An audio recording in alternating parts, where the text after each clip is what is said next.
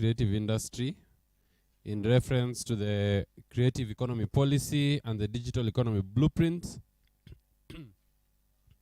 Then we should also be talking about the process of enacting a bill into an act.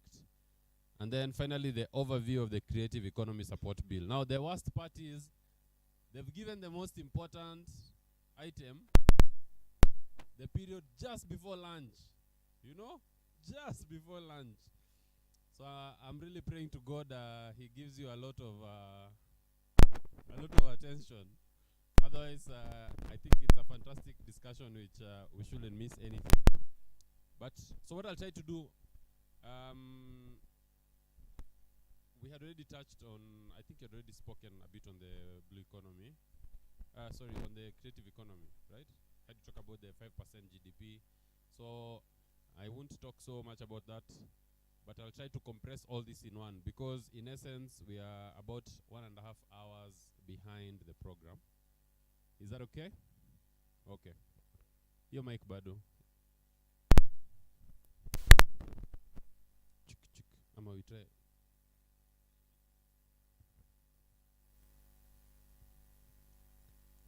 Sure. Okay, so let's confirm everyone has a copy of the bill. Inua bill yako. I'm checking for those who don't have a copy.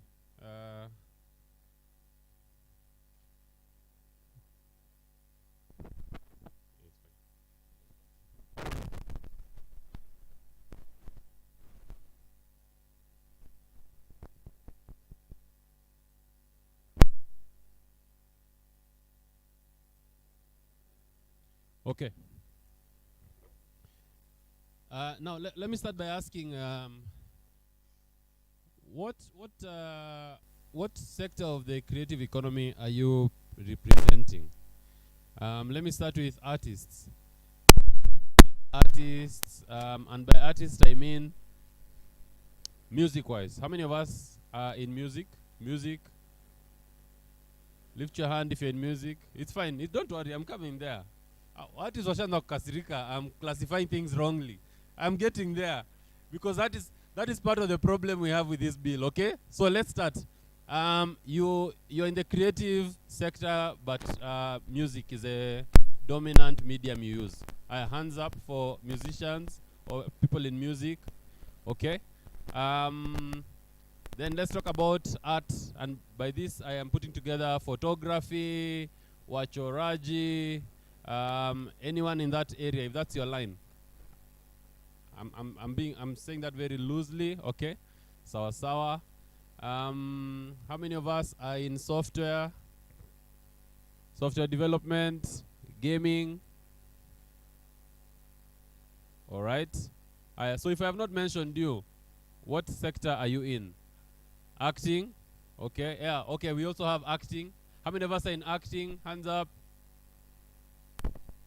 Okay, acting. Performance, that's performance arts. Film. Okay.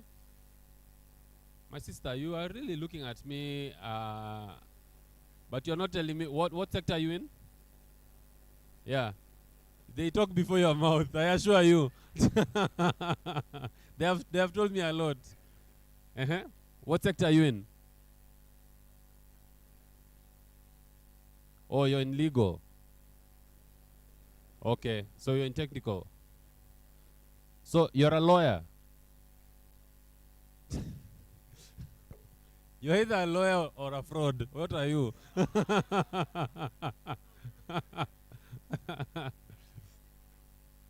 Thank you. Fantastic. Okay. Anyone else? If you didn't raise your hand, I just want to know the sector you're in. As we begin. Yes. You're in law as well. Okay. No wonder you're wearing a suit on a Friday. Anyone else? Yes.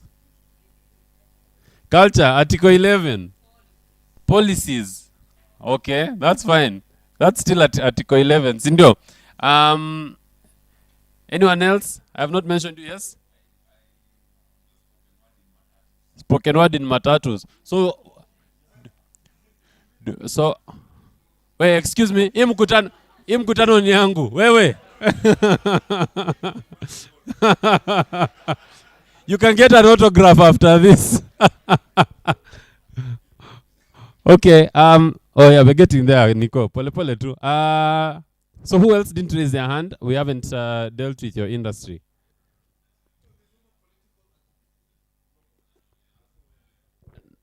Okay. Political activists use a certain medium, right? So it's the medium I'm trying to get. What's the medium of your creative expression? All right. How many of us are authors? We write. Authors. All right. Are those blogs, books? What do you write? Books. Hey, look at you. Where is your book? Umekuja na kitabu? Ai, sasa hii ni maneno gani? Okay. Which other author? I think I saw a hand there. Author? Ha. Oh, nice. Okay, fantastic. Poetry and essays. Anyone else for the authors?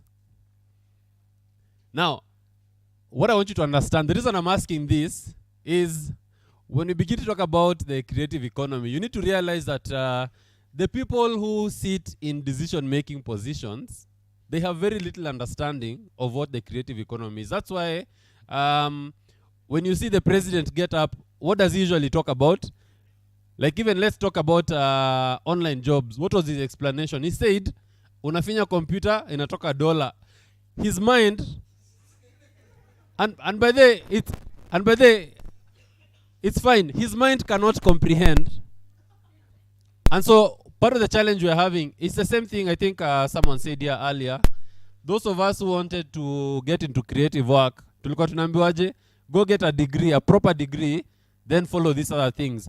Because that generation still could not grasp how can creative work actually be work? How can that be something you do all your life? And how can that be something that gives you a living? How can that be something that gives you some sort of security? Because, you know, our parents and security, that's a big thing for them. So when you're looking at some of these laws that they create, you need to have that at the back of your mind. That you're dealing with someone for whom, when they hear creative work, the first thing that comes to their mind is Baba Kayai na Mama Kayai. You remember Ovyoja Mahakamani. That's the idea of acting. All right?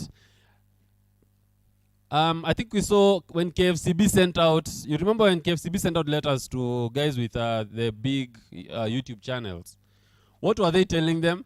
You need a license to actually produce film content, and we see you are a film content provider. Which then makes you ask the question, how many of us are in film? Produce film. Let me start with the gentleman at the back over there. You're in film. Can you actually produce a film in this country without a license? You can't. So how are these guys producing films and putting them on YouTube?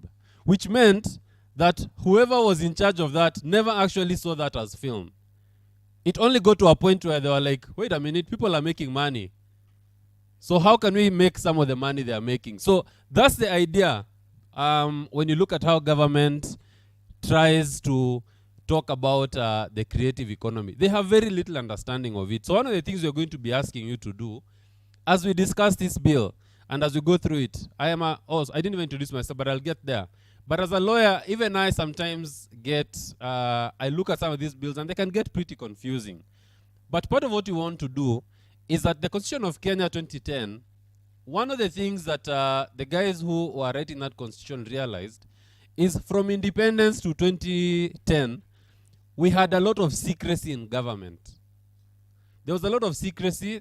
Information was behind many walls. So one of the things the Constitution demanded is that for you to govern Kenyans, you have to do it in a very transparent way. So if you look at Article 10, what are our national values? Transparency is one of them, Sindio. Which means the government is under an obligation to actually give you as much information as possible. But another value, another principle of our governance is public participation. Because before 2010, what used to happen is you just hear things are happening, you are not consulted, no one asked you whether that's the thing that needs to happen. I think for those of us who are married here, it's like your wife has been saying you guys need a new microwave. over and over. A microwave take twice the time to get the food warm. Then you get money. What do? You buy a TV. Both are electronics, but you've not dealt with the need that was there. So yes, maybe we needed a bigger TV, and it serves its purpose. But before 2010, what was happening is the things that people actually found to be important to them and the things that they wanted to be given a lot of attention, that was not always the case. So one of the requirements of the 2010 Constitution was the people must participate in their own governance. And how do they participate? They cannot participate in ignorance. So one of the ways you participate is you get the information. But then they also opened channels of participation. And one of those is when you look now at how we create laws in this country, there's now a requirement that before a bill can become law, the citizens must be given an opportunity to interrogate that bill and to bring their thoughts, to bring their ideas, to challenge any of those sections of the bills that are being presented in Parliament. Okay? Then it gets better. The Court of Appeal recently, I'm sure all of us heard about the case for the Finance Bill 2023. The other one, you remember? What the Court of Appeal said is, the people cannot come to you and tell you, we don't like this thing, and it is for this reason that we don't like it. Then you take their views and say there was public participation.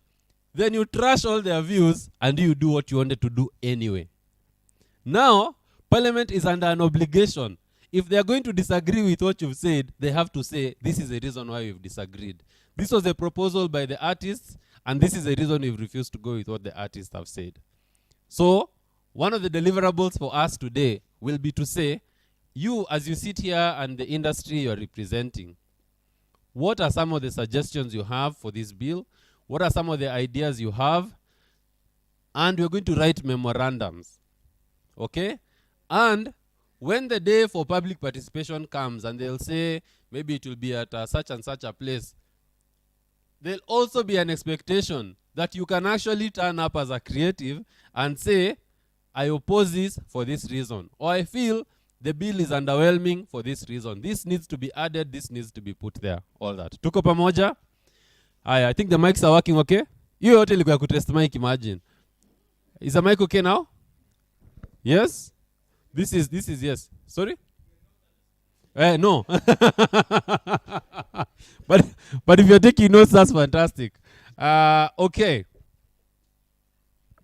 My name is James Wanjeri. I am a lawyer.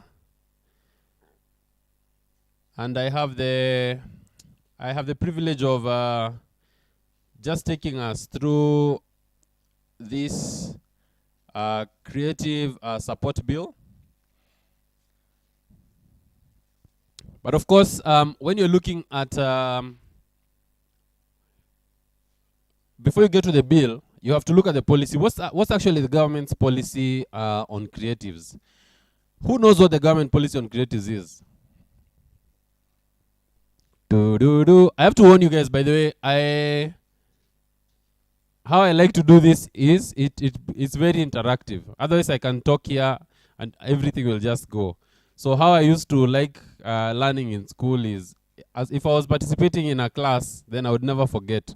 And I've decided that works for everyone else. And I am the one with the mic, okay? So you're under my dictatorial regime. So there'll be a mic going around just for you to be able to give your thoughts so that we are all on the same page. So, my success is if you walk out of this place and someone asks you, what did the bill say? If you can actually give an answer that is accurate, I have succeeded. Okay?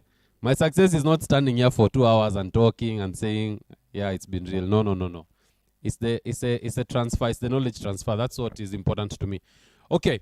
Who knows what the government policy is? First one, creatives tunakuanga under which ministry? Do you know? Which ministry of government are we under? You have an answer. Yes. There's an extra mic. Okay. I just shout it out. Just your name, your art, and the answer.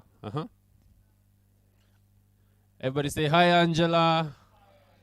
Angela is a filmmaker. Yes, youth, creative economy and sports, okay? Hiyo ni mchezo. Sawa, hapo ndio mmewekwa youth, creative economy and sports. Yes, yes, yes.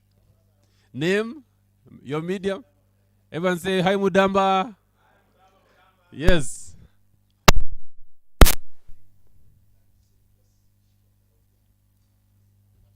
Yes. Yes.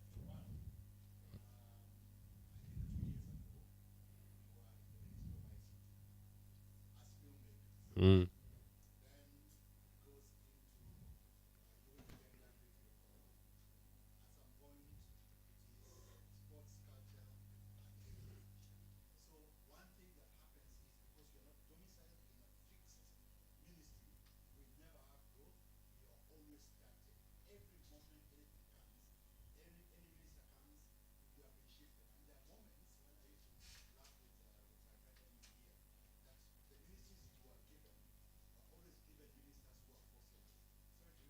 Yes.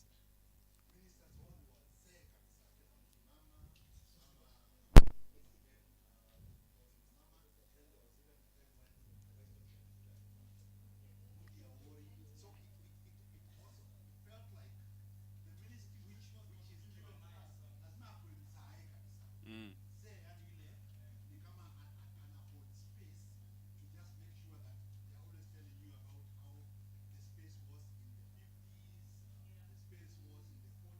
Yeah. I agree. Let's give him some snaps. Yeah. Yes, yes. Emily, everyone say hi, Emily. Emily's in policy. Emily, tuambie.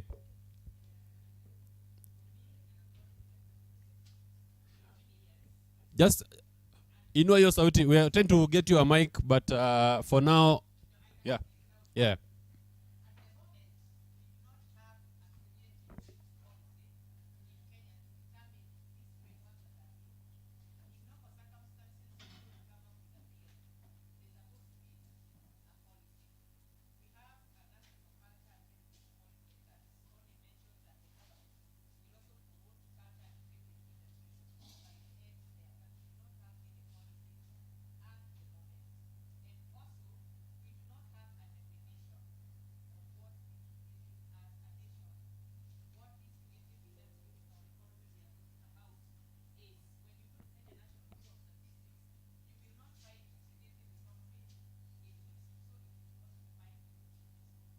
Yes, fantastic. Hizo snaps. Angie, we didn't snap for you. Let's snap for Angie as well. Yes. Deborah. Everyone say hi, Deborah.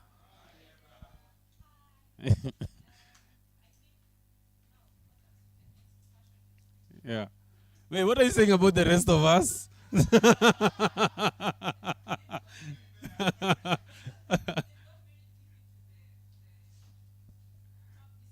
Yeah. Yes. Which ministry? Oh, I'm a jam. These ones, they've been angry for a long time. So it's okay.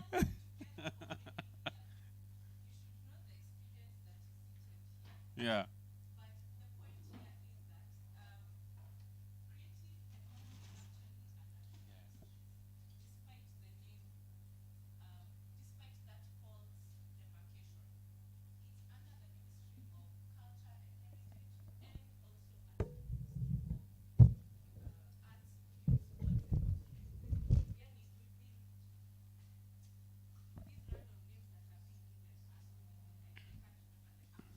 Yeah.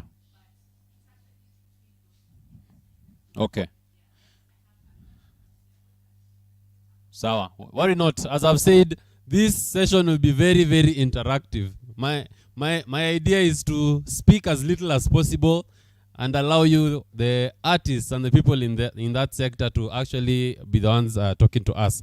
Now, I totally get the confusion. There's a yes. Yeah.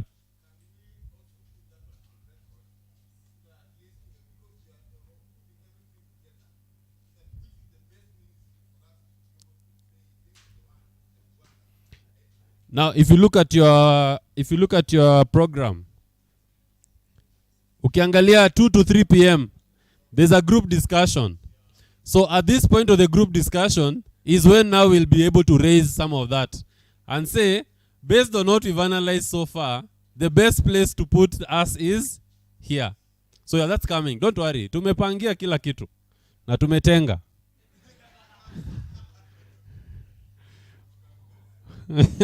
Now, interestingly, in the year 2023, the Ministry of Youth Affairs, Creative Economy and Sports, as it was known then, prepared what we call the Kenya Creative Economy Policy. Okay, so there is a policy which is called the Kenya Creative Economy Policy. We have someone assisting us with sign language. What's up? So repeat after me. I am new here. It's my first time. And my name is... So what's your name? Yeah.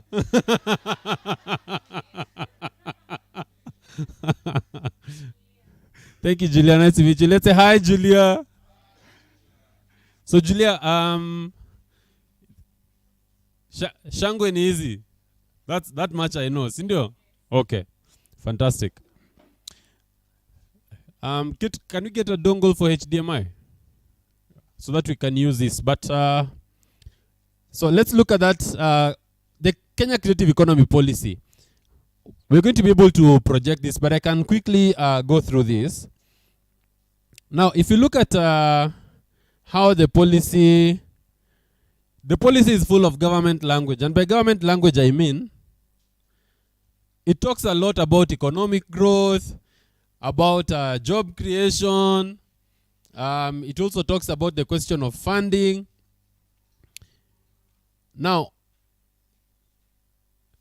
there is what the government calls the creative economy domains.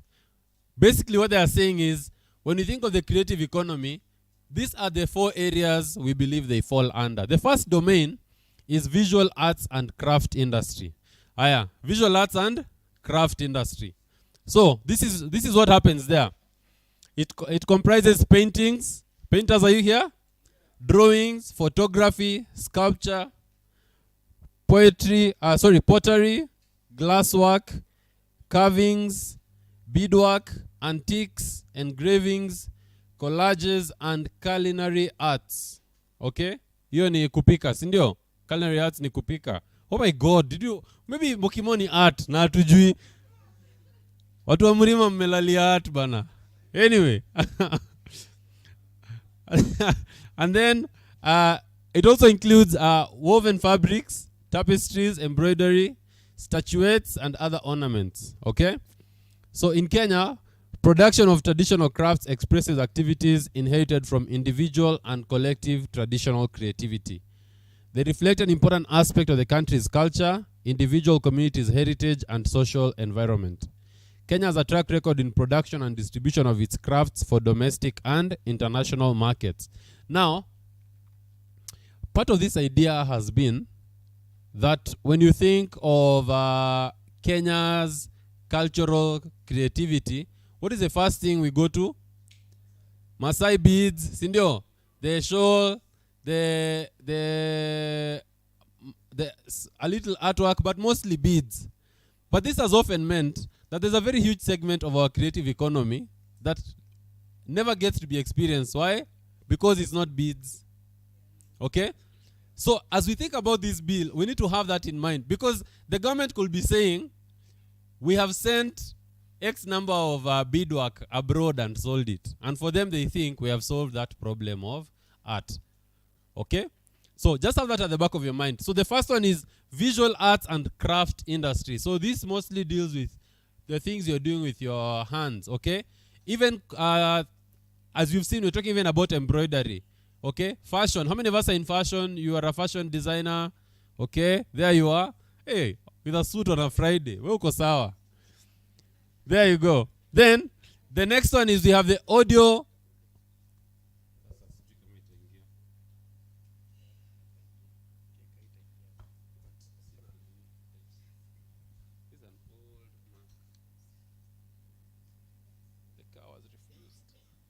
Kate, we need your help. Where's Kate? Yeah. Thank you. The second one is what they call the audiovisual industry and interactive media. And under this, we're talking about film and animation, and interactive media includes esports and other video games, internet podcasting, and other internet streaming creative content. How many podcasters do we have? Only one podcaster? Wow, okay. So that falls under audiovisual industry and interactive media. Then we have performing arts industry.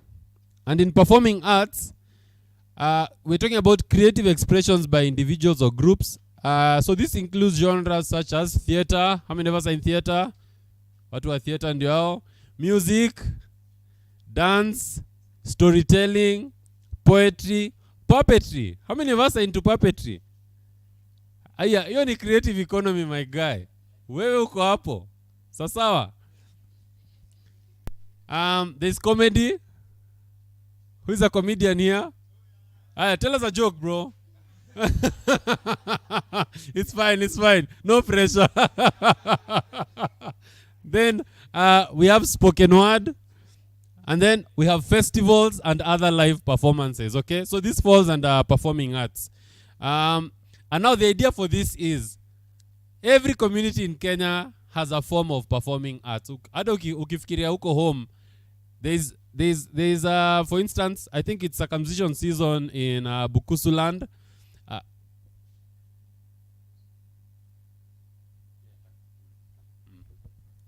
So it's a circumcision season in Bukusu, sindio?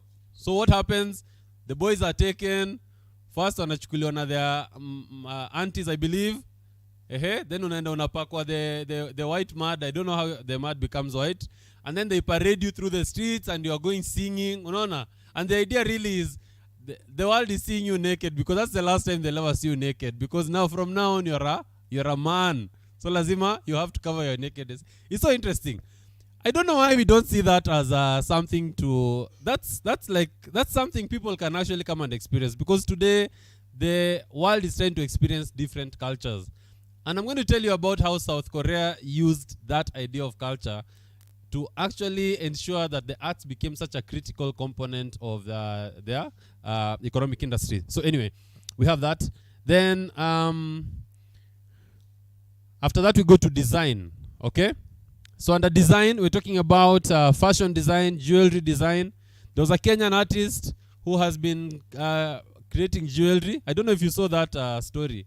She's been creating jewelry, and then there's someone else who decided to copy her jewelry.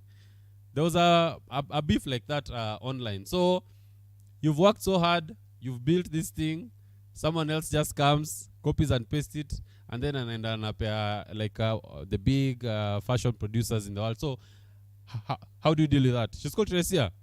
Yeah. Fantastic. I'll tell you what to search for. The beauty with actually, everyone just take out your phone and search creative economy policy. Yeah. Creative economy policy. Kenya creative economy policy. It should take you to a link where you can get a PDF document, which I'm looking at now. But part of the idea today is this, guys. All this information is available online. Remember what I said about the 2010 Constitution? It made it mandatory that government has to make sure that information is available at the click of a button for you. You don't have to go looking for it. It will tell you your connection is not private. Just continue. Aita letter malware. It's just that government never updates their certificates for the websites.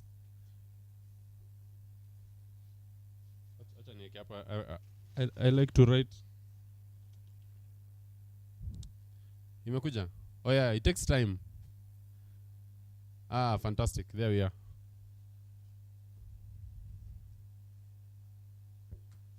So you'll turn this to me. So, has everyone found this? This is what it looks like.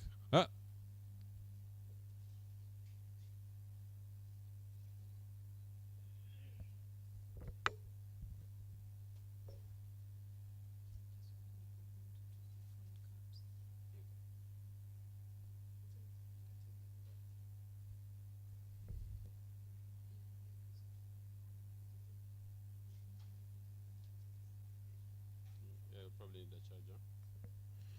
Okay. So I've put it now on the.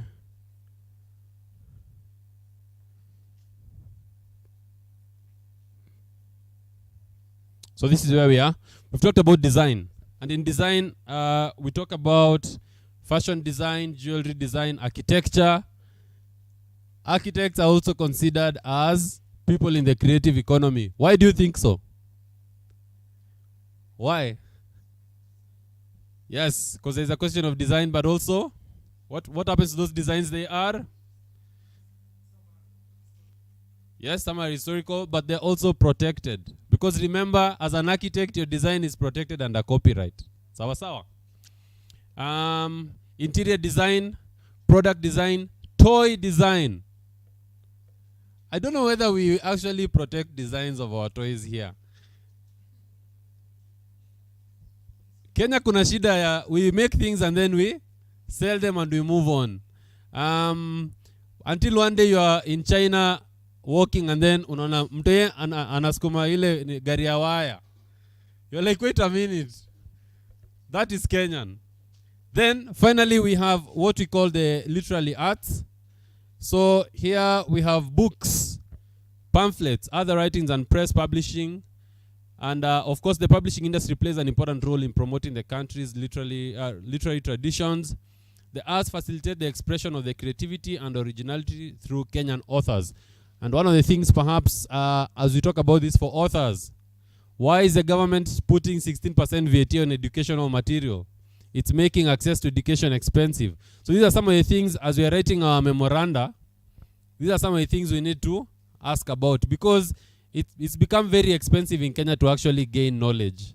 The government has done it that way, where unapata the taxes that are being put, it's just crazy. So, I'm told there's a Wi-Fi password. Are you ready? Aya, ingia hapo kwa Wi-Fi. Just let me know if you are ready. I hook you up.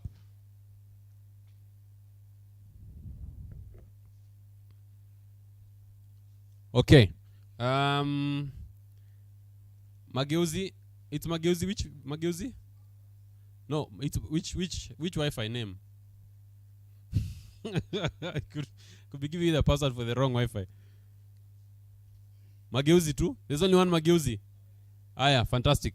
So, capital M, then AG in small letters, then capital H, then UB in small letters, then the @ sign, 4321. @ sign and then 4321. Try and tell me if it works.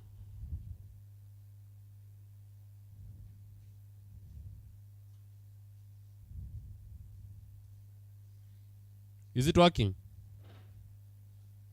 Is it no, yes? No. Inasema wrong password. Aya. Peru, please confirm for me the name.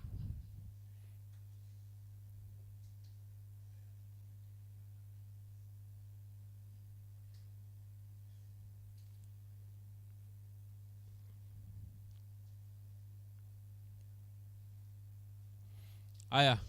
The other thing we need to look at, because we're talking about government policy, is this thing we call UDA manifesto. Okay. Kenya Kwanza UDA manifesto. There you go. Hata hiyo iko online. And I want you to see what they say about creative.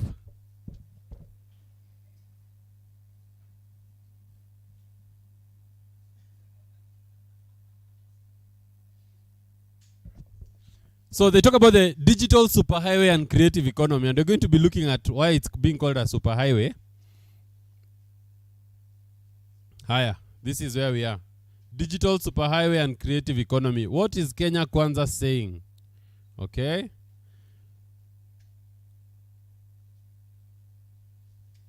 Now, perhaps this is one of the reasons why creatives are being bundled under Ministry of ICT, is because when the government thinks about creativity, they think about high-speed internet connectivity. Okay? If you look at the UDA manifesto, under creativity wameanza na digital superhighway. What is the first thing they talk about? Optic cables. Do you see paragraph 1? We're talking about optic cables offering broadband connectivity. That's why you are being bundled together with Ministry of ICT. But anyway, what is the Kenya Kwanza commitment on the creative economy? They say that we have a highly talented youth on a diverse spectrum of creative work, including music, theater, graphic designs, digital animation. We can all see this, ndio? Inaonekana? This is where I am. Crafts, fashion crafts among others.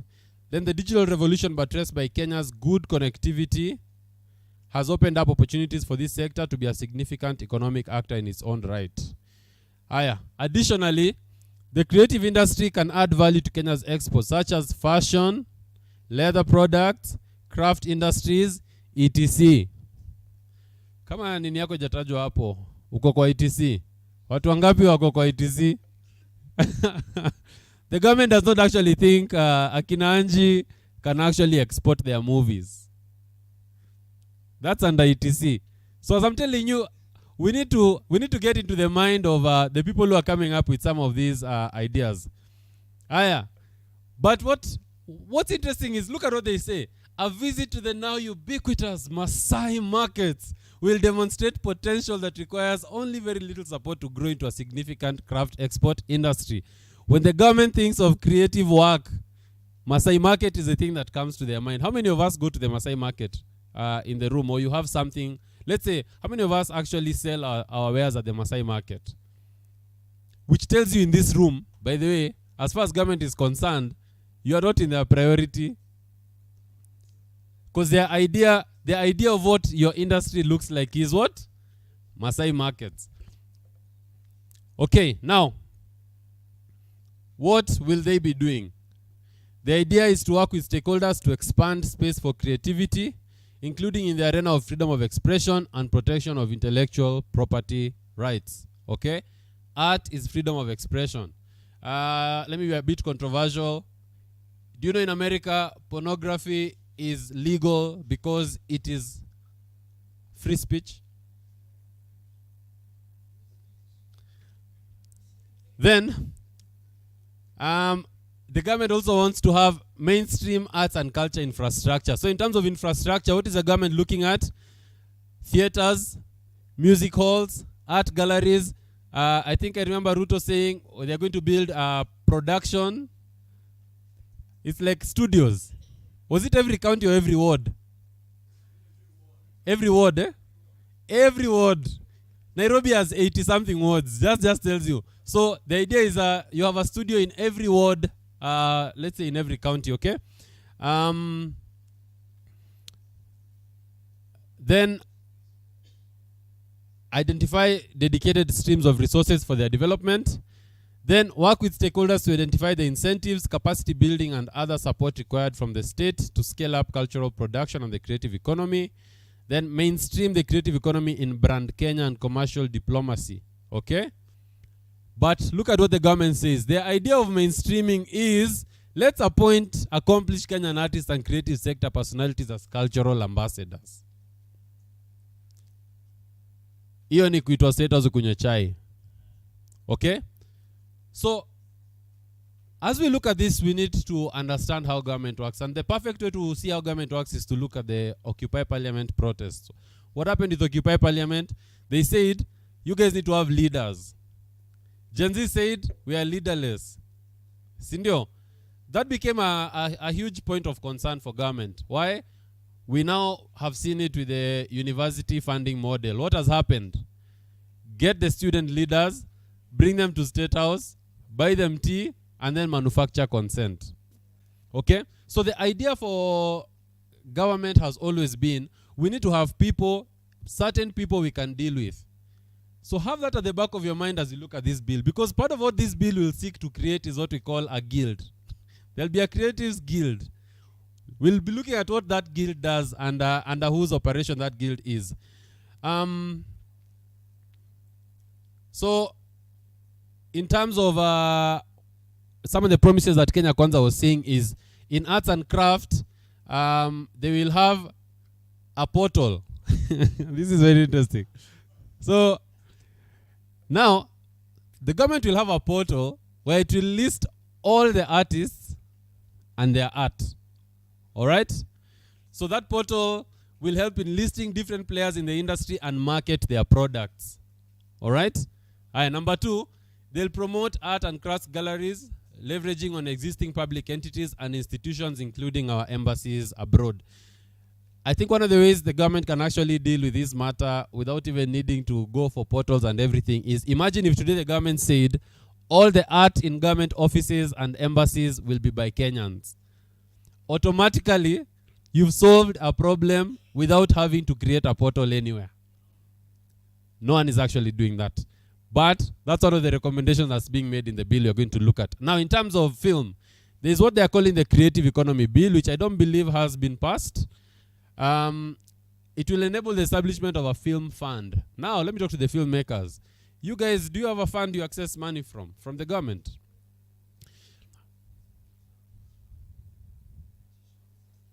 KFCB competitions, yeah? Yeah.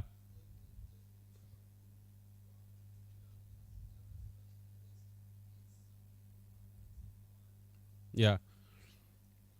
And I remember there was a tiff between Boniface Mwangi and Ezekiel Mutua because several years ago they put up a competition which Boniface Mwangi participated in and won, and part of the award was to be given a TV which he never got to date. And so walikuwa na fight na Ezekiel Mutua na we TV yangu bana. You are the guy who was in charge of this organization. Where is my TV? Anyway, so now there's an idea here. Let us have a film fund. In this bill that we are going to look at, there is also a fund that is being proposed. So you're going to look at how is that a campaign promise that is actually being actualized, or is it different? Then, yes. Yes. Yes, yes.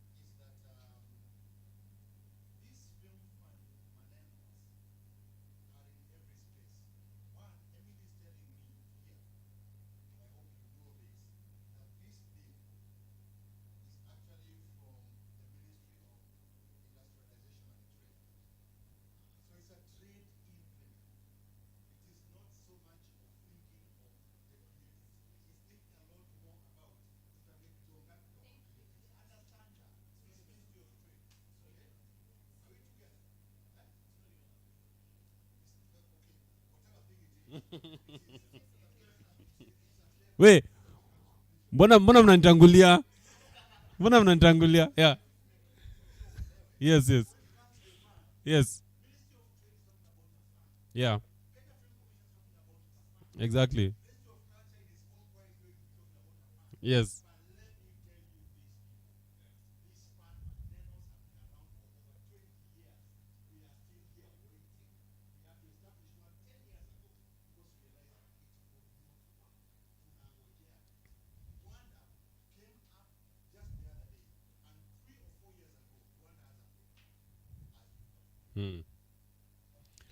Thank you. And that was actually the point I was going to come to next, because one of the things you'll realize is we have several funds. There are several funds that have actually been provided in different places. KFCB have their own fund, which they are supposed to use to support those in the filmmaking industry. And perhaps part of the idea is to ask ourselves, how exactly are these funds being used? Remember what he said when he came here. Why are we doing this? So that we can have active citizens who are participating in creating social change. That you can actually go and say, you guys were given $500 million. Where has that money gone? How has that money been spent? And the beautiful thing for you and I is we have an office, an independent office called the Office of the Auditor General. They always publish reports every year. and they're going to tell you whether that money was used or it wasn't. So your work is done for you. Yours is now just to follow up and make noise. But anyway, the other thing, as we look at how government thinks, what are they saying? They are now going to buy equipment for creatives to hire or to lease. So the government is now also getting into the business of hiring equipment out to creatives. The other thing is they say, we need to review the licensing requirements. And I know, guys, I have a few clients in film, and part of their headache all the time is there are so many licenses you have to apply for. So one of the promises of Kenya Kwanza, I think I need to lift this a bit, is that they'll review the inter-county licensing regime with a view of developing a single permit. Okay? I don't know how that will work, because also the counties are using that permit to generate their own. So what usually happens is you come to Kenya, KFCB needs to give you a license. You go to the county, they need to give you a license. You also need a license for the location you are going to use. Karibuni sana.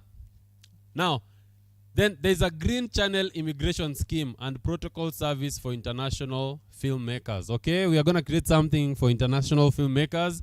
Then they're going to benchmark on competing film destination for international filmmakers in Africa and offer comparable or better incentives. Okay? So how can Kenya be as marketable as South Africa, for instance? Because a lot of people, when they want to come film in Africa, they usually go to SA. And part of the thing with SA is their laws are not as restrictive as we have it here. Their taxes are not as high as we have it here. But government wants to benchmark. They want to benchmark first. You and I have that information without benchmarking. Just realize that. Anyway, then they want to establish a film ecosystem. I don't know what that is. You know, I think, what is a film ecosystem? That convenes all stakeholders tasked with revitalizing growth of the sector. Nyo assembly votia UDA kia Mungu. Aya, it is fine. Then we talk about music.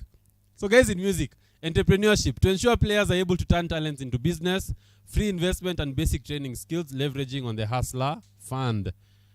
Has that been done? Mepo 500 bob kwa Hustler Fund. Hiyo ilikuwa ya kwenda kupata talent skills, and basic training.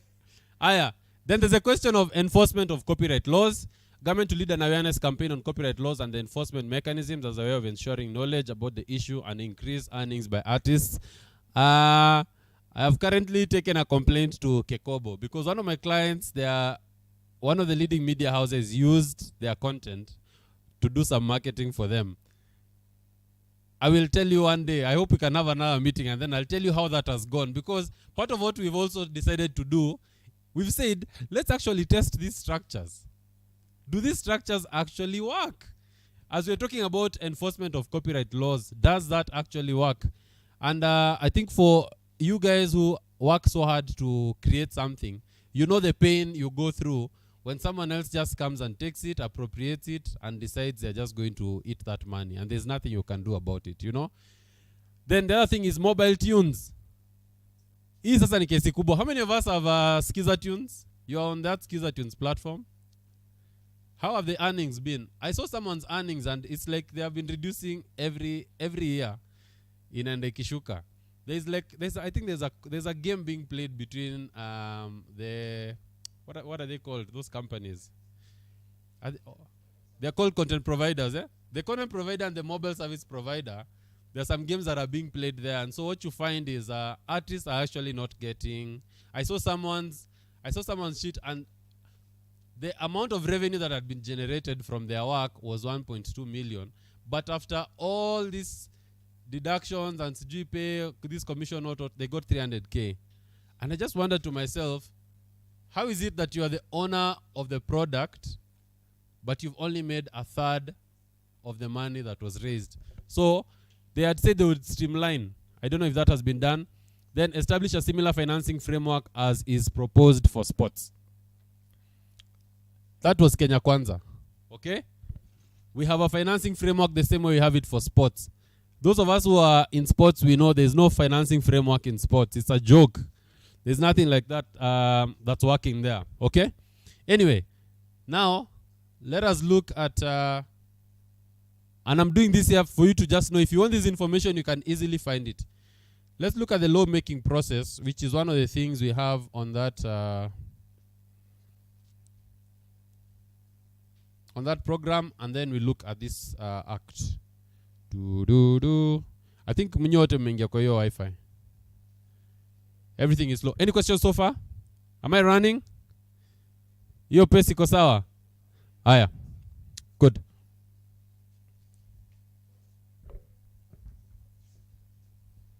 As we wait for that to load, let's pick up our bill and now begin to look for it. Now this bill is being introduced into the Senate by Senator Eddie Gicheru Okech. If you go to the back, just go to the last page.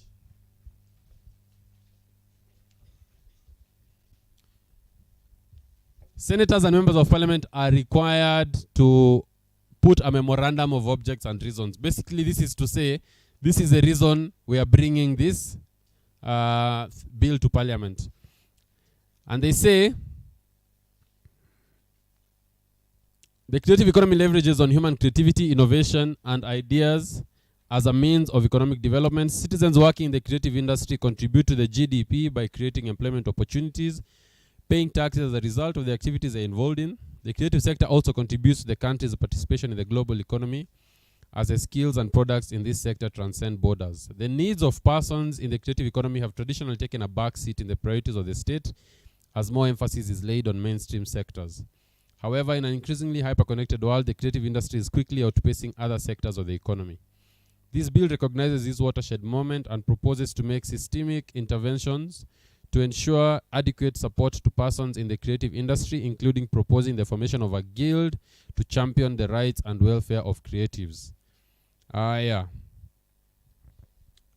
rest is just a standard procedure. We are here, legislative process. This is from the... So if you look at this, if you look at the search results, you'll find you have one from the Kenya law, you have one from Parliament itself, just providing guidance. As we wait for that to load, we could be continuing. Let's go to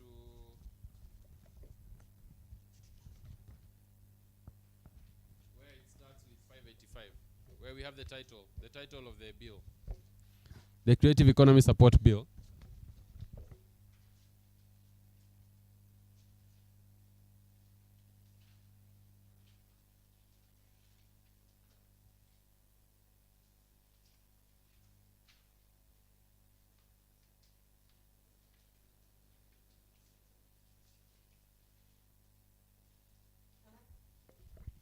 Now, as we review this, the thing I want you to have at the back of your mind is, for everything we are looking at, place yourself in the middle of what the law is proposing. Look at the industry you're in.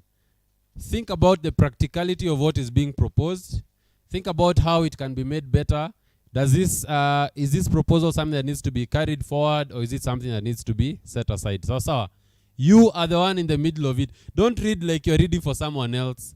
Ask yourself, mimi kama Steve-O, simple boy, how does the Creative Economy Support Bill help me? This is what it defines the creative industry. Am I in that definition or am I not? So?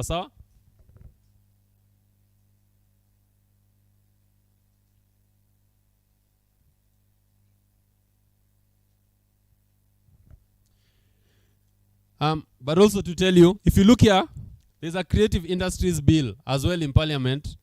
Creative, this is your year. So, tutajipata mahali, the government is throwing out a lot of creative things.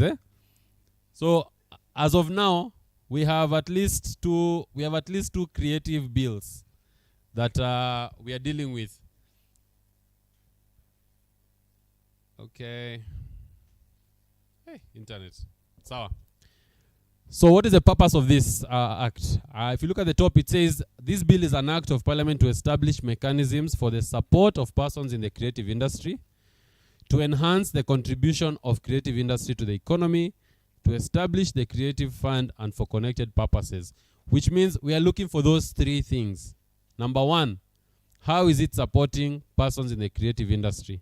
Number 2, how is it enhancing the contribution of the creative industry to the economy? And number 3, what is that Creatives Fund?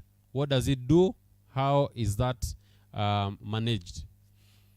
So, Section 2 of any act deals with interpretation, or what we call definitions. Definitions of keywords that are going to be used. The Cabinet Secretary, and this is where our brother was talking to us, means the Cabinet Secretary responsible for the matters related to trade. Are you seeing it? Ni mimi nimesema? Ama mnaiona iko hapo? It says the Cabinet Secretary means the Cabinet Secretary responsible for matters related to trade, which means insofar as this bill is concerned, we are dealing with you under the Ministry of Trade. All right? Higher. What is the board? This bill also will establish what we call the Guild Advisory Board. Under Section 8, you're going to be looking at that. Now, let us look at creative industry.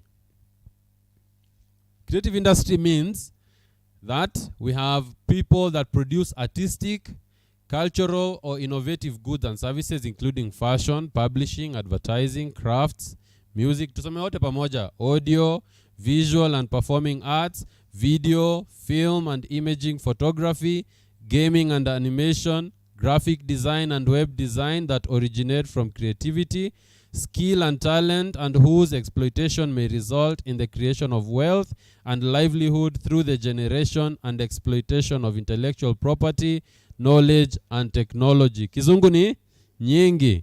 Kizungu ni nyingi. But nani nani hajajiona hapo? You haven't seen your industry there? So far it looks like it's covering everyone, eh?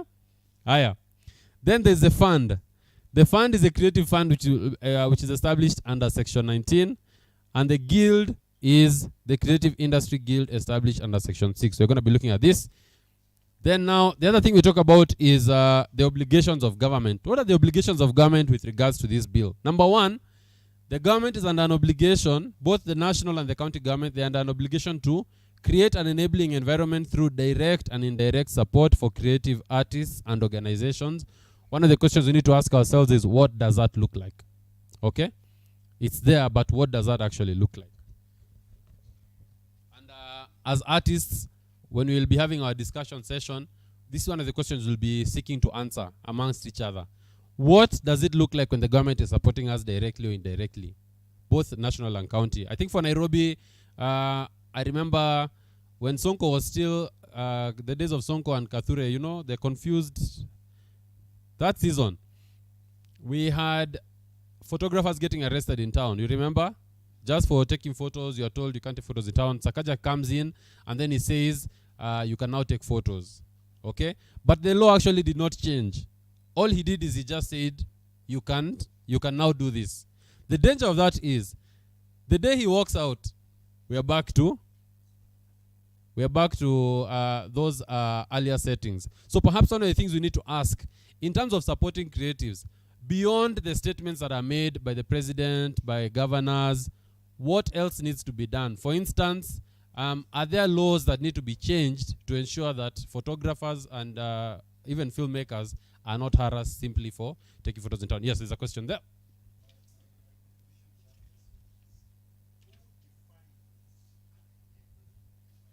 Yeah.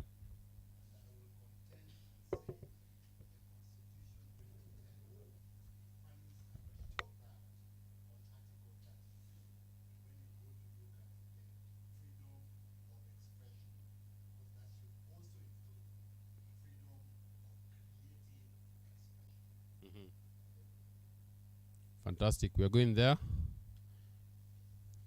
Nangoja ifunguke.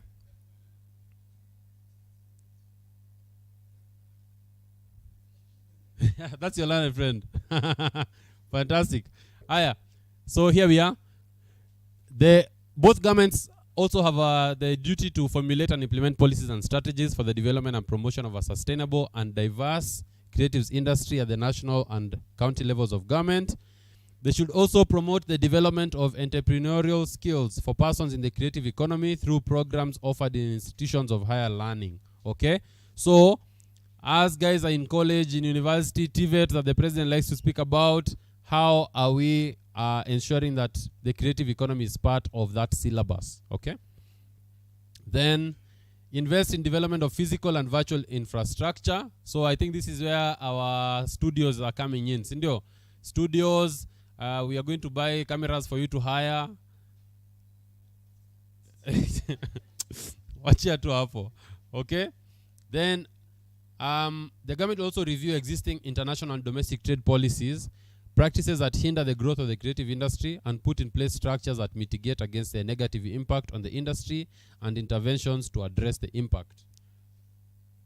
The other thing is, in collaboration with the private sector, this is very important. Let's look at that number F. In collaboration with the private sector to facilitate access to funds for persons with disability, women, and the youth in the creative industry. How many of us have ever gone to a bank and you tried to ask for money as a creative and you are given that money without physical security? You can't. The banks of Kenya do not recognize your catalog as something that you can use to access money. So, a lot of people in the creative industry will never be able to get money from a bank unless you're coming with a shamba. Okay? So part of the idea here is, how do we collaborate with the private sector to ensure that you can actually be able to access funds? And of course, that's for persons with disability, women, and the youth in the creative industry. Then, facilitate the establishment of a public-private dialogue forum between persons in the creative industry and relevant departments of government. Forums ndo hizo, watu waongee. Then, they implement strategies that promote the growth of the creative industry locally and internationally through partnerships, industry development. Oh, sorry.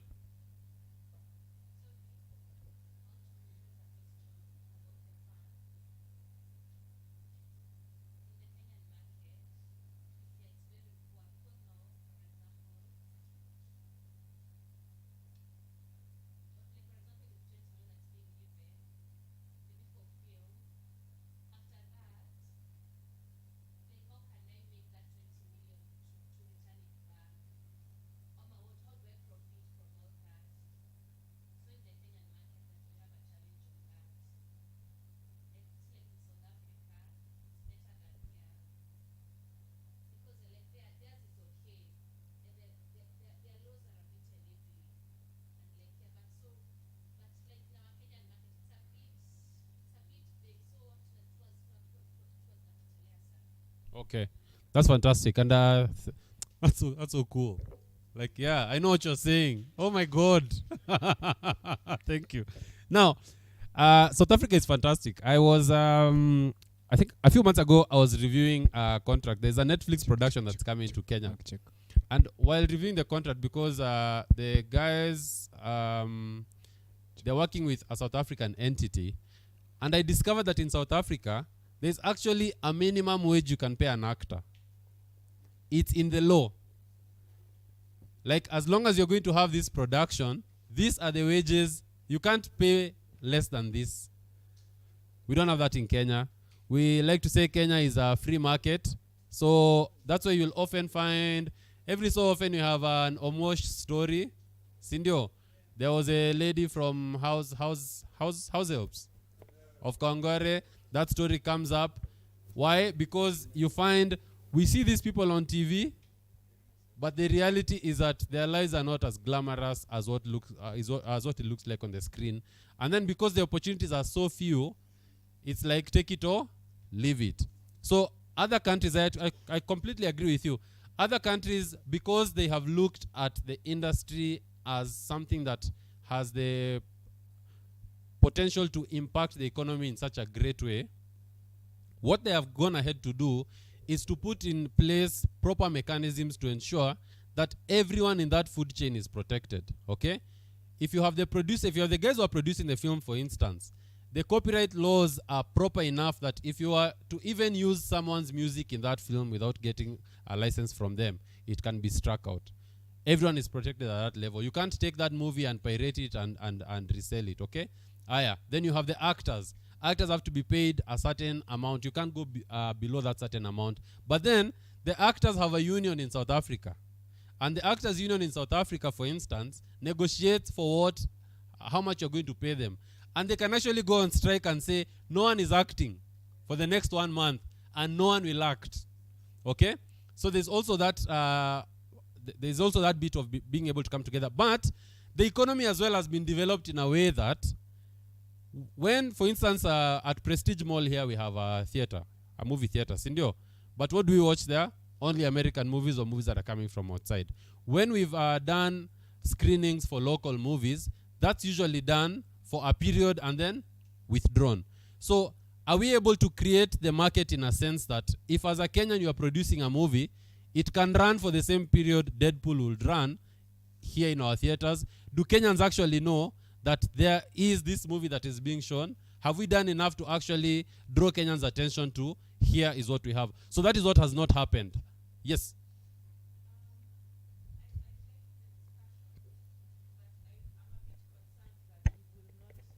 Achieve our objective. Yeah. At this pace. So is there a way we could focus strictly on the bill, on the draft, and then find another time for the commentary and the legal discourse and all this fantastic stuff on now the ecosystem of the movie. And then also as the discussion is heavily leaning towards film, when we should be talking about the creative economy, Okay. which is on everyone. And I wanted to, 1, 2, 1, 2. Yeah, we can hear you. I wanted also to just ask Deborah, who was just spoken, why are guilds usually established? And I think that's the direction we should end up actually finding ourselves in and deeper into.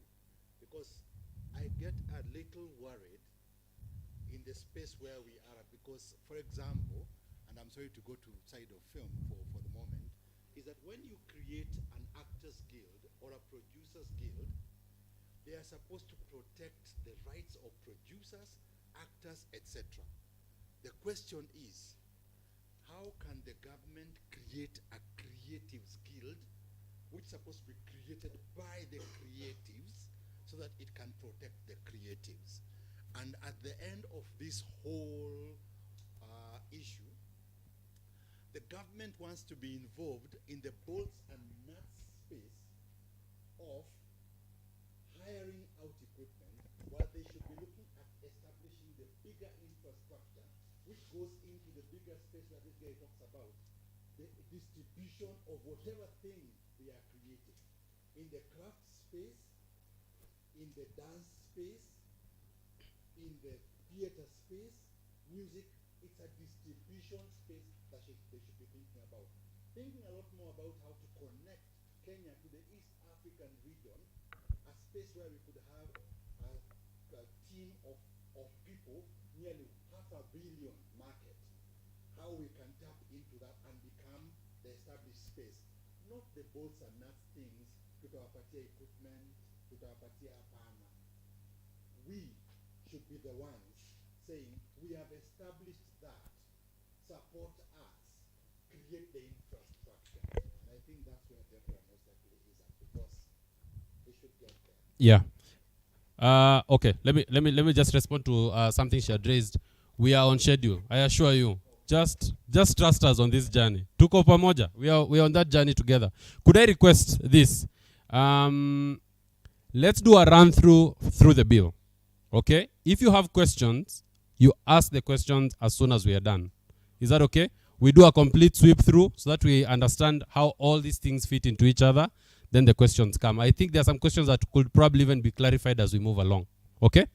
And you're going to answer for us why guilds are created, because that's the thing that's happening here. If you actually look, the core of this bill is 3 things. Number 1 is to attempt to create a framework for support of those in the creative industry. But number 2 is to bring those in the creative industry under one roof. And so as you think about that, and as we talk, and as we answer that question, why are guilds created, we probably need to ask ourselves, is it achievable? Is it practical to have a guild that has all creatives under it? or is it better to actually have different guilds? And number two, should that guild be established by an act of parliament, or should it be a question of freedom of association? So we're coming to that. Okay. So the Cabinet Secretary, remember this is a CS for Trade and Industry, shall establish and maintain an online platform where persons in the creative industry may publish events and current affairs in the creative industry. Okay? Same thing as the portal you were talking about earlier. So now we are going to have a website where you can say these are the events and the current affairs. What is the practicality of that? Do we need government intervention for that? Is that something? It looks suspicious. Okay. Let's go. The other thing as well they want to develop is curriculum. If you look at 5, the Cabinet Secretary responsible for matters related to education shall ensure that the curriculum developed under Section 4D of the Kenya Institute of Curriculum Development Act includes subjects relating to the creative industry. So if you look at, let's even say, like for now, because we have the CBC, CBC is meant now to actually have within that curriculum subjects relating to the creative industry. Because under the CBC system, remember, we are dealing with pathways. Sindio? So if you are more arts oriented, then there's a pathway that you follow, and so the subjects have to align with that. Then now, let's come to the guild. Here is a guild. Let me know when you are ready to answer me on how, especially the guild in America, how is it established? Someone can just do us a quick book. Wale walichelewa ni nyinyi watatu, si ndio? Wacha niwape homework. You guys need to check for me the American guild how is it established? Is it established through the law, or is it just people who've come together? And what is the work of those guilds? Now, as you look at Section 6, it establishes a creative industry guild. What is the work of that guild? Number 1, by the way, when the mic comes around, please use the mic because those who are online need to hear the questions you're asking. Okay? So what is the work of the guild? Number 1, they advise the Cabinet Secretary on the review and formulation of policies and legislation relating to the creative industry. Number 2, the guild conducts labor market surveys and mapping exercises of persons involved in the creative industry, and they put in place the most appropriate strategies that facilitate the development of the creative industry. So, in essence, they are coming to give a market perspective. They're coming to tell the Cabinet Secretary to advise him and say, when we looked at the market, this is what we feel the market needs, or this is what we feel needs to be done so that you can support those in the creative industry. Then,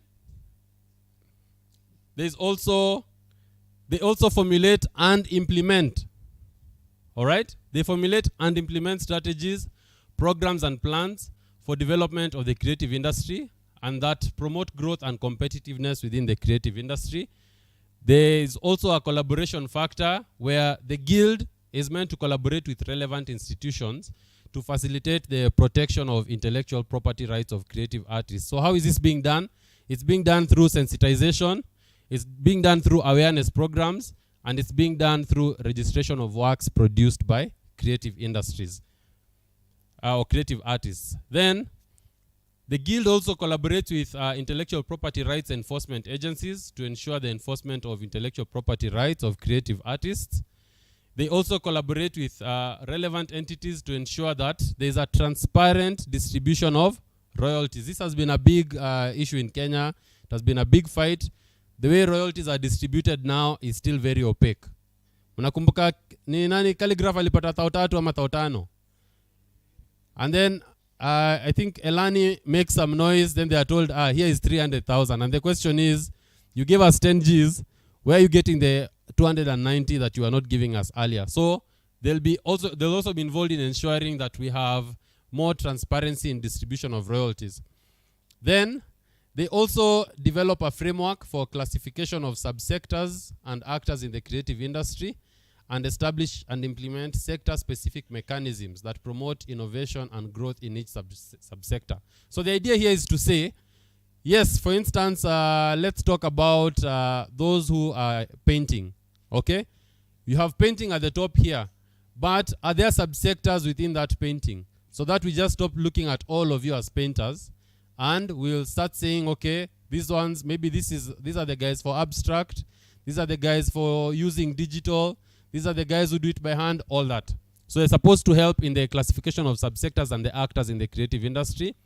Then they also collect and collate information on the sectors of the creative economy that require promotion. So they should be able to come and say, we feel spoken word artists or spoken word as a genre needs to be given more government support. Or they'll come and say photography needs to be given more support, okay? And they also will implement strategies that facilitate growth in those sectors. Then they will promote programs on entrepreneurial skills development for their members. So as a guild, you must have within your plans and within your programs, how are we actually developing entrepreneurial skills for our members? Okie dokie. Then they also will be representing the interests of women, youth, and persons with disabilities working in the creative industry. Remember, under the Constitution, this is a protected group for affirmative action. Women, youth, and persons with disabilities. So anytime you are carrying out any programs, there needs, for instance, for government, you'll see they've said a third of the tenders will be given to women, youth, and persons with disabilities. So the guild will also be required to promote programs that assist that protected group. Then they will prescribe standards for the regulation of the creative industry. So they will be, part of what the guild will say is this: how should we regulate this industry? If Ezekiel Mutua, I think when he was at KFCB, came and said, for instance, that movie cannot be shown in this country, we've banned that movie. Is that the right way to do it? Or do we go the way of rating? So that we say, this movie has been rated R, which means it's only for certain audiences. For instance, is banning a movie or stopping a movie from being shown, is that a form of censorship? Is it a form of, violating freedom of speech? So the guild will be required to come and prescribe standards and come and say, this is how this should be done. Then the other thing is, they will prescribe and enforce a code of conduct and disciplinary code amongst members of the guild. As we think about this, you have to remember, this is a guild that is being created under, or rather by the government. So, as a human rights lawyer, I'll tell you this. I love my country. It's my government that I don't trust. Okay?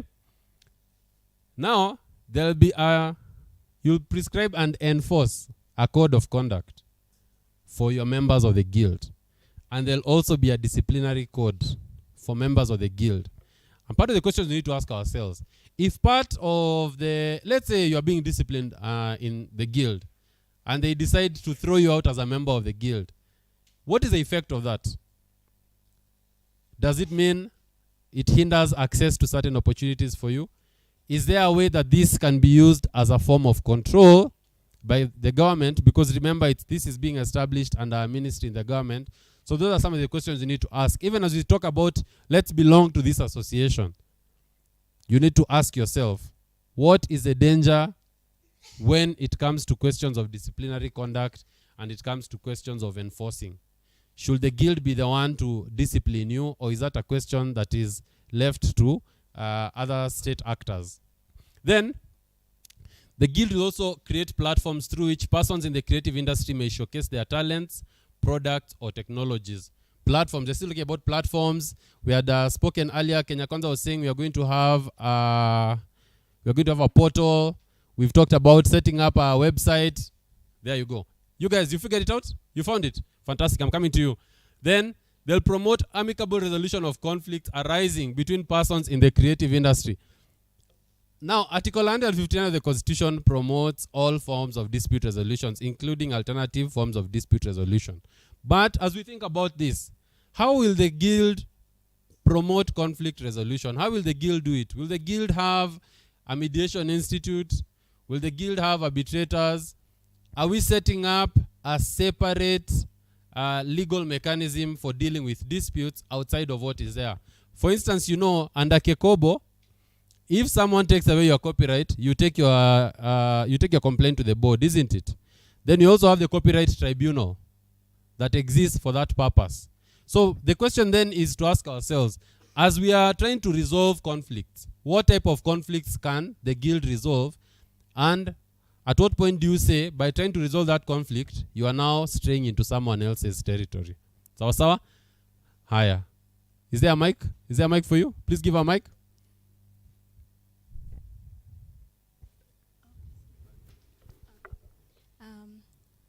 Is it on? It's on. The American. Let me give you mine. Sema mate, sema 1, 2.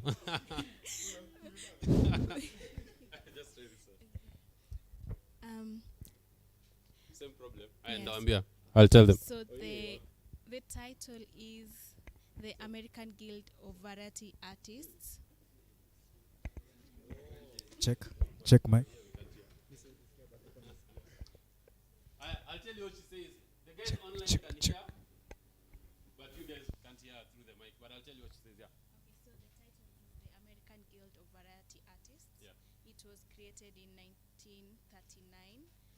It was not created by law. Yeah. It was created to represent the performing artists and stage managers in live performance in the variety field. Yeah. The type of people in this are dancers. No, their headings are supposed to be in dance, in labor unions, and in labor work studies. Okay. Yeah. Fantastic. What's your name? Say hi, Prudence. So, Prudence is saying that the American Guild is not established pursuant to any law. All right? This is an association for people who are willing to belong to that association. Okay? And they have dancers. Are actors part of that as well? Yes. Okay? That's a key difference. Now, we have established a guild. And remember, the guild says this is an association for everyone in the community, in the creative economy. Every single person. Filmmakers, actors, spoken word artists, software creators, architects, everyone. But it has a board. Okay? That guild will have a governing board. There's a keyword I want you to look at here. It says unincorporated. Let me ask the lawyers in the room. Was it Brenda? Deborah, what does that mean when you have an unincorporated advisory board?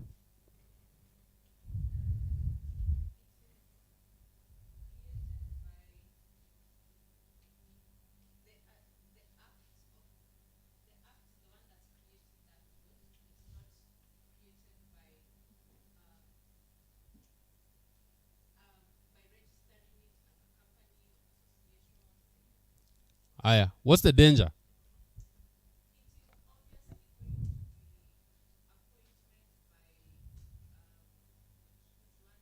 Mm-hmm.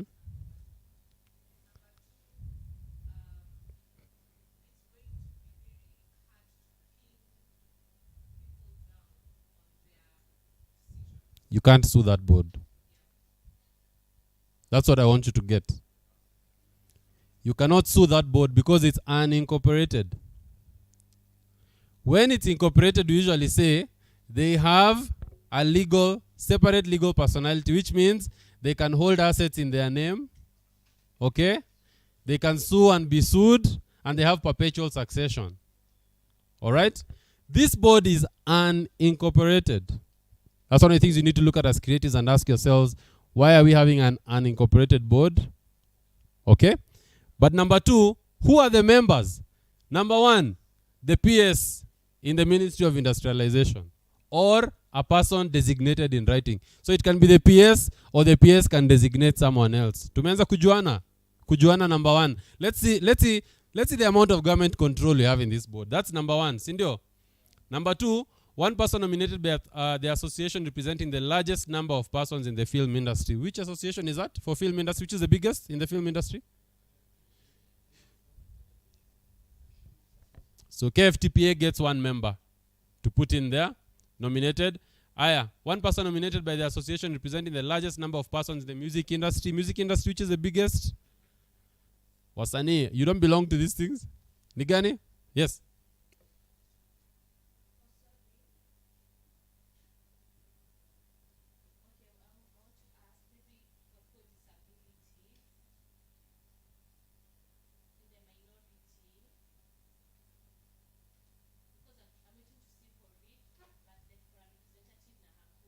Okay. Mwambie angoje tu tufike hapo mwisho. Tunafika. We are getting to it. Okay. So, for those in the music industry, the largest association gets one nominee. Then, someone else also nominated by the association representing the largest number of persons in the fashion industry. Do we have an association in fashion industry? Kenya Fashion Council. Is it a government body or a non-government? None. Fantastic. Then we have under E, one person nominated by the association representing the largest number of persons in the software development and gaming industry. I don't know if we have an association in that. Anyone in software and gaming? One, two. Okay. One person nominated by the association representing the largest number of persons in the literary arts industry. Do you have an association? 1, 2. Literary arts. Make check 1, 2. Okay. One person nominated by the association representing the largest number of persons in the visual arts industry. Do you have an association, visual arts? There you go. So mnapata one nominee. One person nominated by the most representative association in the dance industry. Dance, dancers. Aya. An advocate of the High Court because lawyers must be there. Appointed, nominated by the LSK. Then one person being a public officer nominated by the cabinet secretary who shall be secretary to the board. Then the persons nominated under subsection 1 shall be appointed by the cabinet secretary by notice in the Gazette. And number 3, the cabinet secretary shall, in appointing the persons under subsection 1, ensure that no more than 2/3 of the members of the board are of the same gender. Now we come to the question that he asked. There is no specific requirement to get someone, a creative person from, for instance, those who are persons living with disabilities. We don't see it, do we? No, that has not been provided for. So maybe that could be one of the things that we also talk about in our recommendations and in our proposals. Who else is not represented there that you feel needs to be represented? Any ideas? What was missing for you? Performing arts? 1, 2, 1, Yeah. 2. Oh, sorry, Mike. 1. You need the mic for just for the guys online. 1, 2. Yeah. We ongea tu watu online watakusikia. 1, 2. Mic So check. when we look 1, at 2. this, there is a concern here. 2, When you talk about 1, visual arts, 2. film is in visual arts. 1, 2. 1, 2. Yeah, we don't understand why they're being separated so 1, much. 2. And then there 1, is 2. theater. When you 1, talk 2. about theater, it has MDD, music, dance, poetry, and stuff. So we don't know why it's being separated also from this. I think these are different entities that should come on their own. Halafu, I also always have this concern when I read women, youth, and persons with disability. Can't these groups just be women and then disability and something of the sort? Because it just gives it a minority thing of something. Like, these people are so needy. 1, 2, 1, 2. Saa 8 after lunch. Hizo ndio maswali mtakuwa mnajibu kwa group discussion. Okay, so the CS also is appointing someone who will be the secretary to the board, a public officer. Okay? Now let's look at, yes.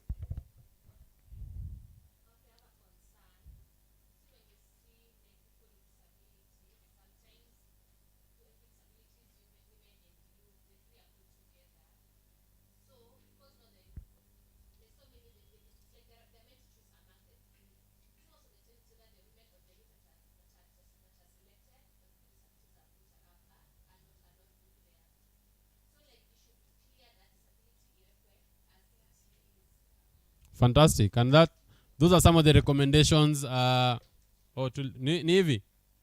There you go. Those are now some of the recommendations. So if you have a pen, just mark some of these things. As we read them and you see them as they pop up, you'll have an opportunity to actually give an input and give your voice to it. Okay? Now, who cannot be part of this board? Number 1, if you have violated Chapter 6 of the Constitution, which is on integrity, you are a judge bankrupt, or you have been convicted of an offense and sentenced to imprisonment for a term of more than 6 months. That's standard. Under clause 10, those members of the advisory board, and remember it's advisory. Advisory board means your advice can also be rejected. Alright? That's very key for you to understand. It's not a must. Like mnaweza ambiwa thank you. By the way mmefanya job poa. It's been real. Alafu ikatikia hapo. Sawa? So should it be an advisory board or not? Aya.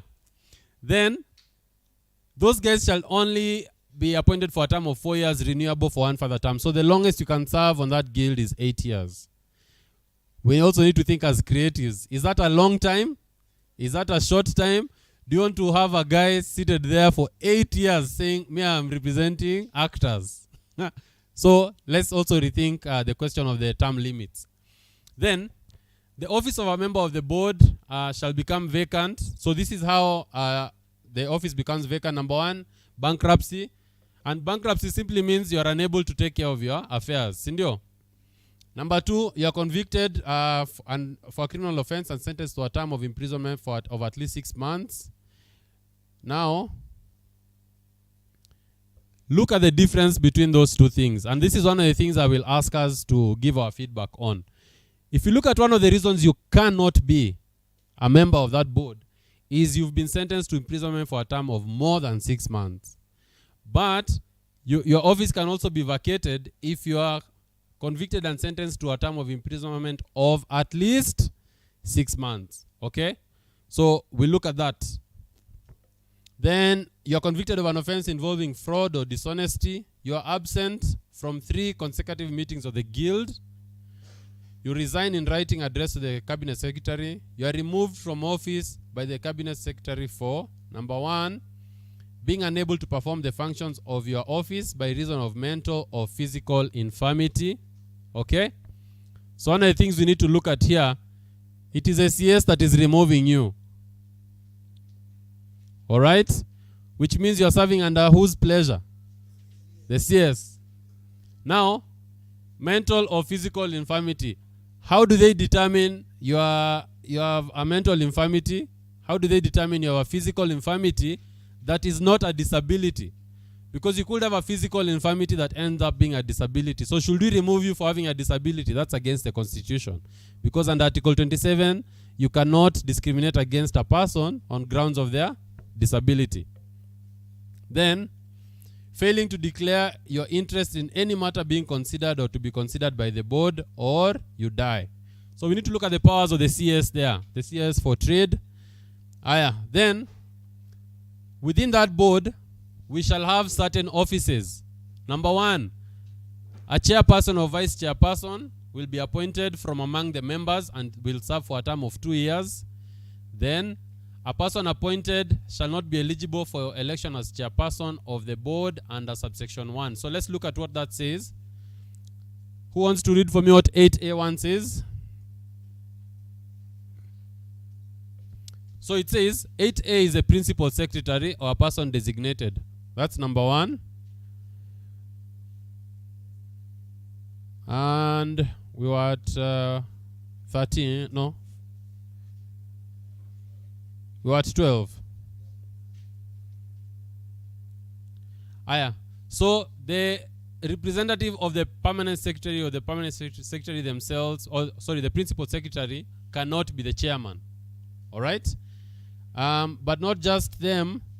There is also the advocate of the High Court can also not be the chairperson of the guild. Sawa sawa? Then a person elected as chairperson shall serve for a term of 2 years. Okay, we've talked about eligibility.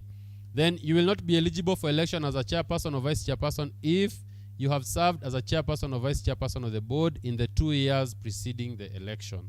Okay? Then, of course, the guild needs a secretariat. The CS shall designate an appropriate administrative unit within the respective ministry to serve as secretariat of the board. What's happening here, ladies and gentlemen, I hope you are seeing it, is that the guild is actually, it's like an office within the ministry. Okay? the guild does not have its own secretariat, independent secretariat, which means anything you need to do that needs secretariat work will be done through those officers appointed by the CS. So there's a lot of government control when it comes to this guild. So let's have that at the back of our mind. Secretariat shall have, number one, a public officer designated by the CS to serve as the head of the secretariat, and number two, such public officers as the CS shall, in consultation with the board, deploy for the proper performance of the functions of the secretariat. So this is within the power of the CS. And remember, the advisory board can give advice, but it must not be followed. Then, the head of the secretariat and persons deployed shall possess such knowledge and experience in matters relating to the creative industry as the cabinet secretary shall, in consultation with the board, determine. So you don't want a situation where someone with a degree in theology is the head of the fire department like in Nairobi County. So the idea here is that if you're going to be in this secretariat, you must have a background in creative industry. You must be able to show that you're a person who actually understands how that industry works. So what is the function of this secretariat? Number one, they provide technical and administrative services to the board. They implement the decisions, strategies, programs, and policies of the board. So implementation is done by this secretariat. All those ideas the guild will come up with and the board. Then number three, they make recommendation to the board on the formulation and implementation of programs for the achievement of the functions of the board. So the secretariat itself can come to the board and say, we also have some recommendations. Remember, the board itself should be getting its advice from the members. Sindio? Members come and say, this is what we feel should happen. But now we are also seeing that the secretariat itself can also come and make recommendations on formulation and implementation of programs. Then, on behalf of the board, they establish and maintain relationships with international, national, and local institutions involved in the creative industry and other related activities. So when it comes to engaging with international partners, when it comes to engaging with local partners, when you're trying to establish those relationships, it's not done by the guild. It's done through the secretariat, who are public officers within government. Please don't ask a question. Okay, yeah. Yeah.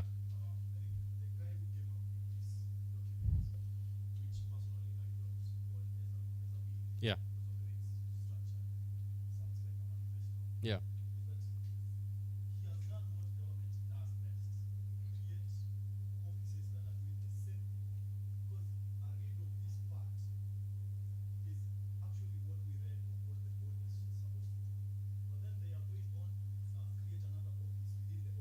Mm.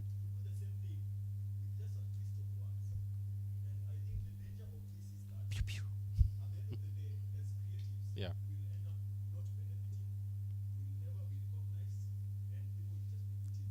Yes. And that's good. That's also going to be part of our conversation at 2 to 3, because yeah. Can we finish at like 1:20, please? We're supposed to have lunch at 1. We just finish with this and then we go for lunch. Is that okay?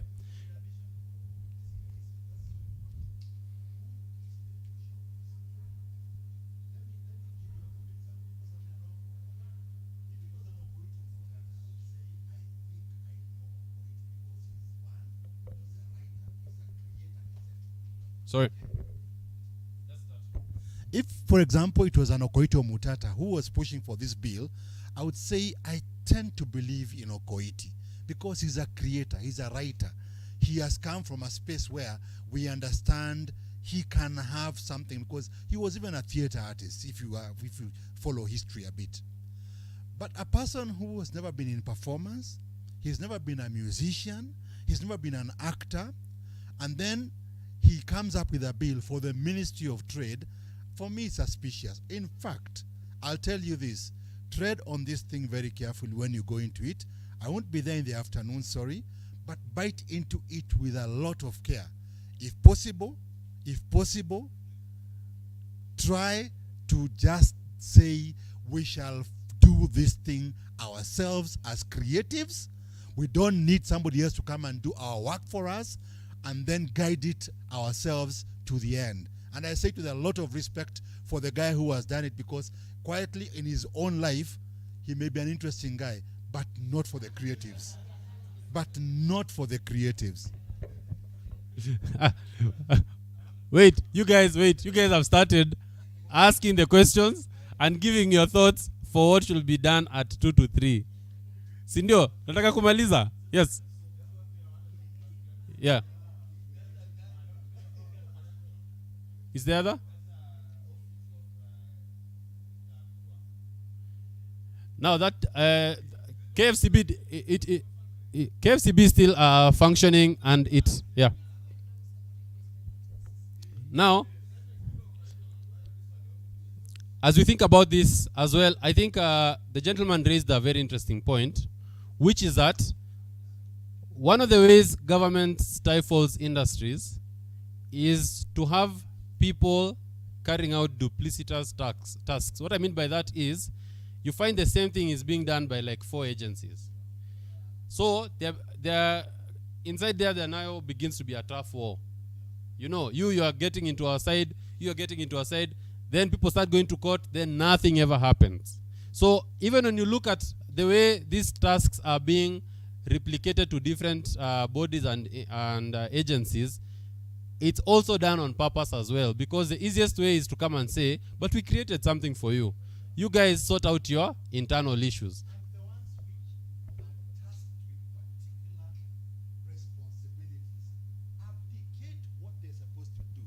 So for example, KFCB, the simple thing KFCB is supposed to do is to classify, not to ban, to come and classify stuff that has been done. KFC is supposed to encourage and grow the industry. KFCB wants to bite into growing the industry, regulating the industry, muzzling artists. For me, even for Rafiki, seriously, I said this. Let the creatives do their work, classify, and if you think it is wrong, show it to us on the constitution and tell me this is constitutionally wrong, and I'll be glad. I'll say sawa. Hapo kama iko wrong constitutionally, tuko sawa. But man, not duplicity. Don't create other offices. The ones which are there are already dying. Let me tell you something you don't know. KFCB may not even be there for a long time. KFCB is supposed to become a department in Kenya Film Commission. Kenya Film Commission itself seems to be still wishy-washy, but we are hoping it can stay strong enough to create a fund, because that's where we want it to be. And Kenya Film Commission is just one facet of the creative industry. Come on, I've been a theater actor, so it cannot work for me as a theater actor. Somebody else should be also working at fashion, music, theater artists, dancers, etc. So I may talk passionately about film, but there are other people who should be talking passionately about other genres of creativity. Wacha nitoke hapa. Juu wase wananiita hapo. Aya. Yeah, Mr. Lawyer. Yes. Yeah.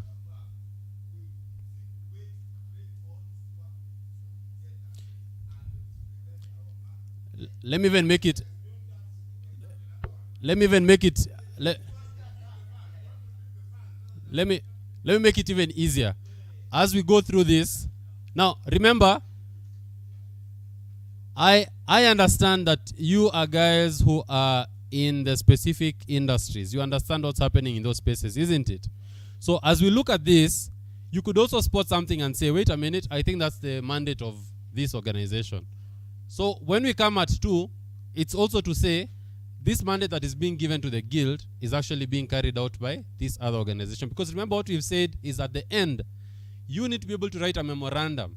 And in your memorandum you will say, I am against section this, clause this, because it is clashing with this. Or because it is going into the mandate of this.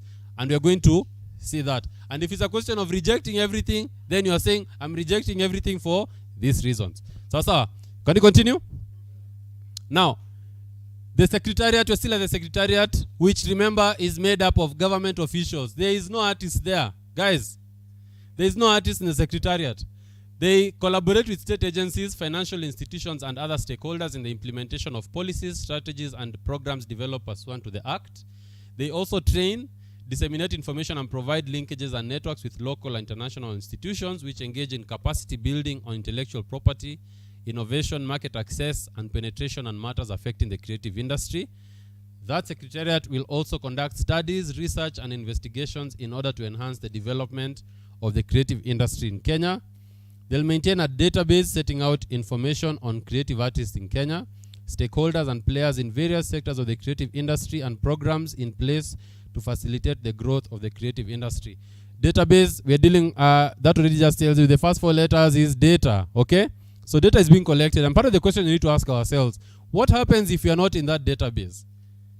Do you stop being a creative?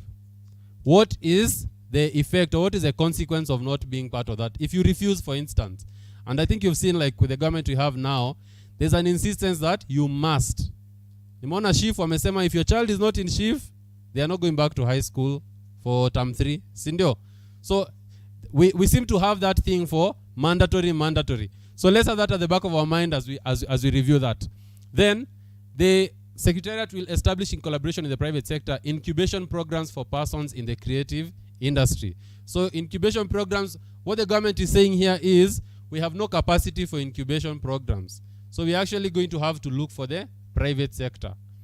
They have tried the same thing with the internships. You've seen the internships program that they had, and it has flopped. Why? Because they're supposed to give tax breaks to corporations that actually take on interns. That never happened. So as we look at how to bring some of these things into the creative industry, let's also look at what is there, what has succeeded, and what has failed. Then they'll make arrangements for periodical evaluation of the policies and programs in relation to the objects and the functions of the board, and they perform such other functions as may be assigned to it by the board.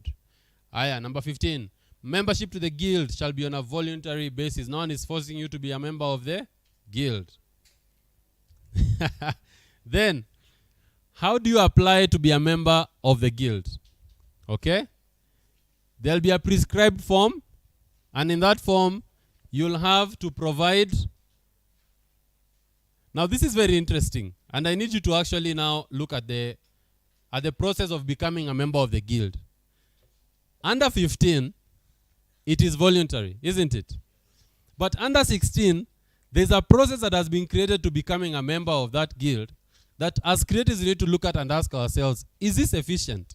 So let's look at that process. Number one, it says you will submit an application to the board. So the board has to approve your membership to the Creatives Guild. Tuko pamoja? Number 2, the board shall consider your application within 14 days. Number 3, upon consideration, the board may, number 1, approve your application and enter your name in the roll. Number 2, grant your application subject to such conditions being met as the board shall consider, which means the board can actually say to your application, there are some conditions that we are putting for you. All right? And unless you satisfy those conditions, you will not become a member of this guild. Then number 3, they can also reject the application. To answer the question on what basis, subsection 4 provides that a person who is aggrieved by a decision of the board shall appeal to the CS.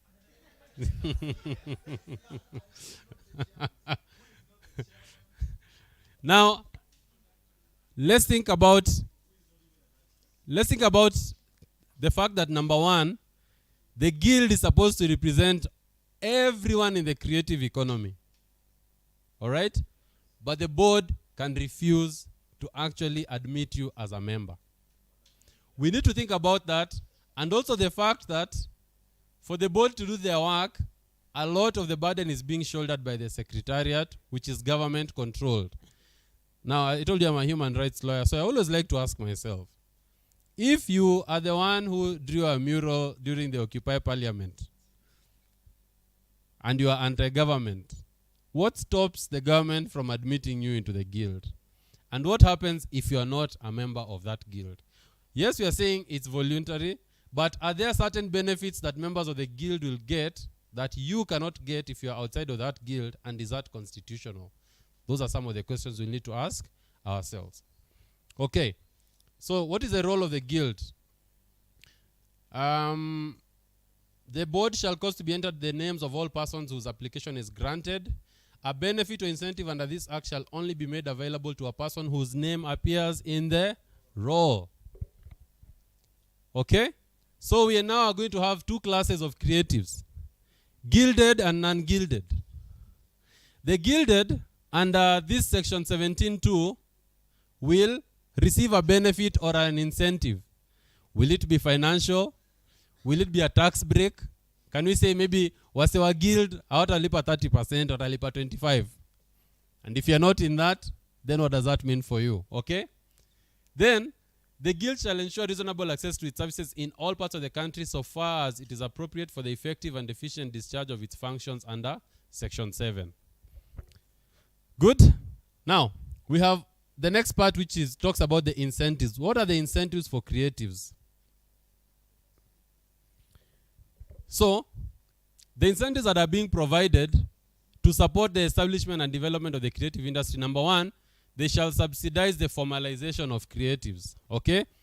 So this means that as a creative, for instance, if you're going through a process, let's say of registration, they will actually try and look at how can we subsidize the cost for creatives. Number two, they'll facilitate the protection of IP, of innovations by creatives in Kenya and with international organizations. I honestly feel that role already, there's an act of parliament that provides for protection of intellectual property. I don't know why it is being done by the guild. Okay? Number three, provide fiscal and non-fiscal support to creators admitted into incubation programs under this act. Haya, sasa tunaingia where it's hot and warm. Sawa sawa. The guild provides fiscal and non-fiscal support to those who are in the incubation programs. So let me think about it. It means that there's a possibility, let's say if you put in an incubation program and for whatever reason, maybe you're not being paid there, the guild can actually come and give you fiscal support. They can give you financial support. Okay? Or they can come and give you non-fiscal support, whatever that looks like. As long as you're into that incubation program. So if you're not in that, you're not accessing that benefit. Then number three, they'll provide support in the form of research and development activities. Then they'll provide such other support to enable the development and growth of creators registered under the Act. Then, of course, under 20, a question. Yeah. Yeah. Mm-hmm. Can we have that revolving mic just moving around? That other mic is there. Yeah. Thank you.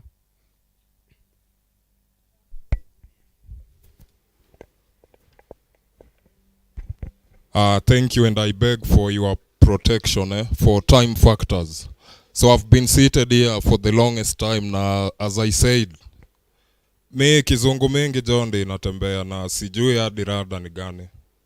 So what I'm requesting is one, let us not be too fantasial venye mzaya anasema expecting miracles to happen, because hawezi cheza game na wewe ndio refa, wewe ndio linesman, tena wewe ndio fan. Naona. So for this document, for lack of a better word, I just feel like it's a type print of Dead on Arrival Matrix, because I'm not new to this. Either way, but just to quote Constitution, because I have some errands I fear I might not be here presently in the afternoon. So, since I'll not be here in the afternoon, maybe I'll commit to half of it, that is. I've not even slept. So talking of leadership and integrity in reference to the Constitution, and again in chapter 4, Bill of Rights, subsection 2, talking about culture, language, intellectual property, 45. So again, the same Constitution ukienda, chapter 13 huko sindio, public service. Inamaanisha hapa venye tumekaa, we will be so unfair to ourselves. Jumping into this, into that. Let us be so real with this thing. It has to be objected with the highest terms possible, bro. So thank you. So, all right. Now, let me continue this to Malize chap. Now, we've now gotten to the creation of the fund. Okay? Now that fund shall consist of monies that may be appropriated to the fund by Parliament. So Parliament is the one that will, in their budget making process, they'll say the Creatives Fund will get X amount. Then grants, donations, bequests, or other gifts made to the fund. It can also receive grants. Yes.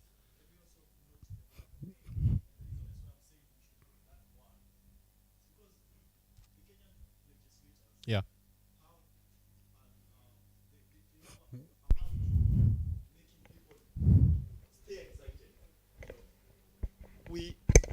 They have a habit of making us feel excited, because when we say may, it means that we are not even thinking about the future.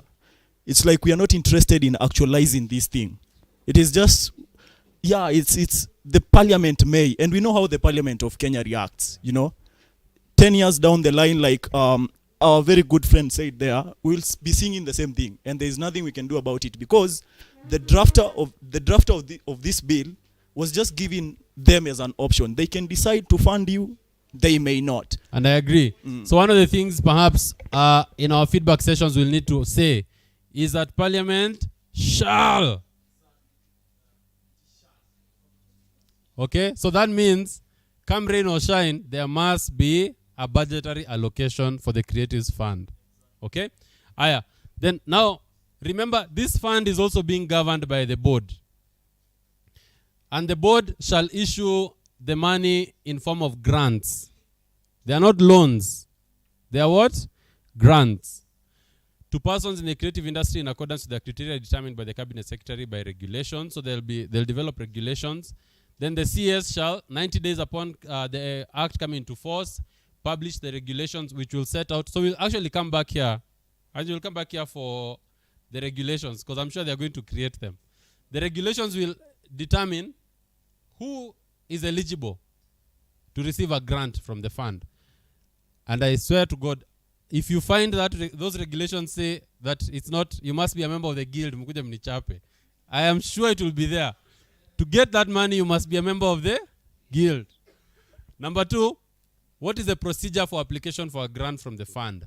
Then those regulations shall ensure that a person is eligible for a grant from the fund if that person, number 1, is not above the age of 35 years. So the other question we need to ask ourselves is there a reason to limit those in the creative industry from receiving grants? Is this only something that benefits the youth, or should it benefit everyone? There you go. There you go. Sawa. So what is happening here is they are saying if you're above 35, no grant for you. Sawa. Yeah. And so we need to ask ourselves, is it automatic that if you are 40, you don't need a grant?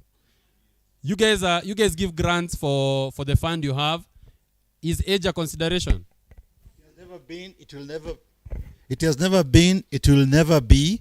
The one thing that we try to do is to focus in our own way, in a filtered way, on youth and women without discriminating the older people. And then secondly, let me say this with some kind of reason.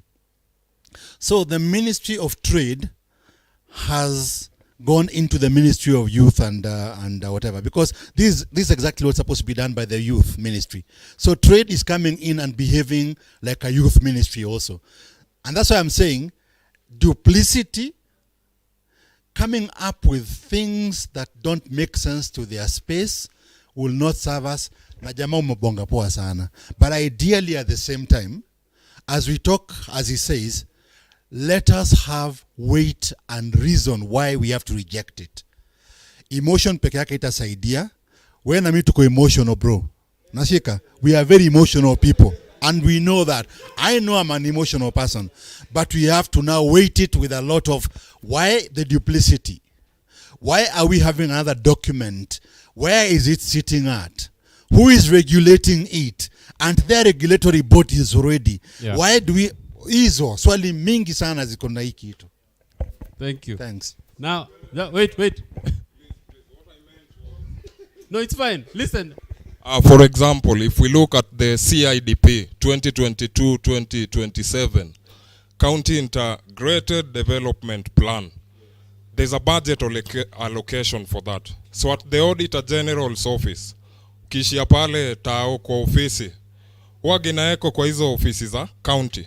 So what I meant is at 3 levels: consult, research, implement, as we are doing. So at this level we are consulting, then you research on a SWOT analysis, you apply the strengths, weaknesses, opportunities and threats that equally comes with it.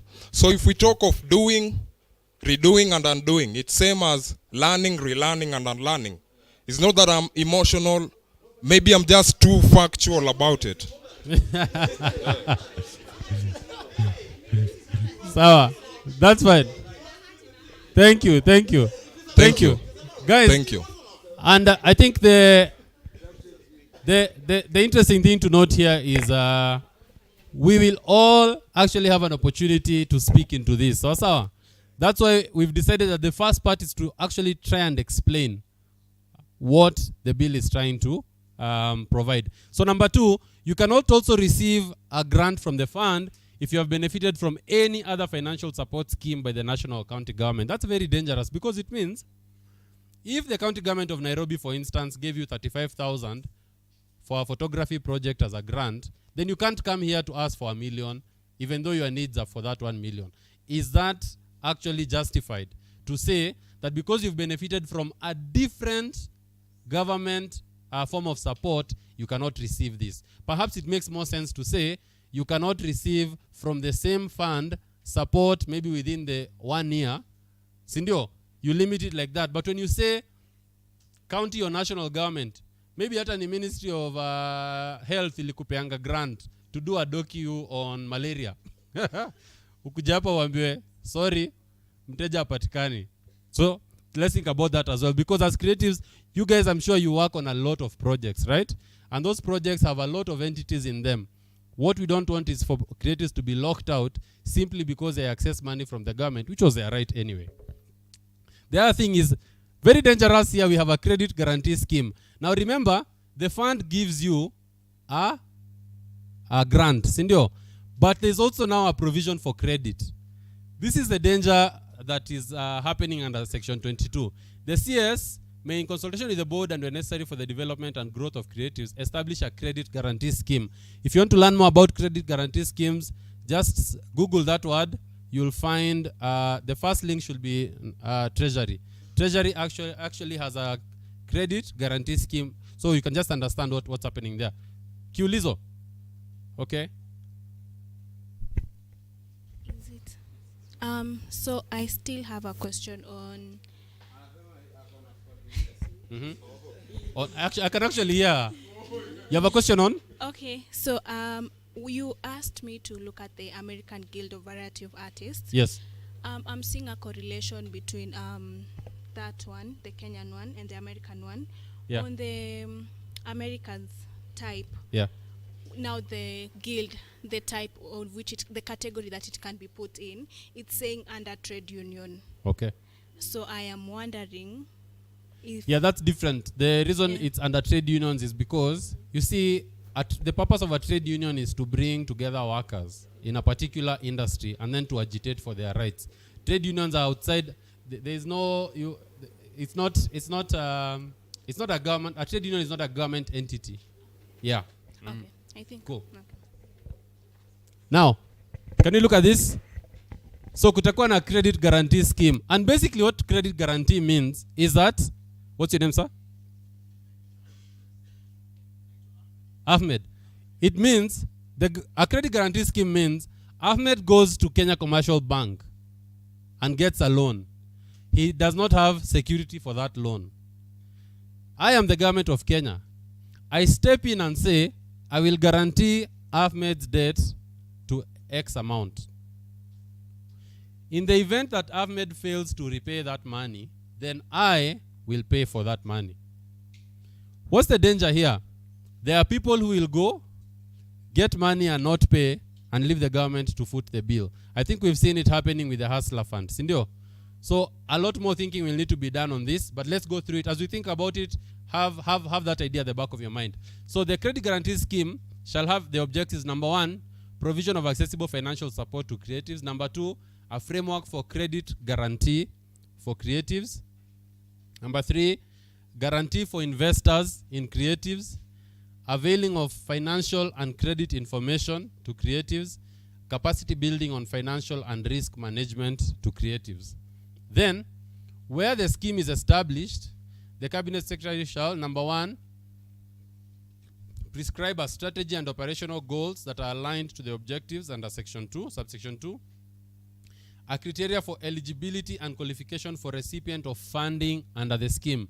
So they'll also say who actually gets to benefit from the scheme, what are the requirements.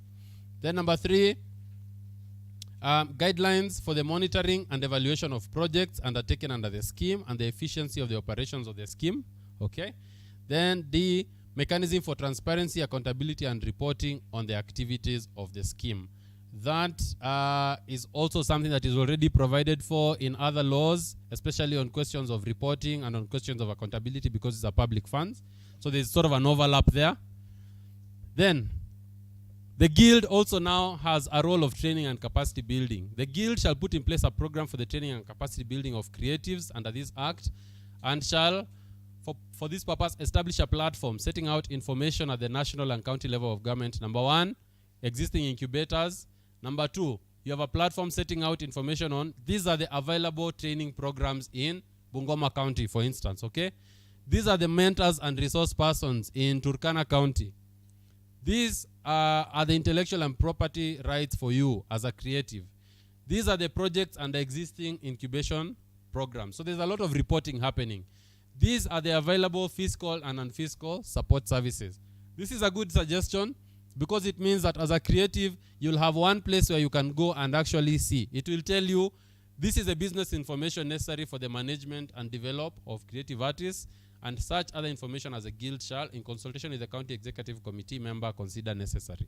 So this is at a very county level. To be able to know that at the county level, these are the incubation programs, these are the projects, this is the money, these are the opportunities, this is how to set up a business in the county, you want a permit, all that. So the idea is have all this information in one place. You don't need to go to different places to get that information, all right? Then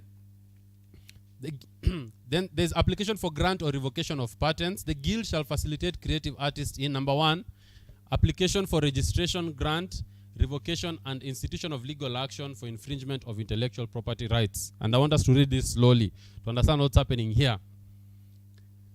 Creative artists shall be facilitated by the Guild, okay, in applying for registration, applying for grant, applying for revocation, and institution of legal action for infringement of intellectual property rights. So what's happening here is that as a creative, you can actually go to the Guild and tell the Guild, this guy stole my copyright. These are my photos.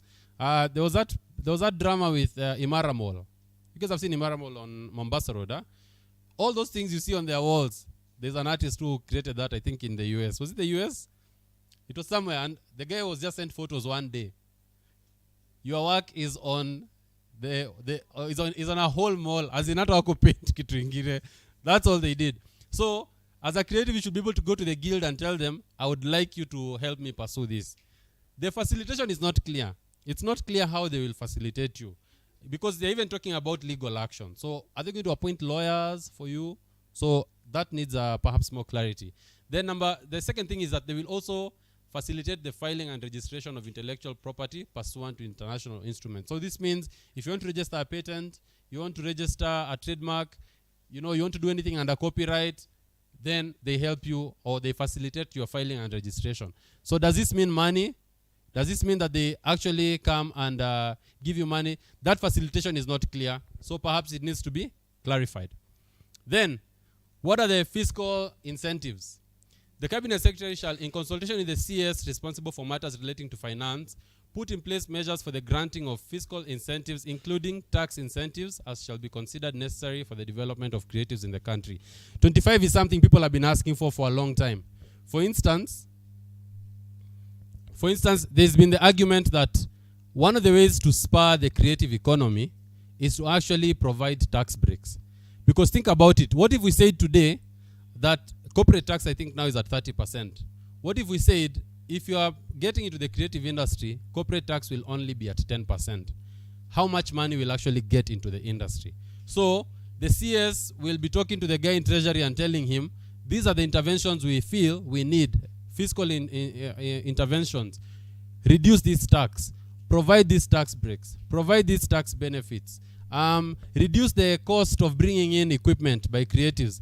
I think you saw under the Finance Act 2024, what did they want to do? They wanted to tax you for your podcast equipment. They're going to increase the tax on that. They're going to increase the tax on cameras. They're increasing the tax on mobile phones, which means these are the tools that creatives are using for their work, but the tax is going higher. So the work of the CS is to now tell the guy in treasury, "Ay, apana, if you implement that thing, it's going to hurt the creative economy." Sawa sawa? Then the incentives and benefits under this part shall only be made available to members of the guild whose hapo sasa ndio muhimu. We have come to it. See, I told you. This is how government works. The incentives and benefits under this part shall only be made available. And remember here we've talked about grants. We've talked about the credit scheme. We've talked about being given legal assistance to pursue copyright violations or IP violations. We've talked about tax breaks and all those things, but they'll only be available to who? People who are members of the guild. So the government, on one hand, is saying it's voluntary, but on the other hand, it's saying if you didn't volunteer, shida yako, you're not getting the benefits. That's very dangerous. Yes. That's a very good question. Just ask that question. I want everyone to hear it. How do you limit tax incentives for people who are not in the guild versus people who are in the guild? You can't. You can't do that. That's actually the real question. How do you say this tax benefit will only apply to you if you have a membership certificate? Shouldn't it be industry-wide? So, there are some questions. There are some questions to be asked. Then here now we deal with what we call miscellaneous provisions. So here we say that the CS may make regulations, number 1, on the conditions and process for the exemption of creatives from registration fees. Okay. Number 2, on workplace and labor issues with employees, independent contractors, and service providers. I think this is like the South African model you are saying, where there's a minimum wage for actors, there's minimum number of hours you can work, all that. Then number 3, commercial transactions, including product development, production, corporate partnering, advertising, marketing, and sales. Then the regulations also deal with employee benefits and compensation. For instance, I know a lot of actors, you are hired as an independent consultant, isn't it? So there are benefits you don't get. You don't get health insurance, you don't get house insurance and all that. So the regulations will also be speaking to some of these issues. Protection of IP rights, relationship between founders and employees. And this is important because, Kenya is a tech hub. So you've had those challenges between founders and employees, where you join an organization and the founder tells you, we can give you a share option. Sindio? What you don't know is in the background, maybe there are guys who are eating money. Then you just see one day in the news, you guys are bankrupt. You had decided to take shares so that you can you earn a less salary because you are told, we are going to build this thing and your shares are going to be worth so much. Then in the end, you're only left with air in your hands. So the regulations will also talk about how do founders and employees interact with regards to the creative economy. Then there's also the question of exemption of creatives from anti-competition laws. Hey, this one is a long one. But basically, when you talk about anti-competition laws, what we want is you do not want to have a situation where you have, for instance, a Kenya Power. You have someone who's a monopoly in the industry, and they're cutting everyone else out. So they'll be looking at what are some of these anti-competition laws that will be unfavorable to creators, because the nature of your work is that you tend to be very collaborative. Okay, so how do you ensure that we are not using competition laws to actually limit the growth of the industry? Then, intergovernmental support for creatives, what does that look like? Reporting and accountability of a grant issued to a person, deregistration of a person from the guild, process of admission of a person in the creative industry into an incubation program, advertising and impact assessment of the measures of creatives, and for incentives to invest in innovative creatives. That is the Creative Economy Support Bill. The time now is 1:30. I went over 1:32 by 12 minutes. Okay, I hope it's not a long question. Please give a mic. What in the lunch?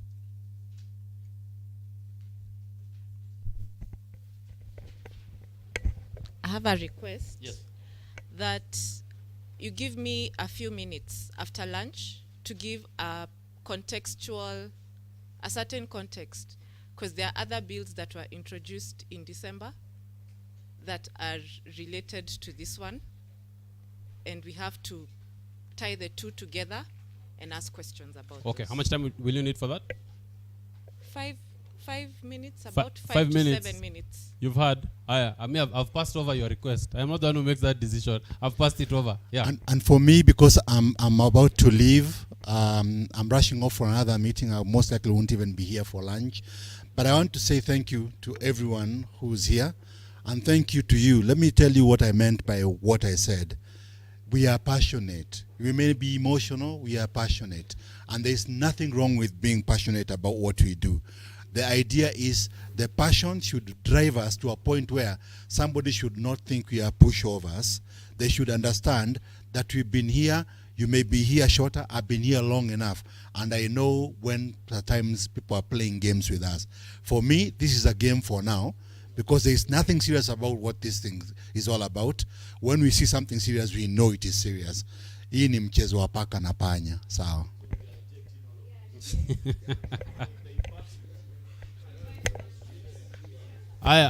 I'm gonna tie you to 30 seconds. I hope just make it short and sweet, tafadhali. Ladies and gentlemen, good afternoon. Yes, I'm just saying that in the afternoon, let's be very, very categorical, because we do not want to add another institution to add more funds, more burden to the taxpayers. The Gen Z were very, very categorical that they want to reduce the huge donkey bill into people. So when we come back, and I know they'll be watching, let's see the already established institutions. How much are they getting? Are we able to ensure that this matter is able to empower them? You understand? So that we do not create office for others, and then we say we are the ones trying to reduce the government spending. You understand? Okay. Thank you very much. That's my one. That's fantastic. And as well, I think even as we have the discussion at in the afternoon, the other question we need to ask ourselves is, we've now gone through the entire bill, right? There are probably certain things which are in the bill, and you thought this can be enhanced, because there's actually just maybe 3 or 4 ways to look at it. Number one, it can be enhanced. Number two, it can be added because it does not exist. Number three, it can be removed. Or number four, the entire thing can be tossed. So as we have that discussion, have that at the back of your mind. Maybe there are some suggestions you saw there and you're like, yeah, this is actually a good suggestion, but it could actually be made better by doing it this way. Or why didn't they actually think of introducing this? So as a creative, think about, how would I actually want to be supported? What are some of the challenges I'm going through? Whether it's my equipment, whether it's the people I work with, whether it's dealing with KRA, whether it's dealing with questions of getting even premises to shoot from, think about the harassment, for instance, that you go through as you come to give your feedback on the bill. Those are some of the things that should guide you, so that once we have the feedback, it's feedback that is really proper. And I agree with what he said. Let's look at KFCB, what's their budget? You can just Google that. Let's look at any other institution that's dealing with arts. Do they have a budget? What does that fund do? How has that fund been distributed? So that we can even also say, this fund you're trying to create is just another avenue for corruption. Okay? Asanteni sana. Nimo? Thank you. Thank you so much. See you in the afternoon. Thank you so much, James, for that comprehensive session that you've had, and thank you for your patience, for your participation also. So I want us to break for lunch, and I would like us to agree how long should we take, because time is much spent, and we are behind the program. So should we take, it's around 2:40 right now. What's the time? Yes? Oh, sorry, 1:36. It's around 1:36, so 40 or 45 minutes to rudi hapa 2:15. Is that okay? That's fine.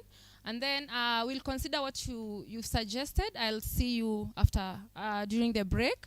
The other thing is we have a registration form at the desk, and also a transport reimbursement form for the artists that have come in. So during the lunch break, you can just pass by. My colleague is over there and register. It's just, the reimbursement is to cater for a small transport fee. That's okay? Yeah, sawa. It's really small. So we are serving lunch outside there. So feel free to go and serve. Na to keep time tafadhali. Thank you so much.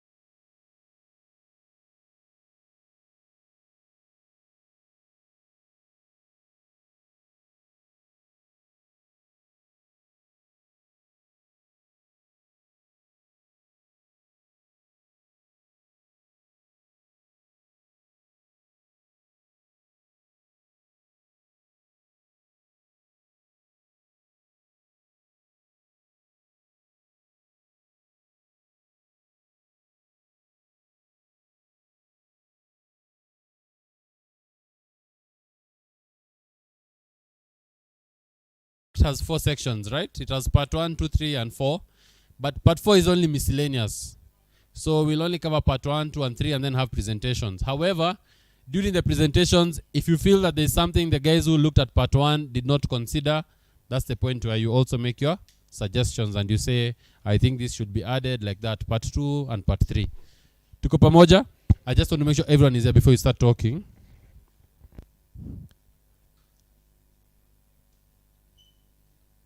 Myra, is everyone in from that side? Oh, until Nimo. Yeah. Nani hajakula? Niongee ama nisiongee?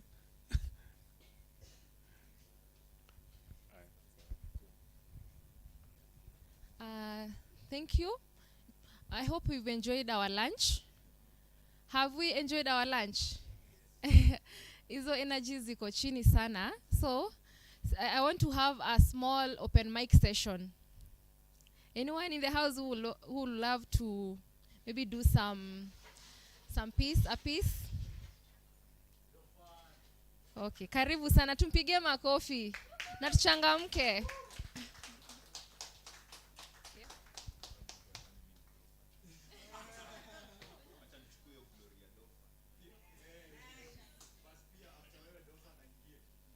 But 1 minute per person. And then Dofan. Dofan anakaa yuko hapa. Yes, sir. Mi si Dofan lakini mi ni fan wa Do. So, mi naitwa Brian Silways. Brian Silways is an urban spoken word artist from Nakuru. Niko hapa Nairobi, purpose ni moja kuinject kwa matatu. So when you see me na matatu near you, nafanya spoken word kwa matri na mse fulana naitwa Willy Oeba. Manze civic education tu pale na Mungu anasaidia, si ndio? So nikisema story go, nasema story come. Nikisema story come, unasema story go. Story go. Kama watu wamekula kuku bana, ni watu wamekula omena. Story go. Na story come. Dear Mr. President, let's talk about IMF. Yani wewe just like your friends abroad umefanya Kenya na madeni zimekuwa ma-BFF. Dear Mr. President, how do you discuss issues za vibanda kwa KEF? Kenya, a prayerful nation imeamua kuwork hand in hand na maghost worker. Kweli the fear is gone. Because huko, apart from bathing wezi pata waoga. Let's talk about Nakuru. Nakuru government, yani wachezaji wa Kosad place wanafaa kuwe na furaha. Hii ni after kurealize stadium ziko open online lakini kwa grao zimefungwa. Sports kit ni fake kama degree za MP wako kwa parliament. Sasa kuna mwanasiasa fulani kwa indinayo limchocha tijenzini watoto. Education is key only ukiwa mtoto, but ukigrow up utarealize politician hajasoma ndo uko na the most expensive to their photo. Mbona walimu wamesoma ndo kuinvite politician hajasoma kuja kuadvise wanafunzi kuhusu masomo? I'm talking about this government. You see, from the root of things kuna MP yako na kimberembere sana. Story go. Na story come. So afande with or without uniform sare kujudge my youth hata kama wamedress to kill. These looks are deceiving. People dying because you want to earn a living. Na kijana pesa ya pombe isifanye unyonge watu juu ya kuwai bia. Nimerepi word kuliko MCA wako juu maneno ya ubakaji sitaki kusikia. Wacha salamu. Uchumi ni mbaya mpaka unaweza toka shopping without getting a good buy. Mafuta inatoka chini ndo price yake imekuwa the most high. Tutazidi kulose hope if at all njando kitu tunaweza shinda kupata tiba inatisha kama kibogo alipewa pure kushiba. Free education sasa ndo bure kabisa. In a monthly period hedhi inazuia wa girls kuelimika. Paint our schools at least to pass na flying colors. Vijana wameenda kwa street wakaambia serikali hawana kazi. Unajua venye Ruto aliwauliza? Niulize ama niulize? Niulize ama niulize? Ati ushaisoma Bible ukakosa job wewe. So mrembo kuachwa naye utaachwa. So mrembo kuachwa nayo utaachwa. Wewe unalilia mbegu ya boyfriend akutaki, nikao ujue unaweza pata jeans kwa toja. Na bro, hata kama umeunga kwa gym, usitumie mapenzi ya kifua. Hawa rembo wa Nairobi nimekuja nikarealize wanaweza kuacha Jomse ameunga kwa toja. Juu mapenzi si biashara, mapenzi ya bia ndo hasara. So when they ask you, tell them I'm talking about black women. Use your hands to clap, not to slap that woman. What a woman can do, a man can do. What a man can do, a woman can do better. Believe me, that's not rumors. Looking down on an African woman to impress a white man, now that's a man who lack both sense and humor. Na address wala wanaume huita madem sura kiatu simply because you can't afford that ndula. I wish ningetoa a whole album about those single moms wenye walichukua responsibility ya kuwa both mom na Buddha. Story go. Na story come. Bad governance has affected us more than what you hear. Ni kama tu climate change. Because hata saa hii hujui whether you need fulana ama fulani. Thank you so much.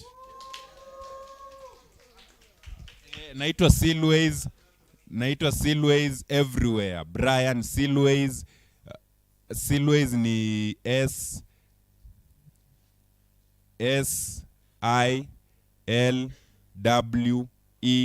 SILWEYZ. Alafu nilikuwa nimesahau. Apart from kuperform kwa matatu, leo tupatane KTN 2.0 10 PM. Nitakuwa pale na inject kabisa. Hakuna Ruto kulala bila dawa. Yeah, Asimi's prescription. Thank you so much. Your journey? Silways. Thank you so much. Sorry, go. Sorry, go. That's the much I can go. So there is also a request for Dofam to perform. Mimi namjua kama na jina ingine. Where is he? Oh yes, nakujua sura by sura. Makofi kwake akikuja.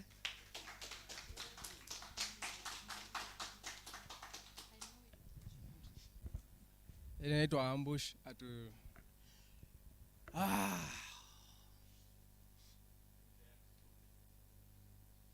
break into my cranium.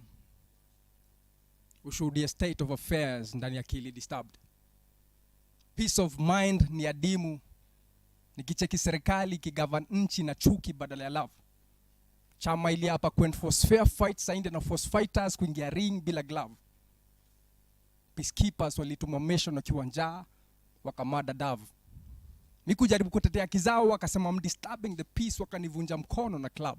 Still niko expected to hold my peace niache this joke of a marriage were projected kama union made from above. Ukiniona niko dressed in a combat garb, call that love. Imefika time ya kujitumikia wenyewe. Utumishi kwa wote wamegeuka mwewe. Trade guns for roses ndo nikuelewe. Shackles achia the kinky bar that soup up love life na mkewe. Ini love behind bars. Keep it locked at the front, I have your back. Atuhitaji wars behind us. Ini love behind bars. Keep it locked at the front, I have your back. I have your back. Atuhitaji wars behind us.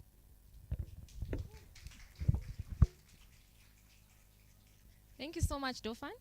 And also thank you for always gracing our events. Yeah, I think the last time tulikuwa na wewe at doing a need assessment at Waridi. So your presence is heavy. Yeah, thank you. So we need one more artist, but a female artist. Mumbus, acha kuangalia chini. Karibu for 1 second lakini sababu ya time. Yay, makofi ama snaps for Mumbus.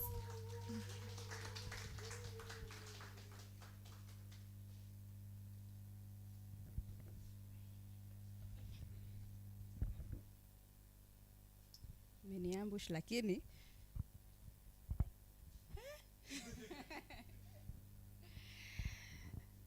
niko na power, but I can't see the light. When I look around, I see darkness.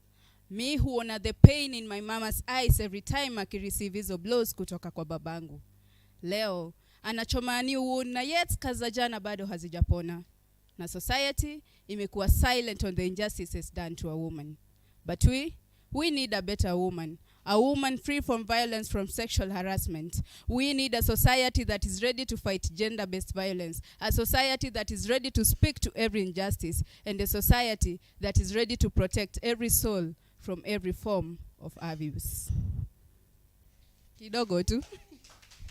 Wow. That's so good for an ambush. Actually, we worked with Mumbus with one of our projects. Ilikuwa last year. Ilikuwa inaitwa Give the Woman Her Flowers. And they came up with a very lovely, there were 8 female artists, and they came up with a poetry book. So, mnaweza ona Mumbus kando if you want to purchase the book. Yeah? It was towards the International Women's Day. Yeah, and they were able to express what it takes to be a woman poet. Yeah? So now to the other issues that we have to deal with. We had a request from the other learned friend in the room. So we are going to take 5 minutes with her, and then afterwards we are going to go into groups. And what we'll do into the groups, we have the not the finance bill. Nice one. We have the creative bill, and it is divided into different sections. So we'll go into 3 groups, and when we get there, we'll be able to give you more details. So karibu sana.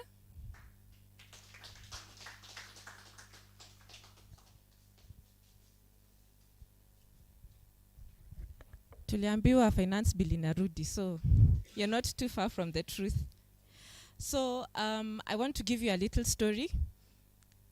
It sounds like the cabinet of Kenya and the dissolution of cabinet and the same people coming back. And all that is related to why we are here today. In December 2024, specifically on December 14th, the government, through the Ministry of Youth, Sports and Creative Economy, called for a stakeholder meeting on 2 documents. There was a bill called the Creative Industries Bill and the Creative Economy Policy. We attended that meeting, and okay, let me start by stating, we attended that meeting, and I should say that I'm a member of an advocacy group called the Creative Economy Working Group. And we've been advocating for the creative economy for several years. And some of our policies and recommendations have actually been taken into account. About 60, like a third, 2/3 of the recommendations we give are usually taken up by the government.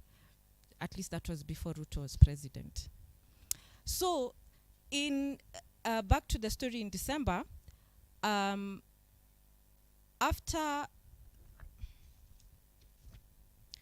during that meeting, the then CS, Ababu Namwamba, called us and he said there are a few questions he wanted us to consider as we were discussing the Creative Industries Bill and the Creative Economy Policy. Number 1, there are several policies and laws that touch on the subsectors. So should we amalgamate or should we separate? Number 2, how do we create a name for what we are doing? Number 3, there's a question of funding the sector. And at the time, they were talking about a film fund. This is December 2023, please note. Number 4, how do we manage the sector without burdening the people? And that had to do with the question of, at the time there was a board that was suggested. There was a board that had been suggested, and there was a voucher system, a really weird, amorphous voucher system. There's the question of partnerships and incentives. How do we deal with the question of partnerships? How do people within the creative economy partner and raise funds and financing for the sector? And they were acting on the direct orders of the president to have the bill into law by the end of the year. This is 14th December. We all know there's no work that goes on after Jamhuri Day. haidhuru. So what were the features of what were some of the features of that bill? Like I've mentioned, there was a creative voucher system where you would have to register to get incentives from the government. You would have to register to be recognized. They were putting up a registrar of the creative economy, so that now if you want to be recognized by the government as a creative, you need to be registered. Forget that you are born singing. Forget that you are a born actor. Forget that you can dance. The government must recognize you. Then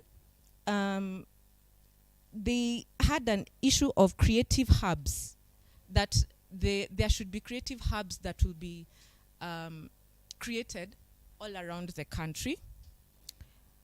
They had a thing to do with rebates. That bill also touched on rebates, that creative economy players who are registered in the voucher system would get access to rebates. Now, these are the issues that we raised with that bill. Number one, there was a false separation, as I raised before, between culture and creative economy. At the end of the day, the creative economy is a subsector of culture. Culture is the foundation of our society. At no one point in time will you ever create anything outside of your cultural context. Yeah? And that is why we have people like Susanna Owio, Prince Inda, Okelo Max, people who sing in their mother tongues. Kina Samido, Nzao, Sophia Nzao. All these people, they exist because they have a cultural identity and a context. Their music still fits within the creative economy, but it is also cultural. And there's no separation between the two. It is a false separation. Number two, things to do with rebates, tax incentives, what is this bill calling them? Government, that last one, where you can go back to the government and tell it, I've messed up, clean up my debt. That one. It's towards the end of the document. Yes, the credit scheme. That credit scheme guarantee. All those things must be approved by KRA. All those things must be approved by Treasury. Where is their role in these things? It has not been stipulated. So that means these are all things that are being spoken of that make no sense. They are unimplementable because the correct people who ought to be involved are not there. Another thing we raised is that it is heavily focusing. Please note, this is December 2023. A bill that was focusing on film. Now we are in 2024, August. We have yet another bill focusing on film. There is mischief here. What is this thing about film that they're insisting on that you must be registered, you must, now they're trying to introduce exceptions so that you can have a monopoly. What is all this? Why are they trying to regulate and curtail the sector, the creative economy? Why are they trying not to focus on the whole sector, but honing in into one subsector?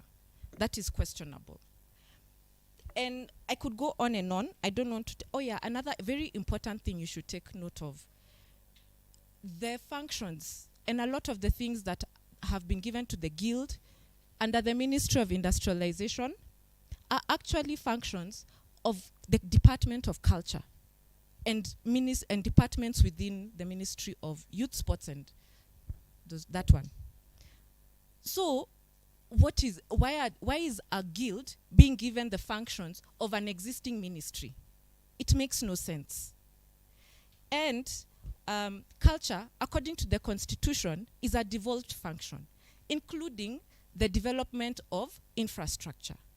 So they are saying that they will develop the infrastructure through studios and all that. That is not their work. It is the work of counties.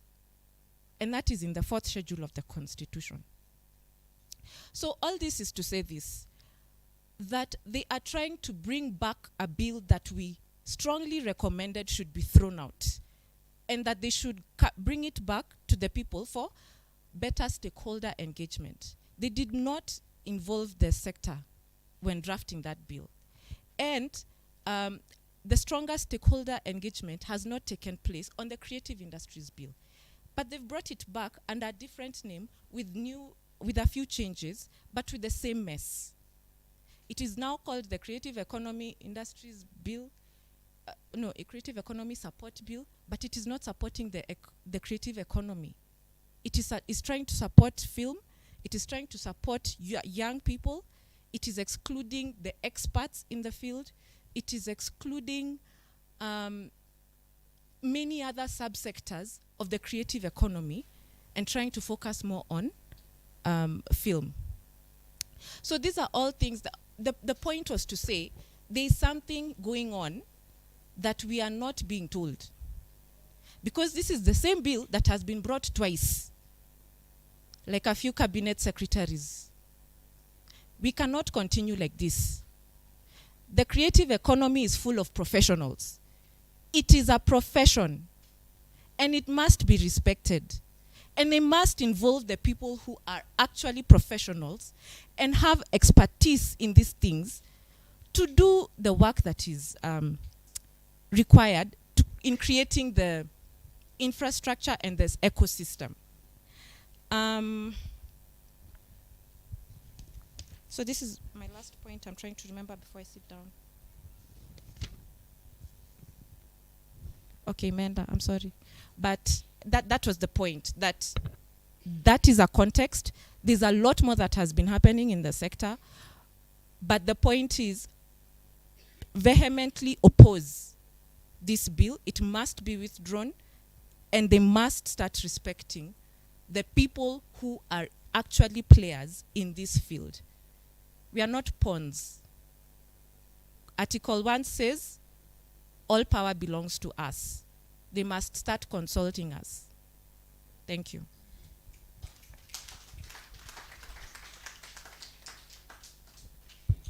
Thank you so much for the insights and for that clarification.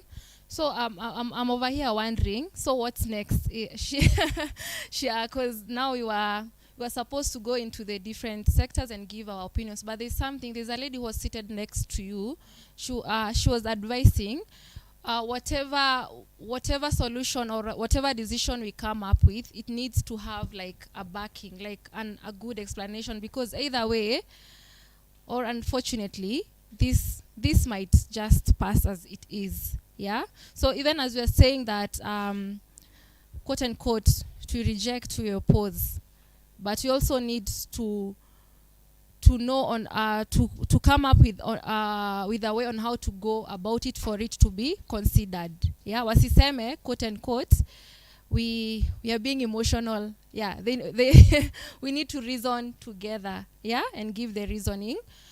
So at this point, should we continue with what we were supposed to do, give our inputs? Yeah, what do you think? Pia James, I wish James was around. Yeah. So that we can, what do you think? The room, tuendele? Okay. So we can give our suggestion, we can give our proposals, and also in consideration of what she has said, because it's a sad state. And actually I was talking with one of the participants. This thing is not actually about creatives, kusema tu kweli. Yeah?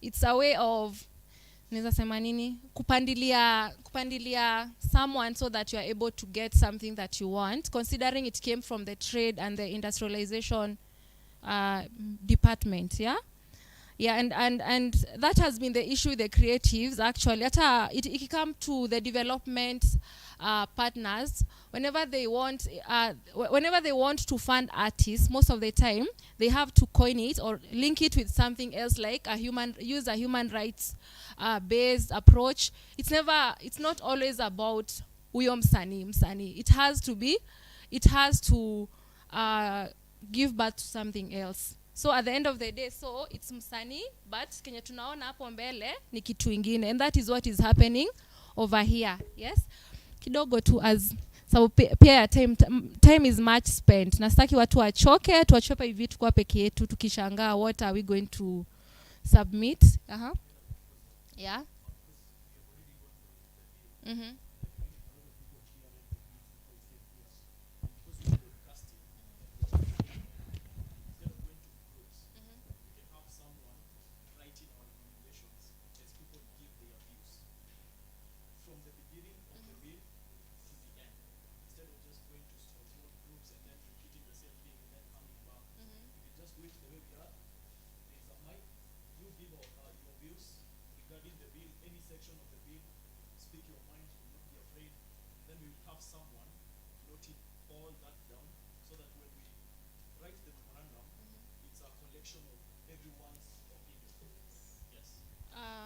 Vicky,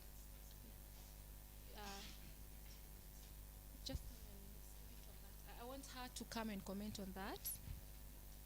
So okay. How many are for that idea? First of all, groups ama tufanye tu pamoja. Kuna nyezewa mkono, the guy with the cape. So one alternative because of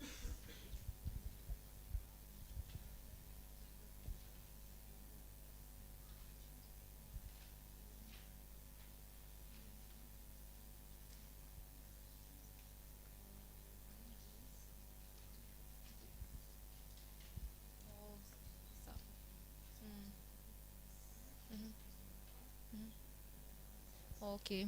So amepeana go ahead.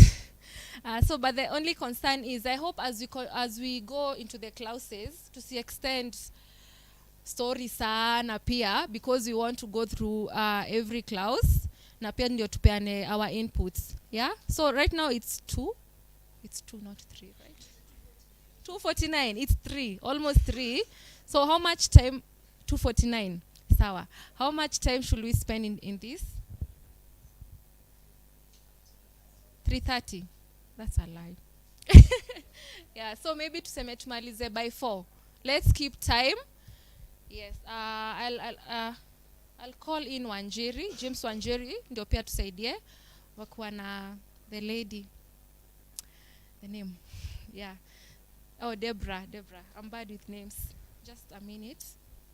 So we have, every one of us has the copy of the bill. I'll be capturing the feedback. So mwenye hana, you can use this copy. Now, I think this is the last one. You can, mpatie.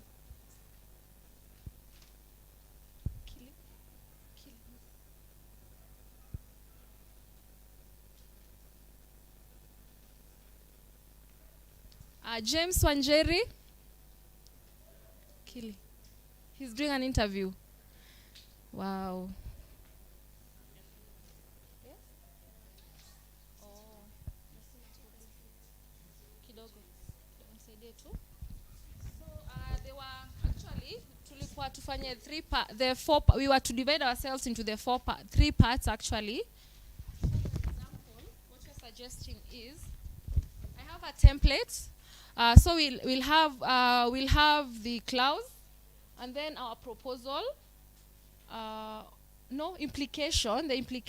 So we can say the implication. You see, like some of the things that she was mentioning, and then we'll have our proposal and justification. Umeelewa? Ni venye tu swezi nini hapa. I can't write as I stand, but that's the idea. So the clause, the implication of the clause, or rather of the proposal, and then our proposal and justification. And it's gonna take a while. So tukue ready na please, we need to finish this pamoja so watu wasianze kutoka. We need your full participation. That's okay? Yeah. James is ready. Okay. Guide us.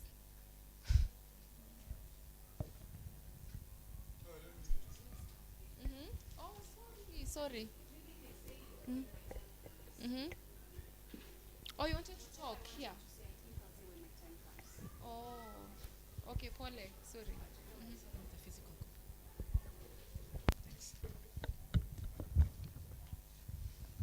Okay, so we'll go through part 1, part 1 is preliminary, and it includes the definitions.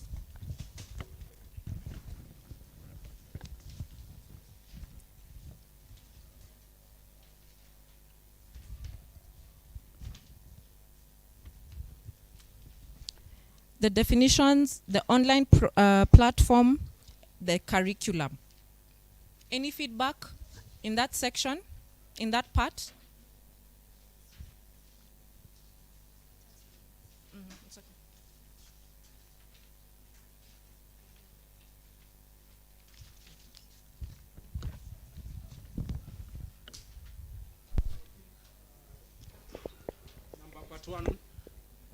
Part 1, number 2, where the cabinet secretary is of trade instead of the cabinet secretary for the respective creative field. That's a good point. Who's taking notes?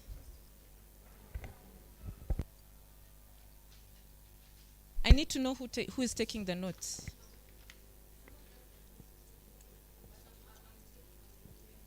Okay. So just make reference to Executive Order number 2 of 2023.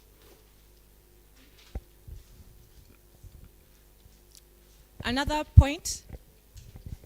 I think, this for me forms the basis of this bill being fundamentally flawed, because this should, like the preliminary itself should be inspiring, hope in terms of the direction it's taking. But the fact that, for a start, this is falling under a cabinet secretary, right? Who's unappointed, right? So a cabinet secretary is appointed by the president, right? And then you're having the same appointed cabinet secretary now being the person who's going to appoint the board and appoint, the secretariat.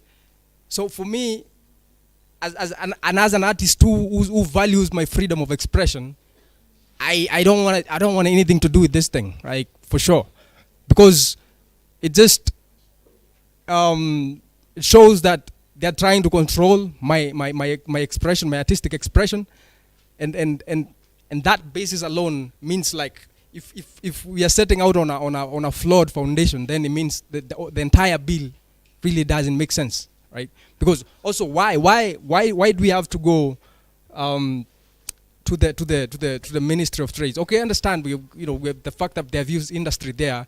I see how that can be used to justify it as under the Ministry of Trade. But then we have the Ministry of Culture, we have the Ministry of Youth, and all these redundant propositions that they are suggesting here. Like, there's so much redundancy, right? And now here, I think the key presenter was saying, okay, I love my country, but I can't trust my government. So essentially, the fact that this is going to create more confusion within the sector, within the industry itself, it means that we can't follow up on anything, really. Because now, who are you going to follow up with? Point taken. Right. Thank you. So for you, it's the rationale. Number one, you're saying you reject the bill. Number two, the rationale is that it is curtailing your freedom of expression, and it is adding confusion, which is okay. Madam.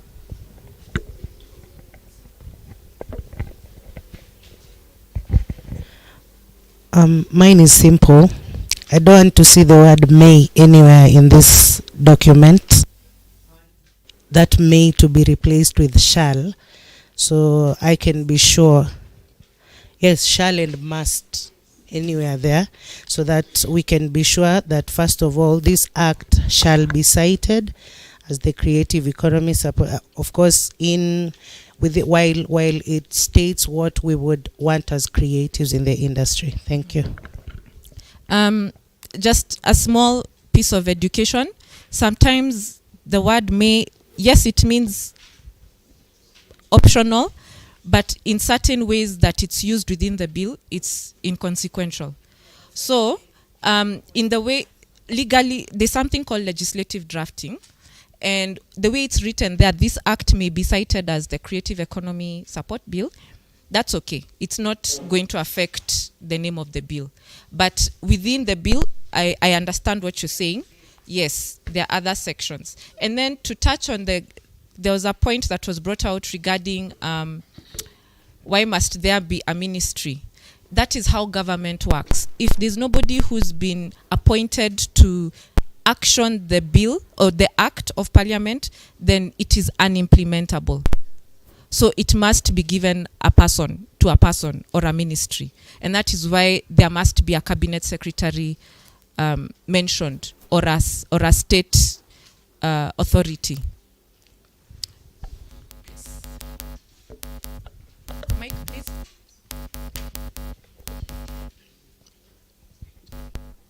So, well, I think I have so much to say, but we're on part one, so I'll focus on it. And just before I say my point, I think this document is intended to render artistic talents cold, inaccessible, and it's also an extreme sport for the government to make money from already depressed creatives. And we also know that this will birth a more depressed youth with likely minimal or no attractive creations anymore. And we already know that this government of ours is not a government of solutions, but a government of suppression. So, there is point 4 and then there is point 5. And I just thought that point 4 is suspicious, as I had mentioned before. We know how we operate, and this looks like it's just a technique to monitor us, access us so much more, and derail and destroy us. And then I thought that the role of creative professionals in artistic festivals like Kenya National Drama and Film Festivals could also work. This is an example of myself now. I hold a bachelor's in performing arts. But when it comes to the drama or film festivals, I cannot be given that role to adjudicate because I am not a teacher. I do not have the license of an educationist.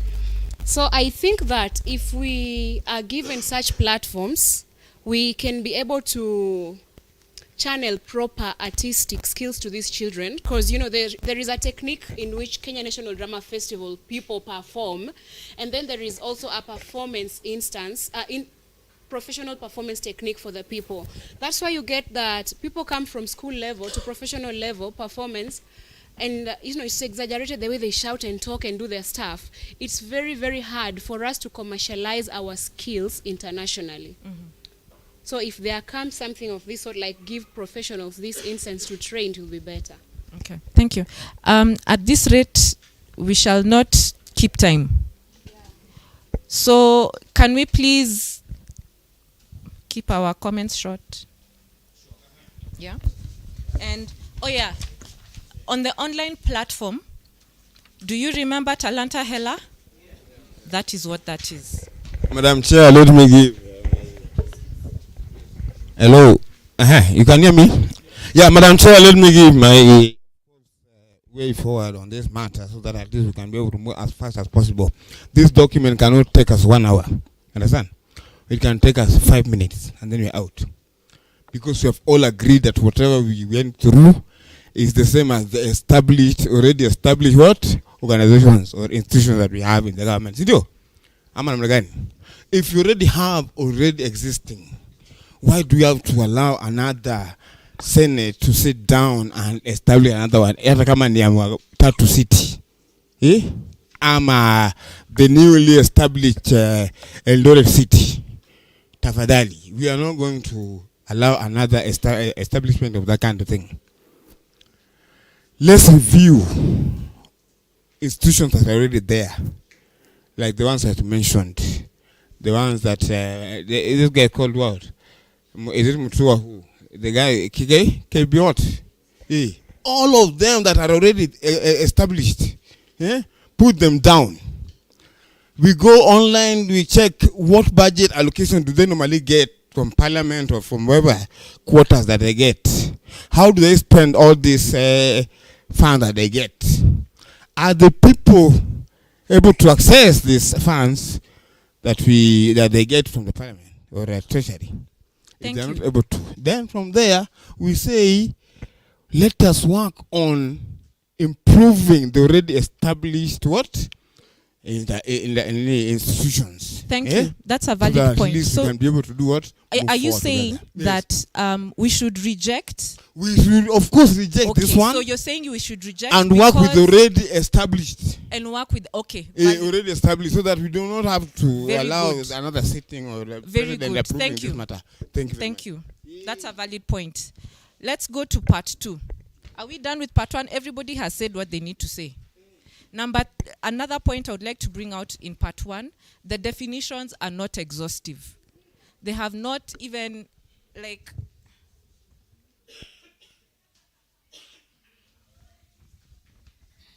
the definitions are not exhaustive. When it comes to creative economy, there are very many other things that have been left out. So they need to review that. Now, part 2, Creative Industry Guild. Anyone with comments? So I think that is where our good man's comment comes in. It should be scrapped off completely. The same with our poet, I'm sorry guys, Dofan. His point as well falls within that category, that it curtails freedom of expression. There are already existing bodies, and so this is duplicity that makes no sense. Any other comment on the Creative Industries Guild? No creatives within the guilds, the board, the advisory board. Is it that there are no creatives, or the list is not exhaustive? It's not clear. Okay. So, point taken.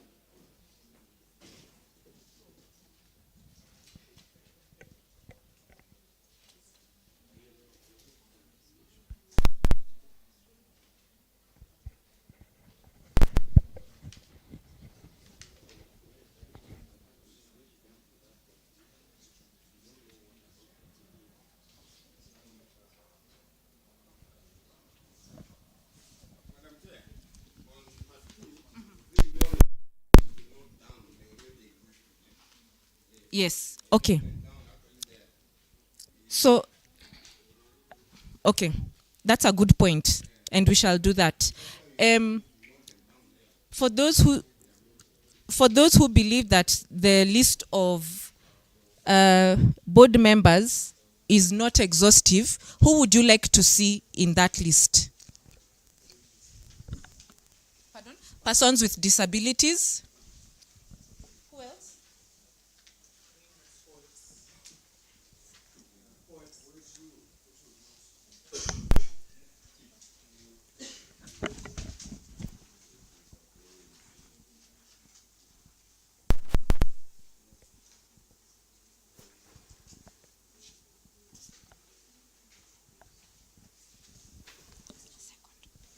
Just 1 second.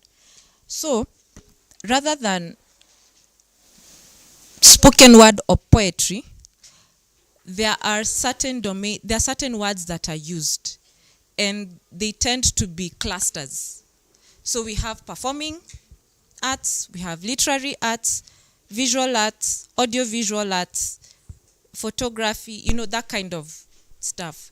So if you see the sector has been mentioned, the cluster has been mentioned, that includes your person. But now when it comes to performers, we are talking about actors, dancers, spoken word. So is one representative enough? So rather than mentioning specific art forms, they should focus on the domains, representatives of domains, and increase from 1 to at least 2. Sorry, there was a comment here. If you're going by what the gentleman said, if we go by what he had proposed to scrap off the entire part 2, which is a guild, then there would be no need for an existing board, which then goes to the recommendations you're making. So are we scrapping it? Are we rather, is our proposal to scrap it completely, because then the board would not exist, or are we amending the clause? We have not reached the point of whether we should scrap it or not, but as individuals are raising their concerns, then they're the ones who are saying they want it scrapped. So we have individual opinions, and even as we continue, yes, there are issues with the advisory board, so we list them so that even if it's to say scrap it, it is for the following reasons. Yeah.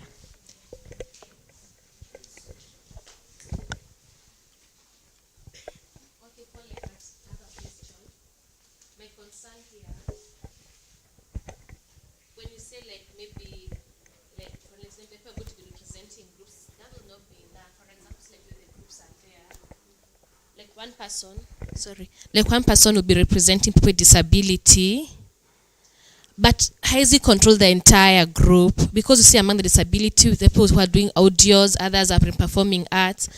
So we should have them in all the different groups in the categories that have been given. Fantastic point. Have you captured that? Yeah, good. Thank you. 2 points, and then we close this part. Yes. So 1 and 2. So my addition to part 2 starts with clause C, where it talks about formulate, implement strategies and programs and plans. So my grievance there is acts of parliament are enacted to cure problems. So we need to be sure of what problems we are curing. So when they talk of programs, what programs are we talking about? Because the CS will take a few individuals that he knows outside the country for benchmarking, and he will claim that's a program and he is empowering them. So we need to be sure of that. The other thing is, what do we mean by relevant entities under part F? We don't want, again, blanket legislation. We want to be sure of what we are curing, because we enact laws to cure problems. And then the other part is unincorporated. If I am, if my rights are breached as a creative, who do I sue? Because the board is unincorporated. I can't sue the CS. I can't sue the secretariat. So who do we sue? That part should be scrapped off. And again, when we talk of the largest number of persons, instead of categorizing people, why don't we just have person representing writers, a person representing dancers? Why do we want to put it as the largest number of persons? We just want person to represent them. And lastly, what are the qualifications of these persons? Because we don't want someone picking their relative and put them there. We want them to have qualifications. We want definite and exact legislation, no blanket legislations. That is my addition to that. Thank you. Final comment on this section. Mine was another industry that I felt that should be part of this conversation. And when we're talking about the art forms, we also have the martial arts as well, that also could fall under the creative economy as well, because they are showcased also in sports as well as other entertainment forms. So martial arts should also have representation in this guild or that body that they are talking about forming. Yes. And ideally, when we are talking about the focus on the film commissions and the several bodies that are put under it, I had actually an overview of the budget allocated for each body. And coincidentally, the reason as to why they were actually focusing on that, because there's a huge amount of money that is being pumped into those industry, which seemingly should be working together rather than each taking a specific budget For instance, Kenya Film Commission, I see last year they had a budget allocation of 300 million, and this year they have around 70 million. And then this Kenya Film Classification Board, this year got 270 million, and the previous year they had around 400 million.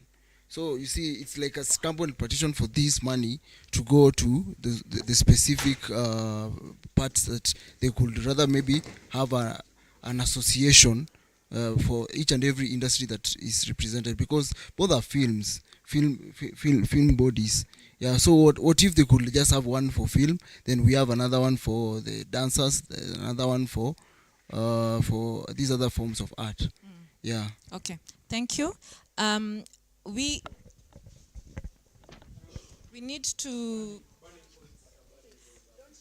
make them very brief, because at this rate we shall not finish. And please do not repeat something that has already been said. We've already mentioned that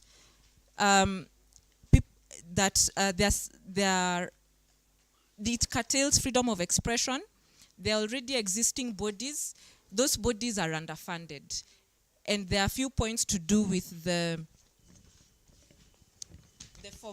amorphous nature of this guild, which is now doing some of the work that belongs to the Ministry of Culture, Department of Culture. Okay. My points, I have issues on section 2, number 7K, where they say they are going to prescribe standards. You see, art is very subjective, so there can be no criteria for setting the standards. For example, an artist today might splash a glass of water and it becomes art. So it's really difficult to come up with standards. Another point, L, after K is L, where they're saying they are going to enforce a code of conduct. Now, is that code of conduct, will it be enforced based on the individual conduct of an artist or based on their creations? And if it is on the individual conduct, we already have laws, civil laws and criminal laws. So we want to know the code of conduct itakuwa based on what criteria.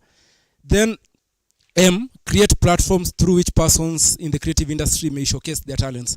We have Instagram, and we have, for example, the Kenya Arts Diary, which has the database, such database. So I don't see the need for that.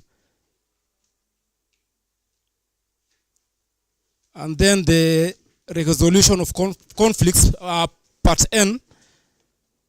Will the guild have a separate legal body, like a board or a tribunal, or that should be clear? Thank you. I have a commentary on that, but I'll allow the questions first. Yes. My comments are based on if we are to proceed with a guild, right? With the matter of the guild, if we are to move forward. What I would add in terms of people who need to be represented in that guild would be around the area of training and curriculum, because we know one of the biggest problems we are facing as an industry is that training and curriculum ilikatwa miguu from primary level all the way to tertiary level.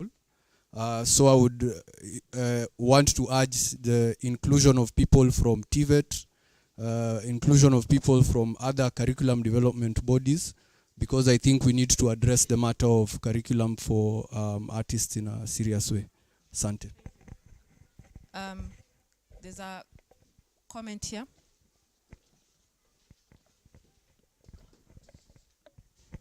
Quick one. So, M, there is create platforms through which persons in the creative industry may showcase their talents, products, or technologies.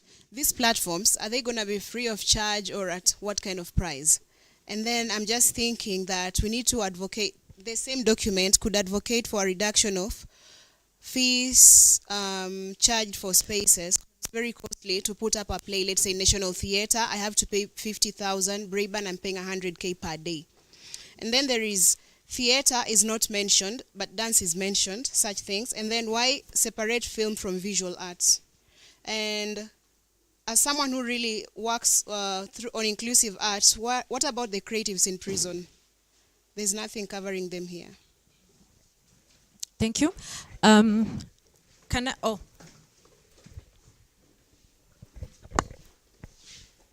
Performing arts is mentioned, right? And then there's the question of membership, right? Because for me that, you know, that in itself, I'm left wondering, is this a public entity? Because if it's a public entity, like why do I need to really make a case for myself to be a member, right? It's like me having to make a case for myself to be a Kenyan, yet I was born Kenyan, right? Like, so I feel like I should be able to, like, the whole idea of membership, because sometimes people create art accidentally, right? So does that mean this person is not protected or represented by the guild simply because they did not, you know, like apply to be members, right? Maybe I was working at home someday and I did something that, you know, had artistic value in it and people warmed up to it. So does that mean because I didn't consider myself an artist and I've created a piece of art that has some economic value now, that I'm not represented? Because, so there's the question of membership for me, like, is very vital. If this thing has to go through, okay, which I would rather it doesn't, but anyway. So like, so there's the question of membership that I feel like that is kind of locking people out. Or, you know, it can also be used to control people, right? Because now I have to prescribe to certain conditionalities to become a member. And so it means if for example, I'm not exactly doing the kind of art that is considered friendly to the institution, then... Yeah, exactly. Those are valid points, particularly going back to the curtailment of freedom of expression and freedom of association. So allow me to make my commentary before I sit down and hand over back to our able moderator. After the stakeholders engagement meeting that was held in December, a small task force was given the right by the people who attended that meeting. They're the ones who appointed a few of us, including Ezekiel Mutua, to come up with a bill or mechanism that would help that would be better than this voucher system that was being proposed. And so we met and we came up with a bill or a draft bill that is similar to the Media Council of Kenya Act. And what that bill does, or that act, let me focus on the bill. It was proposing to strengthen the existing associations. So if there's an actors guild, the government should work with the actors guild. If there's a scriptwriters guild, the government to work with the scriptwriters guild. If there's a dancers association, the government to work with those. So those should voluntarily register with that authority, whatever it will be called. Then that authority or council is the one now to assist to strengthen the guilds, because they have issues with, some of them have issues with capacity and organization. So that council's work would be to strengthen those guilds and associations. It would be to register members of those associations or the associations themselves. It would be to strengthen the capacity of the various players. So what you're reading here, and the reason it doesn't make any sense, is because they chopped up, from what I'm seeing, they picked that bill, picked sections of it, took it out of context, and added them to this. Hence the confusion. Because it's not what we had intended in the first place. So, yeah, that is it. Thank you so much. Back to the official. Yeah, let's appreciate her. I'm trying to get I need help. Where is Nico?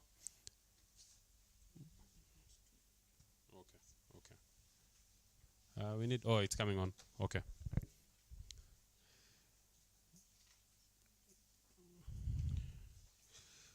So I believe if we are now at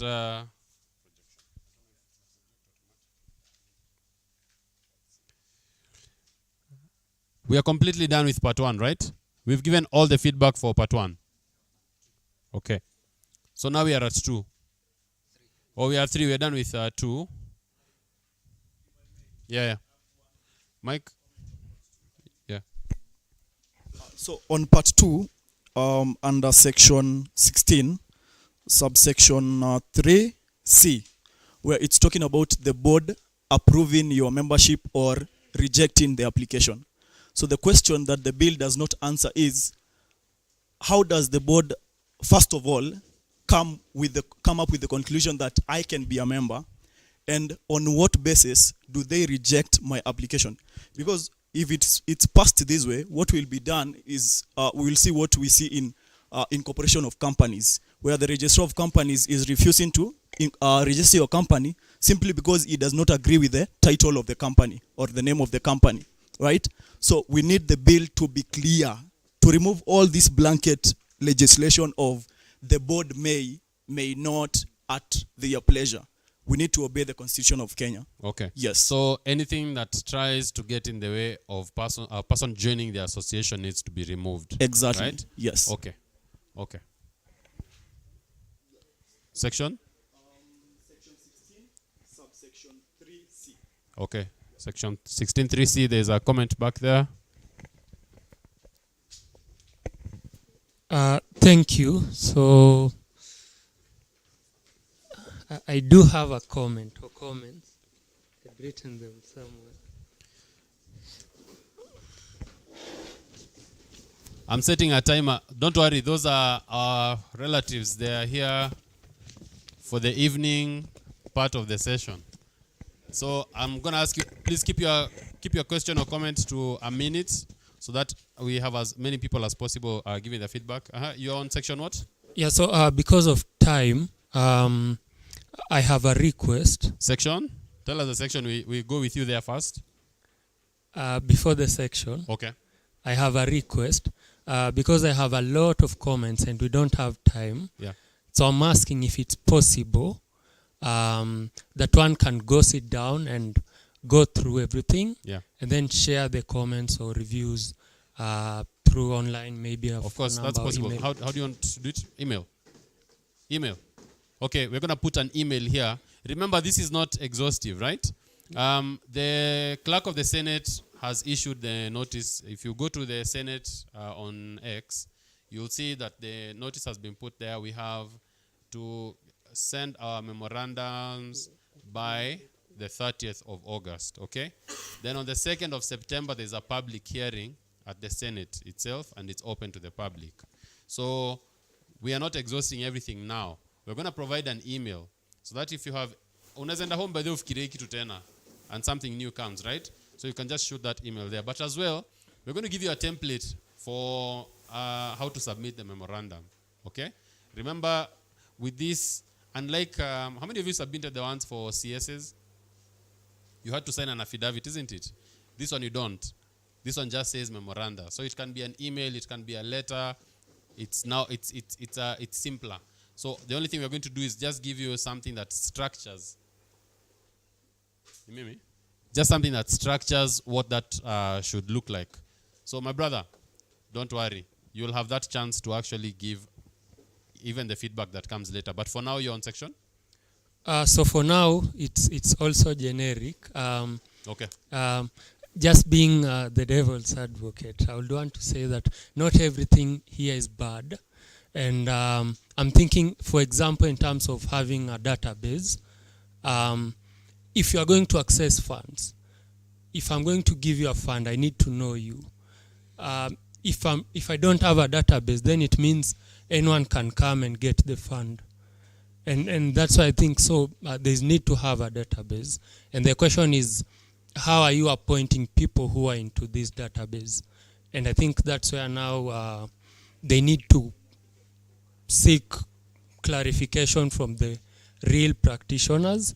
The other thing could be the guild thing. I think it's a good idea, only that it's being done the wrong way. There's no clarity on who qualifies, how they qualify.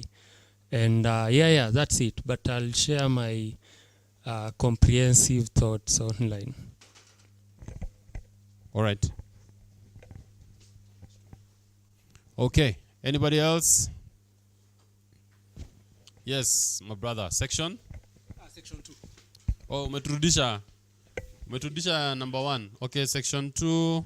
Section 2, 11 F, section 1. 11F. So 11F. Wait. Okay. Section what? Number 11, yes. F. Section 11. Oh, section 11, F. Yes. Oh, sorry. We assume these things too much. So, how you read, just general knowledge. How you read an act of parliament is the number, that's the section number. Okay? Then this is the subsection. Okay? So, it's section 13, subsection 1. That knowledge will never help you anywhere, I promise you, but it's good to have it. Proceed. Yeah, so now, like, if let's say you are reading this one, you'll say section 13 2B. That's how you reference. Yeah. Okay, now with the powers invested in me. Yeah, go ahead. Okay, section 11, F, number 1. Yes. Subsection, yes. Being unable to perform the function of his or her office by reason of mental or physical infirmity. So, how do we determine infirmity? So, what is the criteria for determining physical infirmity to be particular? Because we know that people with disabilities, it's difficult to draw the line between physical infirmity and a person with disability. Yes. Then, still on the same number, section 14. Sorry, so perhaps the feedback there could be that the way it is worded, it could actually be used to discriminate against people with disability, isn't it? Yes. Okay. But let me ask you guys, by the way, as we talk about mental infirmity, if someone has bipolar disorder, which has a treatment plan, is that person mentally infirm, or they are mentally all right? Let me use that word loosely.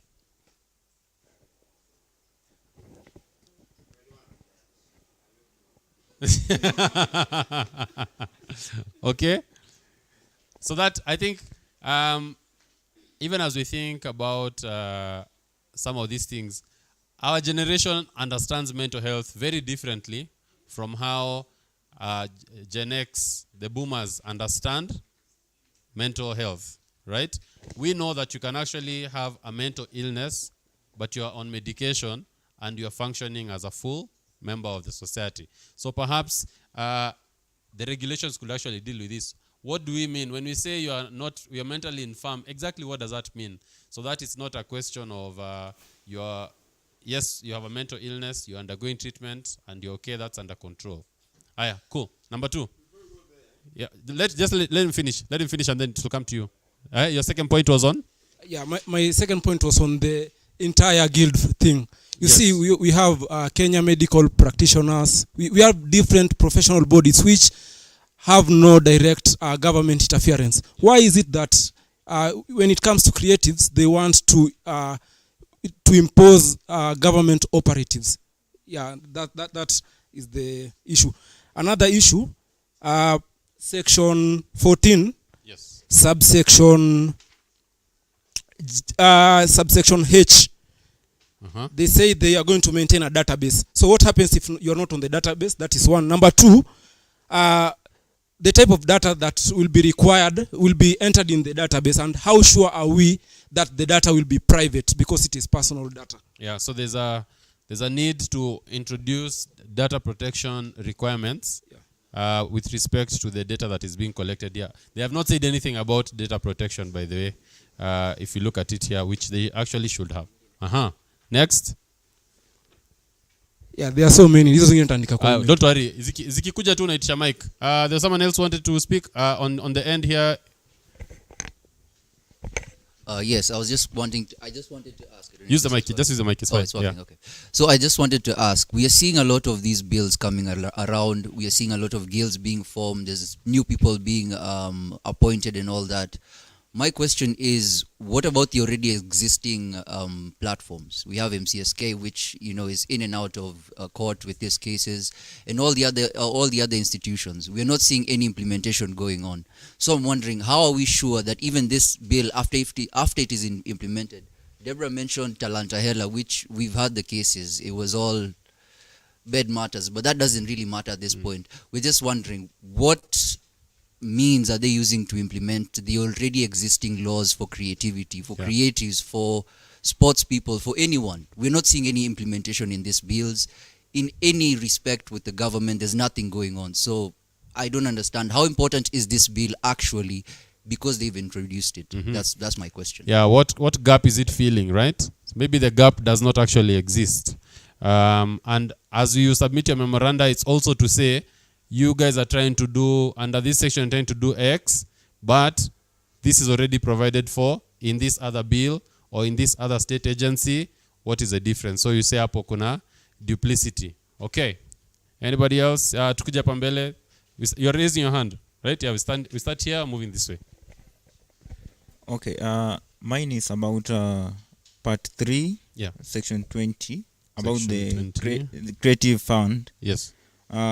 Maybe I would like to suggest the fund to be in a way that a certain percentage to be set aside for person with disability in creative field. And also there's a part that was talking about age bracket.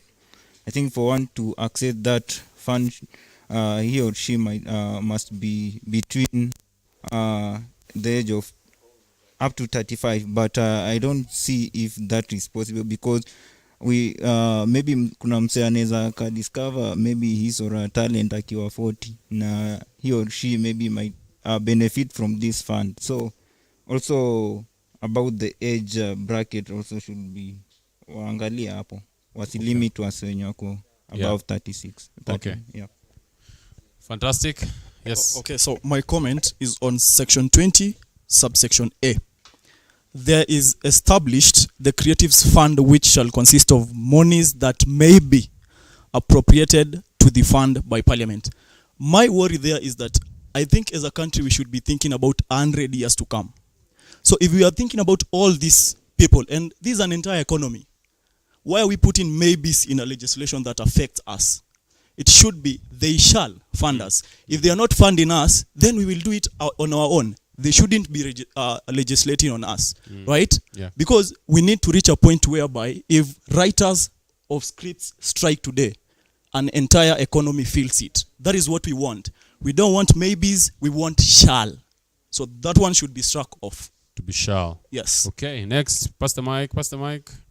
There's a lady there. So my comment is, when which section? Section 8. Okay. When nominating the persons who will be representing, can there be maybe a balance? Because most of the times we see when creatives are being represented, they only take the celebrities, those ones who are known. So can there be a balance to those who are still establishing themselves as creatives, so that it can cover all the creatives, not just the celebrity ones? Okay, that's a very valid point.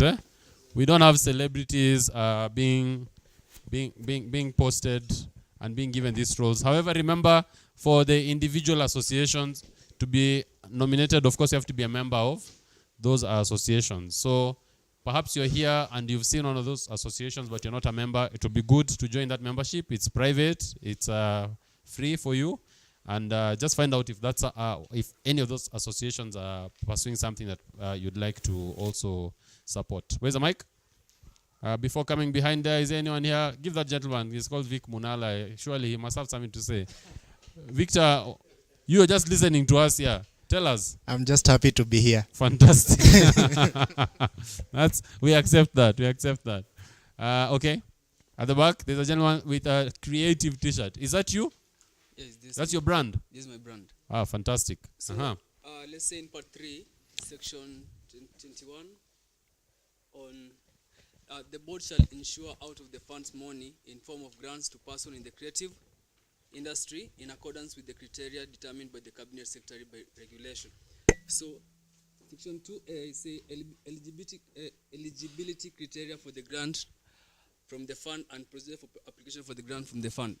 Let's say is not above the age of 35 years and above. Let's say if you're calling it about a creative industry, yeah, and you're limiting people who are above 35 years of age, so a person starting, let's say, the career of creative around 40. So, which are the criteria that this person can get support from the government? Yeah, so waite tu youth fund, waseme kama ni youth fund ama ni fund ya kila mtu. But there's also a question on part B, because remember, part of the challenge with part B is if you've ever benefited from a grant or a financial support from the national or county government, then you cannot receive a grant from this fund. I would also think that that needs to be removed. Of course, I think sometimes we have this thing we call the mischief rule, and the mischief rule suggests that when you're looking at a law, there are some laws that are created to deal with a particular mischief. Like we are trying to prevent something. So, for instance, you have someone who they've just been receiving money from funds. Fund. Amekuwa kipata do. That's what they are trying to prevent here. But the danger as well could be there's that person who only got one form of financial support. They cannot access this. So, while they are a member of the guild, while they should ordinarily get support from the fund, this needs to be justified, or perhaps to say there's a limit. Okay, if you've received X number in financial support, then you cannot receive. If you were to say, for instance, if you've received 5 million, okay, or 10 million, let's put a higher ceiling on 10 million, and we say for 10 million and above you can't get, but if you're below that, then you can get, so that it becomes more fair. Okay. Oh yeah. Kuna mtu ametupa mapera huko juu. You know? Someone somewhere. Okay? Tuendelee. Take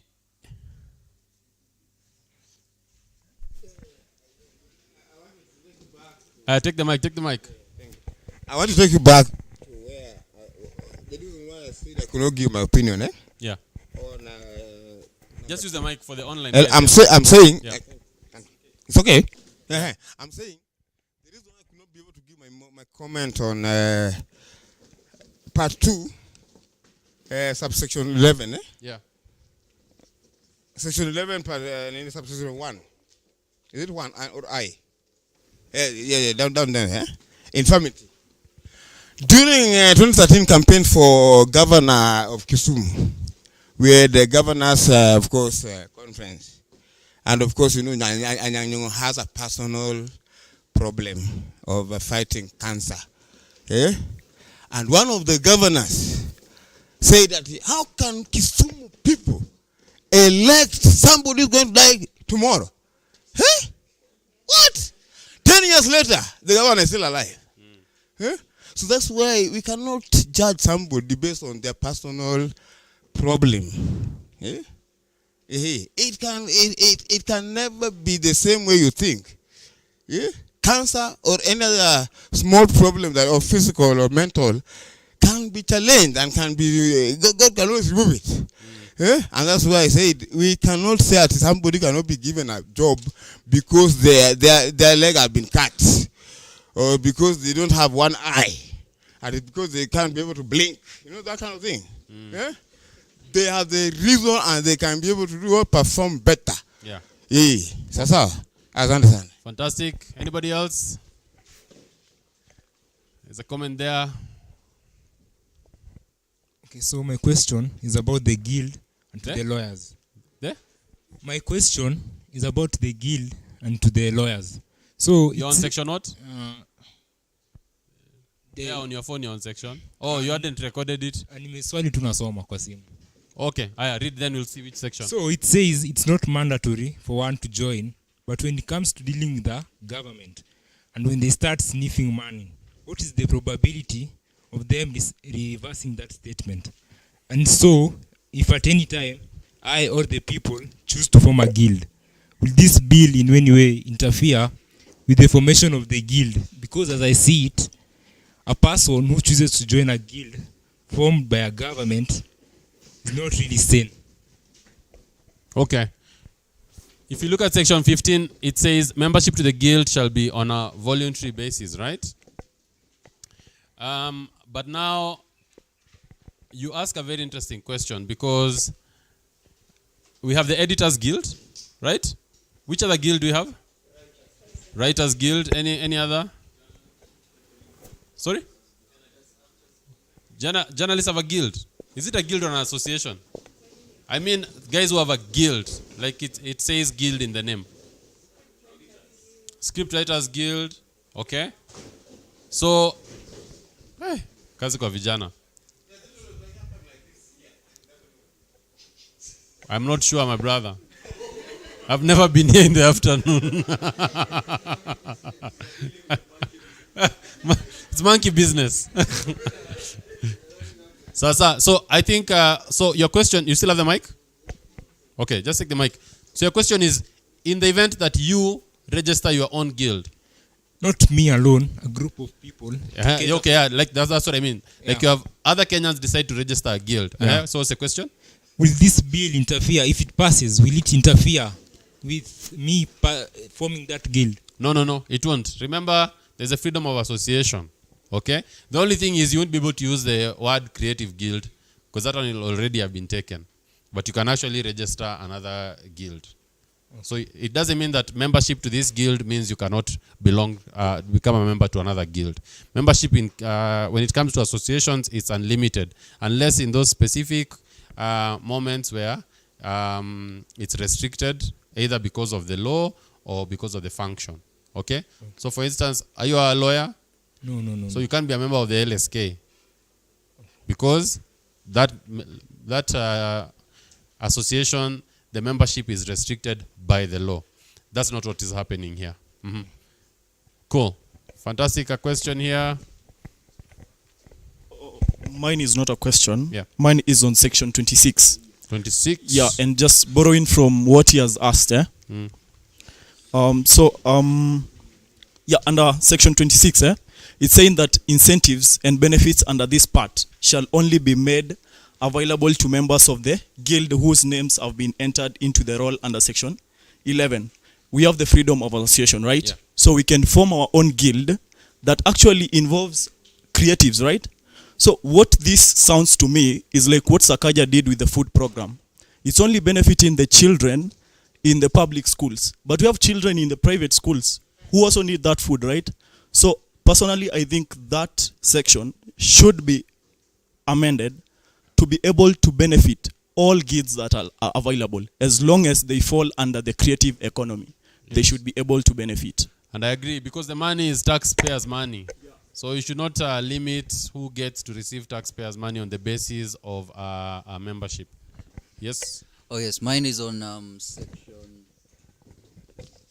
16, subsection 2. The board shall consider an application under the subsection 1 within 14 days of receipt of application. And then section 3 proceeds to say, upon consideration of an application under subsection 2, the board may approve the application and enter the name of the applicant and grant the application. But what conditions are there for one to become a member of this board? Again, this addresses the vagueness of this whole bill. So I think we need a bit more definitions on terms and exactly what's going on, so that at least people can know I can register because I have achieved this particular qualities, or I have these particular skills that put me within that bracket. Okay. Fantastic.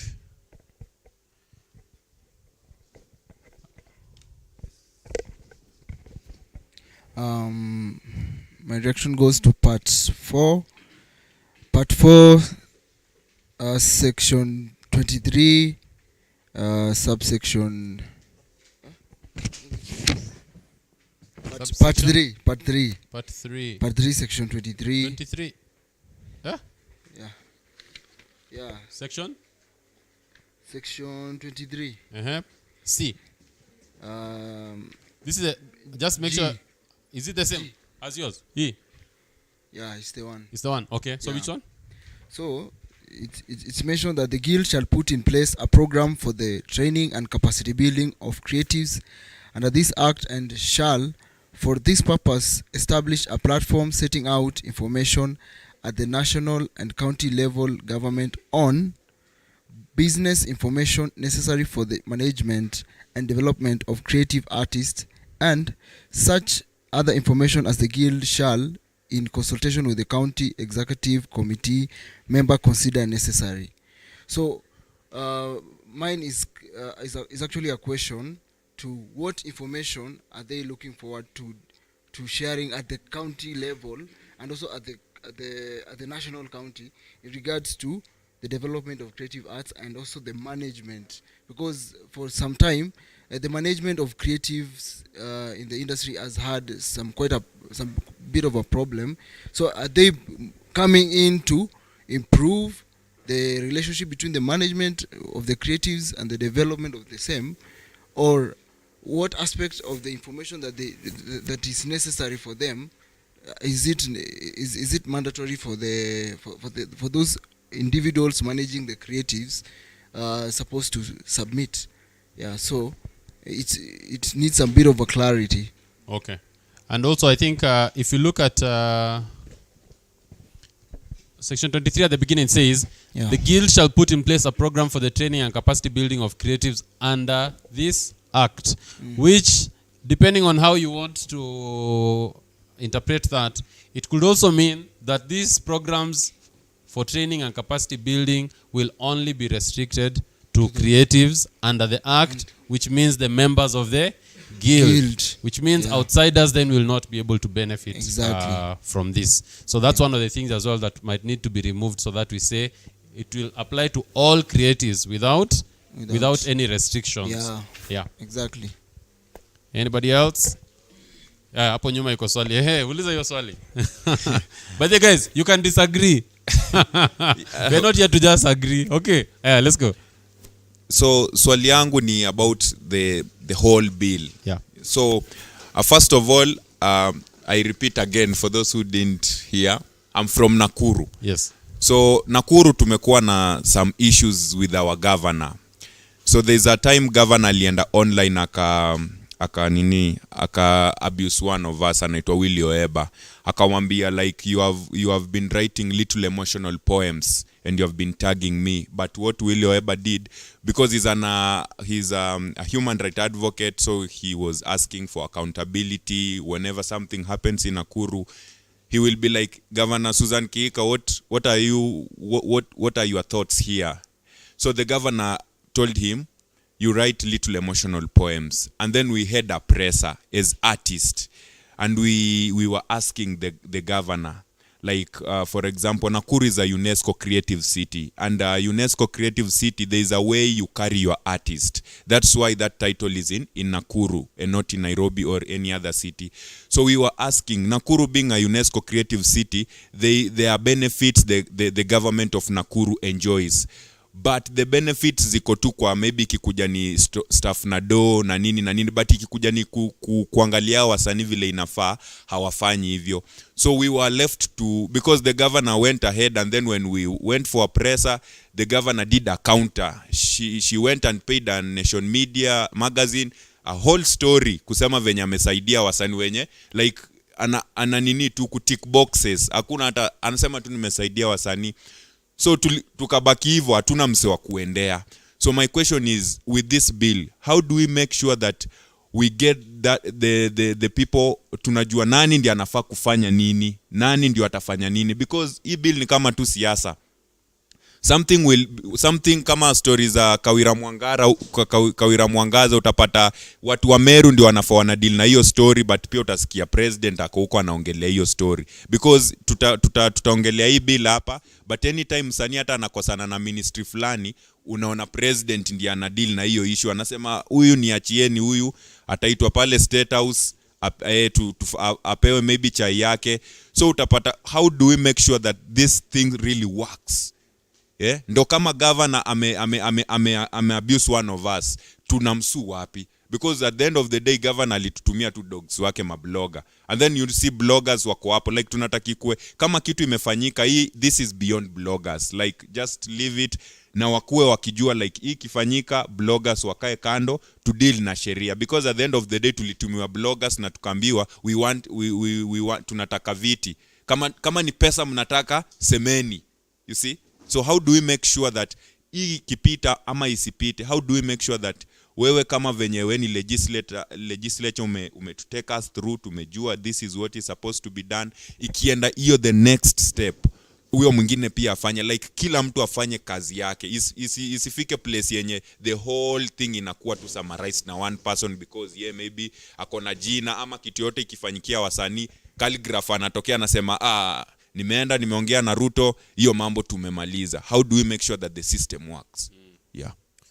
That's a good question. And I think if you look at how this act is setting up the guild will have, the board will have membership from the different creative sectors of the creative economy. Not all of them, which is why I'd said one of the things we need to actually ask ourselves is who is not represented there?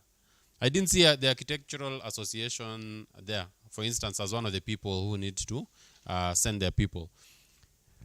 Ideally, how an association should work is that all of us in this room come together. Okay? Let's say tujite Mageuzi for Change Association. Sindio? Then we have officials. Then it means anytime as a society we have issues, we can channel them through those officials to go and be the people that are representing us. The problem with this bill as it is that number one, it's a government bill. It seeks to establish a guild with, it nose of a government, the ears of a government, the eyes of a government, the mouth of a government. It just looks like a government, except it's drawing its membership from the public. Okay? Then number two, the secretariat is purely made up of the government. There are no outsiders in the secretariat, and considering that the role that they have. So like you're saying, you may have an issue with the government, but you're going to report the government to the same government. So it becomes problematic, right? So that's one of the questions. Yeah.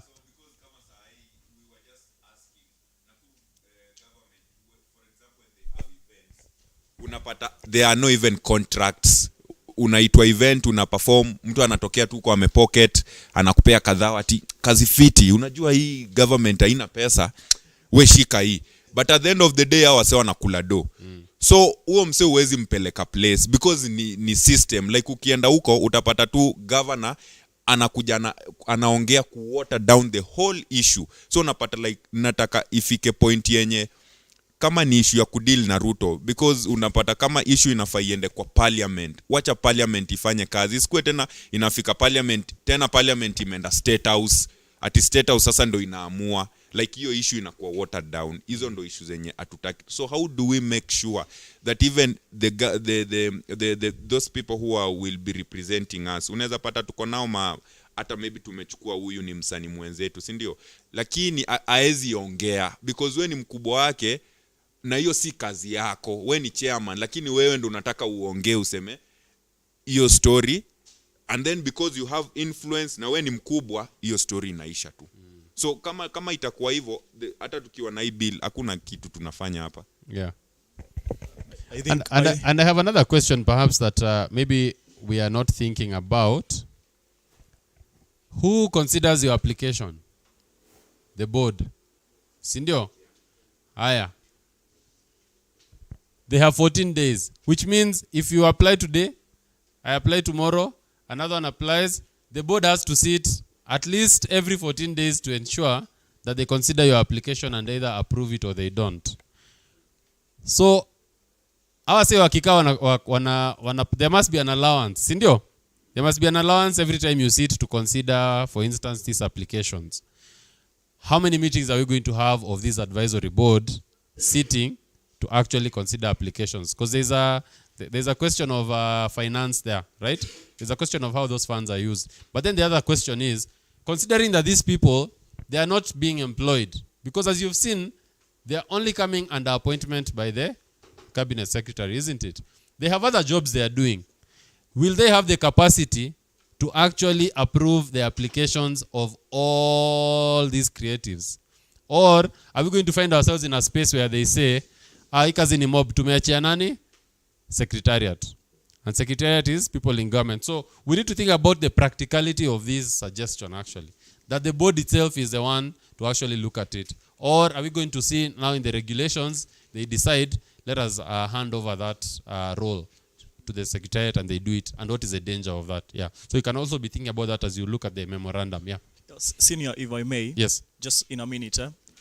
Just to answer his question, that is why we have talked about key issues which I believe she has noted down. One is that this bill is under the wrong ministry. That is number one.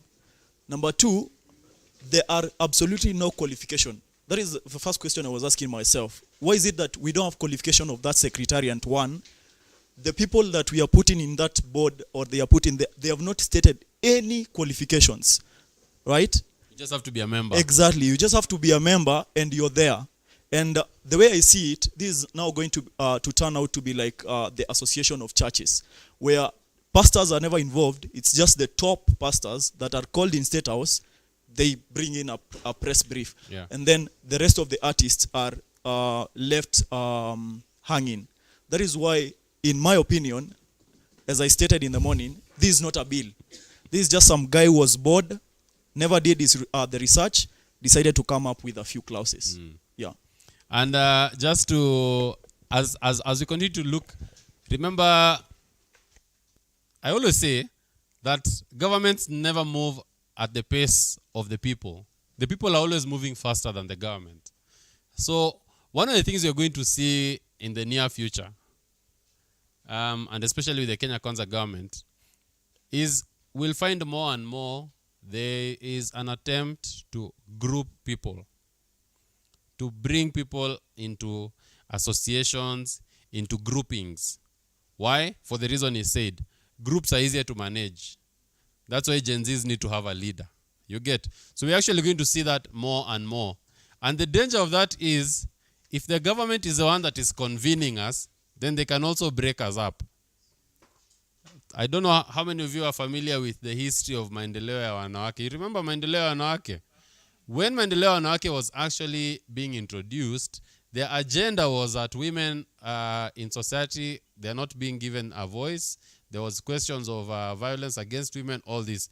What did the government do? They came in and said, kwanza tuko na nyinyi. Moi was the original OG when it comes to these things. Tuko na nyinyi. Nowadays, do you ever hear them talk about women's issues? Never. Because they are told now, start changaing money, sijui what. You completely lose focus because there is a person who's actually in the middle of it. So even as the government is calling us to associate, we always must remember the reason why the freedom of association exists in the Constitution is so that the people themselves can organize themselves. And that power should never be taken away, because once that power is taken away, then mtapata sasa you're in associations where their leaders, you don't know who elected them, you don't know how they've been put there. And then, because government has realized that there's a lot of potential in the creative economy, I'm not a prophet, but one of the things you're going to see as we go is you're going to have people who are also cropping up trying to establish associations or to bodies, because that's the only way they are going to be able to get resources from the government. Because at the end of the day, it's always a conversation about money. The problem with us creatives is we start this conversation from the point of talent. It's not about talent. Guys, let me show you why it's not about talent. Unajua mnaweza sema mimi ati I'm an activist. Whose exploitation may result in the creation of wealth. This is about money, whether you want to admit it or not. The reason why people are being brought together is because of money. So money is always the thing that is at the center of all these ideas and all these moves that we see people taking. So always have that at the back of your mind. And how to even look at some of these government moves is to ask yourself, where is the money going? Who has the money? And where is the money going? And who gets the money? Yeah. There's a tuanze hapa au ya jongea. Nataka kwanza mtu ajongea. Where's the mic? Here. Actually just a bit of a concern. I've tried to capture what you said, but what I'm hearing, like, is everything on this bill is not working. For example, you've said like there is no qualification for the secretariat. So ideally, the idea was tukuje pamoja, we point out what we want, ama what we do not want, and give solutions. So for example, if it's the secretariat, what are we suggesting? But sasa, pia I've noted that like most of the things are not working. So should we give a secretariat, like that section, a solution, or what's the plan? Because it's either we do like a proposal that includes it, we were to do a joint memorandum, yeah, and then submit it. But sasa, and as we do that, we need to give a justification and also a solution. Yeah. So in short, I'm saying I've had some bit of solutions, but at this point, do we have solutions? You want more? Okay. Let's fix but it. But you have to reject with a justification.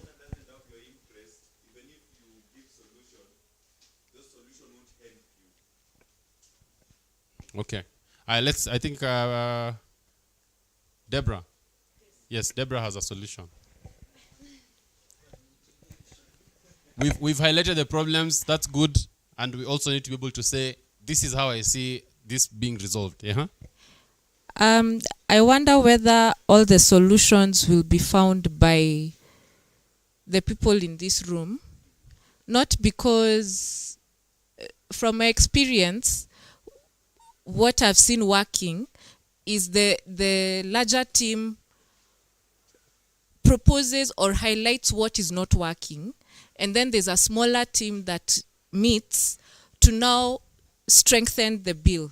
So there are sometimes you will find some solutions, and there are other times you'll find that you need to either come up with the solution yourself or consult with someone on the side to find that solution.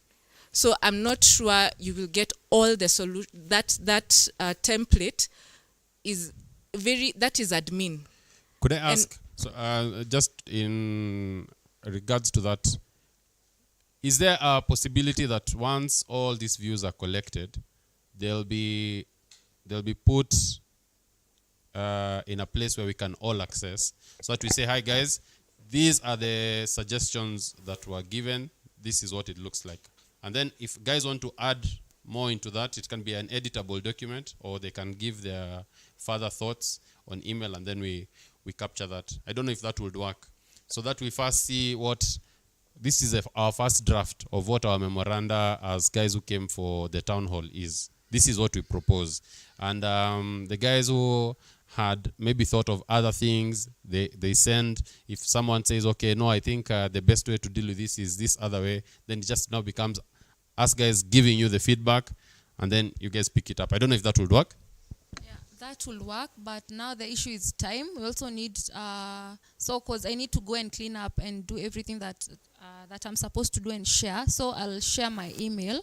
Then maybe, I don't know, put in a Google Doc. I'm not sure how to go about it. But now, how are you going to access it? Everyone here needs to follow the power page, both on socials, right? Please follow the power page. Then as soon as the first draft is ready, it's just to post it and say it's ready, send feedback on this email. And that, I think, makes you out easier. That's my suggestion. Okay. I don't have to be right, guys. What do you think? Okay. I have a question. Yeah. You have been there. She has been there.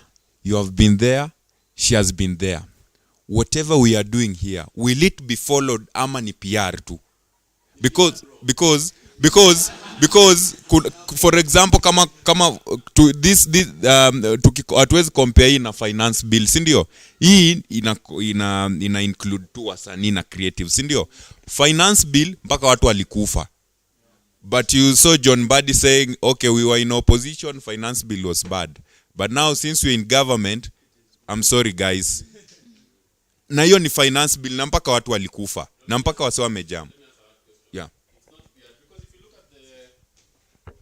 If you look at your programs, the final thing we had to do was to actually collect feedback and recommendations. Because this is the idea. Once we leave this place, power as the conveners, and because they represent a lot of creatives, power has the capacity to actually go before the Senate and say, we are Power 254, we have all these creatives we deal with, we had a town hall, we organized, this is the feedback that they are giving. So what you would not have been able to do, she is able to do it on your behalf. That's why we are collecting all this. So, yeah. Oh, uko mbele. No, so that's I think.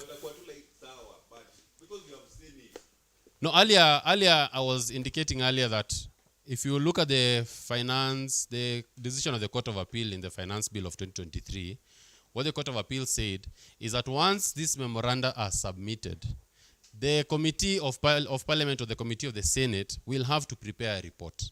In that report, they will say, this is the feedback we received on each of these clauses. This is the feedback we took. This is the feedback we didn't take. This is the reason we didn't take that feedback. They have to give reasons for that. The importance of that is, in the event that bill is passed, you can now come and challenge it on the basis that, for instance, you took our views, but you never considered them. So it doesn't end here. And the Constitution, that's why the Constitution is the way it is. It has sufficient safeguards that hata msee akikuja kucheza kadi hapo, bado mtamshikia huko mbele. Yeah. I still haven't made my contributions to the bill, but also to say that, remember, it came back in a different way. It was in a different way last year, and it has come back. So if they pass it, you have reasons to go to court and object to it, and you might say, yes, court ni kipindi, but it actually works. And actually, for me, the point is, because it was there last year, and they did move with it, it means that there is some sort of resistance they are seeing. So even this one, if we continue to oppose it, there is a high possibility that they will listen. So I would say let's not give up. Me, I have seen quiet diplomacy on the side works. I have seen it working. So let's not give up. There's that one on the front, which is important, we must continue, but there's also the office diplomacy, and it also works. Yeah. So allow me to make my comments on the board, the advisory board. I have a rebuttal to the formation, the registration, and approval of applications. The Ministry of Culture or the Ministry of Arts, I don't even know which one it is right now, registers artists for the sake of recognition, so that they can use that certificate of recognition to go to a foreign mission, say the Embassy of Canada or even the Ministry of Foreign Affairs in Kenya, to be able to travel outside to access other opportunities. So any registration should be for recognition purposes only, and it already exists anyway. Yeah. So it is highly redundant and should be moved on. Okay. I have another rebuttal to what you said on everything is about money. Yes, money is important, but when it comes to culture, monetizing culture is a problem. Leaving it to just the monetary elements is a problem. Yes, this bill works with money, but it should be money within a larger context. And the biggest issue we have is that our laws are passed without not just policies, but underlying philosophies. Because if I were to ask you what the Kenyan philosophy is, you don't know. And it's because we also don't know.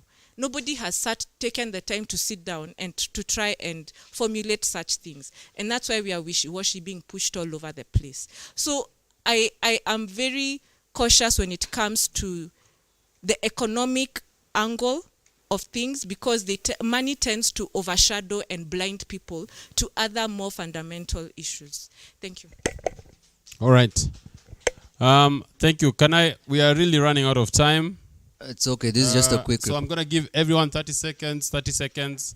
Nikikusimamisha usimame tu. Please. Haya, 30 seconds begin now. Sawa basi. Do I stand? No, okay, either way. So my recommendation is this. This is a public awareness platform. This is public awareness we're creating. This is, informing the people who do not know about this thing. But my only issue is one. We are in Nairobi right now. And we already mentioned creativity is about culture. culture, we have over 47 tribes. We've not gone to Kisumu, we've not gone to Mombasa, we've not even gone to Turkana or even Garissa, and just, inform people there's a creative bill coming and it covers these issues. This is what we have and this is what we are suggesting. What do you think? So my suggestion is that as Power 254, if you could just expand the reach of this thing, use social media, use the other platforms that are there for creatives, all the organizations that have pages, we could use those pages to promote what we've done today and at least get feedback within the time that we have. That's all I Thank you. 30 seconds done.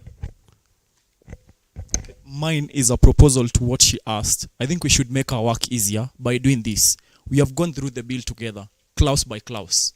How about we just vote on whether we are rejecting all of it for the reasons we have already discussed? We don't have to repeat them. We have discussed all those reasons. Some people are left out. There's discrimination.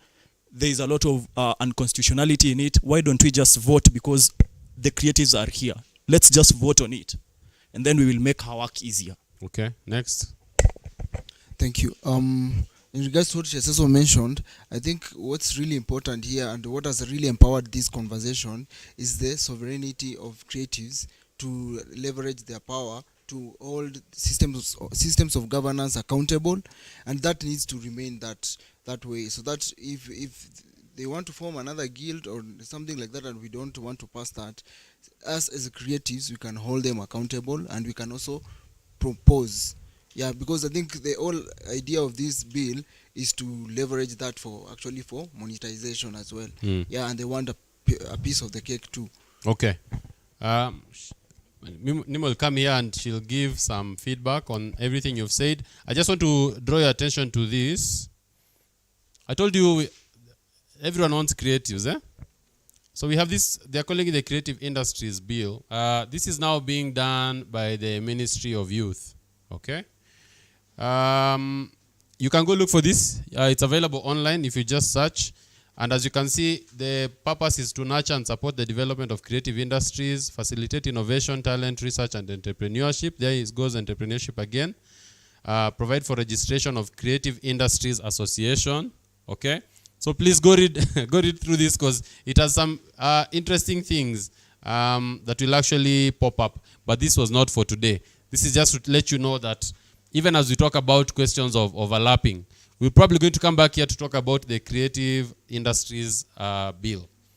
And then we'll be asking ourselves, the things we discussed about the other bill, are they being replicated here? Are we having the same issue? Fantastic. Thank you very much. I have put here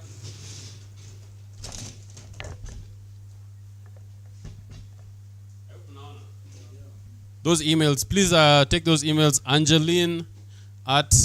Oh, sorry. Question, yeah. Sorry. She will hear your question. Let me tell them to record this and then you can ask it. Is that okay? Yeah. Angeline at power254.org.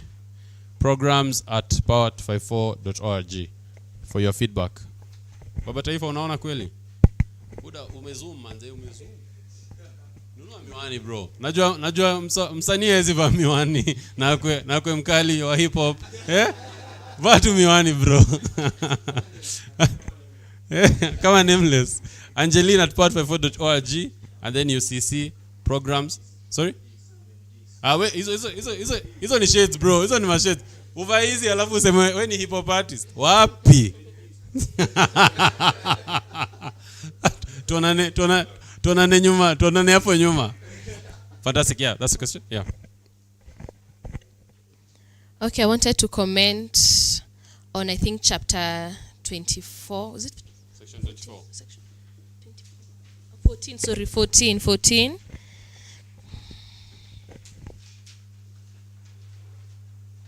Yeah.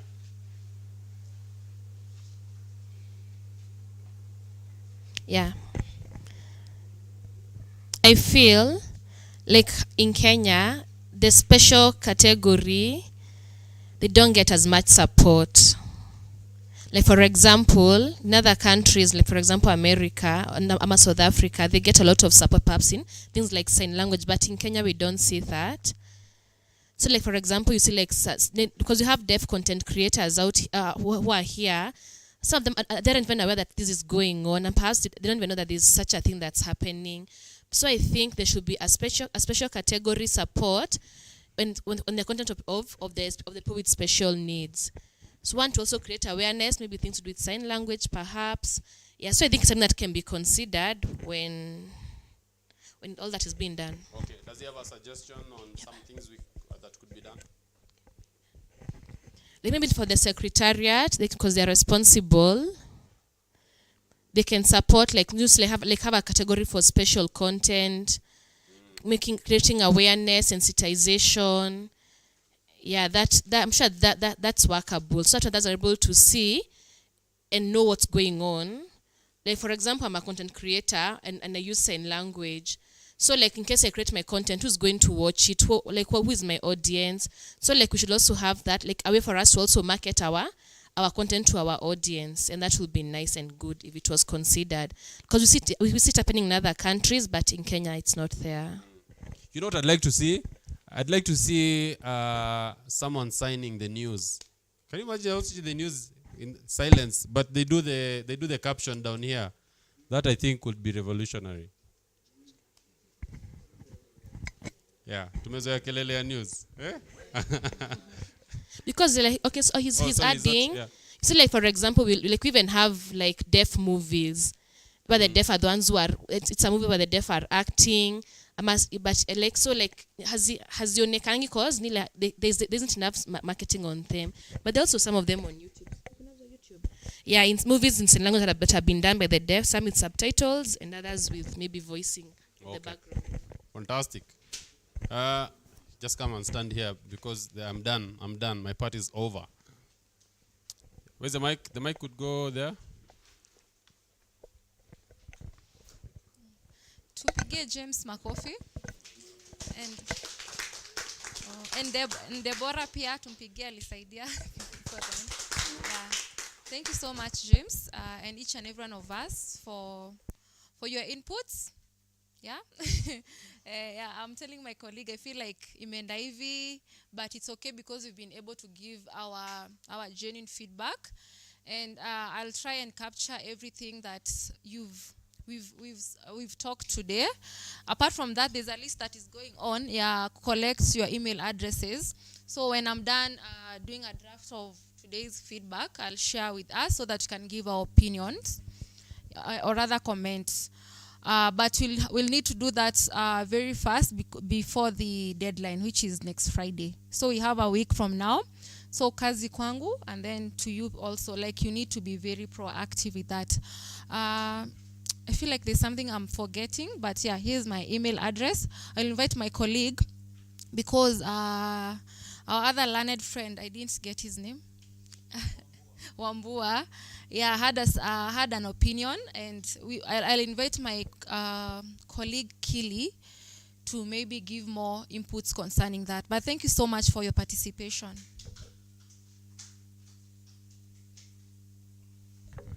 Good evening. It's been really good day. Sindio? Muna feel aje kama wasanii? Muna kuwa represented? You've heard your voices aired, sindio? So at least we have collected your views regarding this particular bill.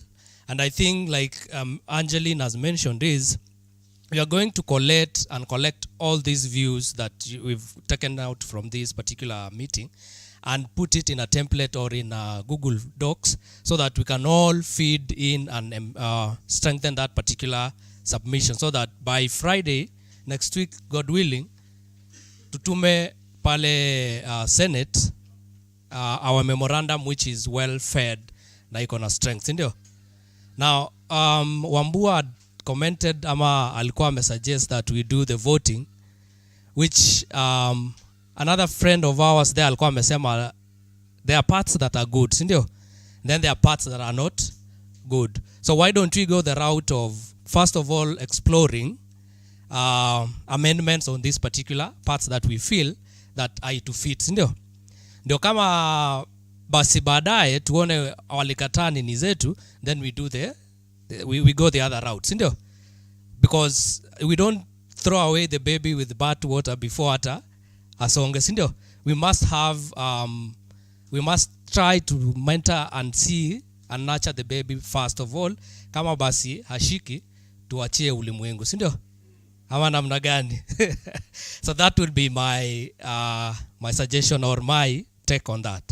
So thank you very much. Now, lastly, the last activity that we want to undertake for very few minutes, I think 3-5 minutes, we want to get feedback now, specifically on how this event was, so that the next or the future events, we may tailor make it or improve on our side, sindio? No, sisi kama creatives to feel that we have a space that fits all of us, right? And there's also a survey, I don't know if it was shared, that covers, we take a few minutes, 4-5 questions ambayo we'll share right now kwa page, because it's an online survey. Ni una type tu kwa simu yako few things, alafu tunapata hiyo survey, because we want to understand your position, if you've been well represented, ama kunakuwa na issue gani na mambo ya participation. I think for most people this has been the first public participation on a bill or on policies, if I'm not very wrong. Now, how can we as an organization and other organizations that deal with issues to do with the youth improve, or youth and creatives in that matter, improve on their programs or on their such events, so that we feel or we have represented or representatives of all of us being felt? Just 2 minutes. Where is that mic?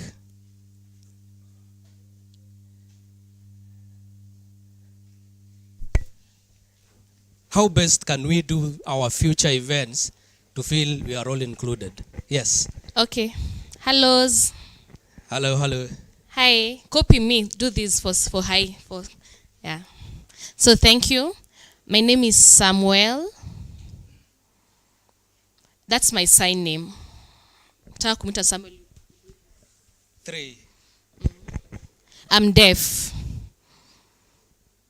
Today, I'm very, very happy. It's my first time participating in such a public participation, because most of the times you see like the deaf people are kwangi part of the meeting. So I'm also grateful for Power 254 for also including us together with an interpreter here, because many places where the deaf people go, we suffer. Hakuna interpreter. So we don't even get the information that we should get. But now I'm very happy, and thank you so much. Asante. Thank you. Yes, there's a hand behind. Hi, my name is Eugene. I'm just a quick mention. We have this platform going on right now, and as we've had, the deadline is in 1 week. So my suggestion would be have these platforms, or rather this public awareness platforms, happen in timely manner. Because now in 1 week we wouldn't be able to reach so many communities, as I mentioned earlier. So that's pretty much all. But I love this, and this is really good for the creative economy. We should be constantly informing the creatives, because most of us are just worried about our works, our creativity and all that, but we are not really looking at what systems are there to ensure that we are able to make a livelihood out of this, and even make a living out of this, or maybe even promote our art and our work to more countries. Thank you very much. You're welcome. That is very valid, and thank you for that. Well taken. Great. So the idea is to keep the conversation going, right? Yes, sir. So I think we can also do that through, I've seen people have taken pictures of this place, the Power 254. So Power 254, you should allow people to tag you. Absolutely. So that when people, maybe my fan will go, maybe they will see that video or that picture, and they will like, our Power 254 ni kina nani. So when they tap, they will find you, what you do. So maybe msane za kwa tu interested, they deal with policies. Let me read. Like, uwezi jua itafikia nani. We should peer if we, niliona everyone was saying their social media handles. So maybe when you post something that happened today, if you can tag everyone, na huyo mwingine pia tag, so to keep the conversation going. Dofani has a large audience on Instagram, on Twitter. Like akipost kuna tu ile crowd kidogo ana influence, akicombine na ya Wambua, acombine na ya Angie, acombine na yangu. Hiyo conversation inafika mbali sana. So utapata, because sisi wenye tuko privilege kukuapa, we should be brand ambassador wa wale wenye wajakuwa. So when you go hata uko home, keep the conversation going. Just share with one person what you learned today and what was all about. Yeah, I think that's Asante good. sana, and that is very good. Thank you for that comment. Asante sana. And can we all of us follow our pages, social media pages? Sawa sawa. So that we'll keep this conversation going. We'll keep posting what is affecting us as youth, as creatives, and as nation, our citizens of the Republic again, because we do governance activism. So we'll do all that in our pages. Sawa sawa. Thank you very much. Yes, sir. Hi, guys. Hi. For those who didn't hear my name, at first I'm Adin Orina.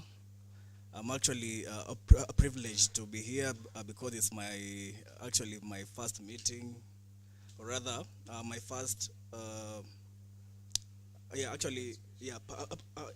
public participation actually, and in which I've seen whatever you guys are doing actually is a very good thing, and in which actually most people don't know this kind of thing, or rather such kind of thing does happen. So as my friend here has said, in terms of us being the brand ambassadors of this, I think we're supposed to hearken on to that.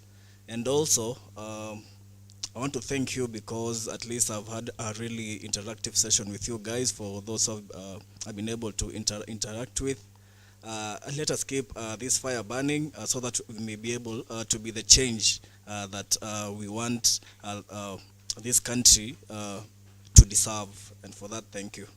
Asante sana. Asante kabisa. Kindly also mention tutafanya aje. As in, we really want to improve our interaction and our conversations going forward. Sawa sawa. There's a hand back there. Tusaidiane wote kupigania nchi yetu, si ndio? Okay, thank you so much. My name is Miriam Nafula. I come from the Emerging Leaders Foundation, an non-governmental organization working in the space of civic education, governance, and leadership. This is about my third public participation to participate here in Nairobi. I personally come from Bungoma County. So this is one of the greatest town hall engagement that I've been able to participate, and I can see the preparation has been good. Young people have been given an opportunity to actively engage on matters that concern them, especially our artists, our content creators. I also got a chance to give my inputs on the Finance Bill 2024, and these are some of the questions that we were trying to raise, just to see that our content creators, our artists are not maybe discriminated when it comes to taxation. So such kind of conversation organized the Power 254. I really hope that it will continue going forward and bring as many young people together to discuss the issues that are affecting them. Then another thing is about making sure that this event goes live in your socials. Actually, it has widened the reach, and even somebody who is even from Bungoma or Trans Nzoia can be able to to contribute to what's happening in Nairobi. And as it was also requested earlier, maybe if this thing can also maybe be devolved to the county level, it can be helped to nurture those grassroots, content creators or artists to contribute toward the cause of national building, and also issues that affects them when it comes to policies, when it comes to bills, and also just to defend the rights of our artists. Thank you. Asante sana. Asante sana for that particular comment. We'll indeed keep improving, and as you said, keep the conversation going. Just to mention is, there's another bill for demonstrations and protest bill at the National Assembly. So that also we will call such town hall meetings. We get views from the youth, from the public on the same. So let's keep on engaging. Let's keep on reading actually. Tunaona walituambia siku zile sisi ni digital workers tu, hakuna kitu tulifanya. Mambo ilikuwa aje? Now, yes. Hello everyone. Hello. My name is Selena. Today I came here as an artist, a musician. And firstly, I'd just like to thank Power 254 for this lovely engagement that we've had. I've also socialized, met new people. So yeah, thank you very much. And I look forward to more. And I think my feedback would be, I would have loved to have specific representatives per se from these associations that we are discussing about, from the Writers Guild, from MCSK, from if we had specific representatives that were sent forward from these associations to also give in, despite just having members of the public as well, it would have been very interesting. Sure. Yeah. So having all stakeholders in the meeting. Yes. Thank you. Great. Thanks. Great. His hand was up. Thank you very much. In regards to this engagement, I think this is my third engagement into public participation in such bills. And what I would recommend going forward, I think all of us here in the morning had shared our social media handles, and probably maybe some of us who are not able to capture that. Probably if with your permission, you guys can probably form a WhatsApp group where we can have a document template where we can also share those social media and LinkedIn profiles, so that it will be more effective as compared to the one we were doing in the morning of just sharing our random social media handles. That may not be effective for someone who was not using their phone or was not noting down. Yeah, so we can do that, and even for the follow-up for the outcome of this, it could be even be easier for those who will have shared, and if we can also add other people who would have rather been here attending this forum, participate at the online space as well. Yeah. So thank you my very much. contribution. Asante sana. I think your hand is up again. Maybe the mic guy can speak. Yes. Okay. My name is Mosenda Jacob. I'm a journalist stroke content creative content curator at Usanifu News and Karakana. Okay, my suggestion or an input on this, maybe you have thought of this or you have done it before. You can recall how the Power of Digital All Tech did on Mandamano on Twitter Spaces. Maybe for the sake of those who did not make it here, just to add on what he has said, you can take this conversation online for a Twitter Space or any other platform to get more input from other creatives around. Yeah. Asante sana. I think that is a very brilliant idea. And just to mention that, I think we'll create that WhatsApp group, although most people do not usually like WhatsApp groups per se. But since we have community of artists, community of creatives actually, now in this room, and those who are earlier here, we can do that specifically for this particular bill and any other bill that touches on creatives. You know, alternatively, again, I would suggest that maybe during our submissions through this email, we can keep the conversation going, and maybe you mentioning your name, introducing yourself in the and adding your social media handles, so that we add you and tag all of us. Sindio? Sawa. But we will have that space and definitely make this a creative community. Yes. Okay, so my recommendation is that number one, I think we can also not just be waiting for bills to be presented in Parliament by MPs, knowing very well that most of these bills are actually lobbied by people behind it, like companies and everything, and then they come to affect us. We can also come up with bills because there is that option in the Constitution. Yes. And then number two, Power is a big brand. I saw your work during the Mandamano, and I thank God because some of the people like me who are at the front lines are alive because of people like you and people like this. So feel great for doing that. That is why some of us are alive actually. Yep. So we can use Power to bring all these young people. We don't have to listen to MPs line every day at the State of Nation in Citizen. We also want to listen to these young people. You don't have to have a degree in certain area. We just want your views. And then the other one is we also have county bills. We shouldn't just limit ourselves to national bills. We can also go to counties because we have creators there. We have young people there. We can also go to constituencies. What is being done there? Let Power unveil that to the public so that we are able to also know from the grassroots roots. Thank you so much. Asante sana, and those are very valid, well taken in. And just to mention, kindly follow our, as in the people who followed our socials, the survey that I was mentioning, a link was posted on the stories.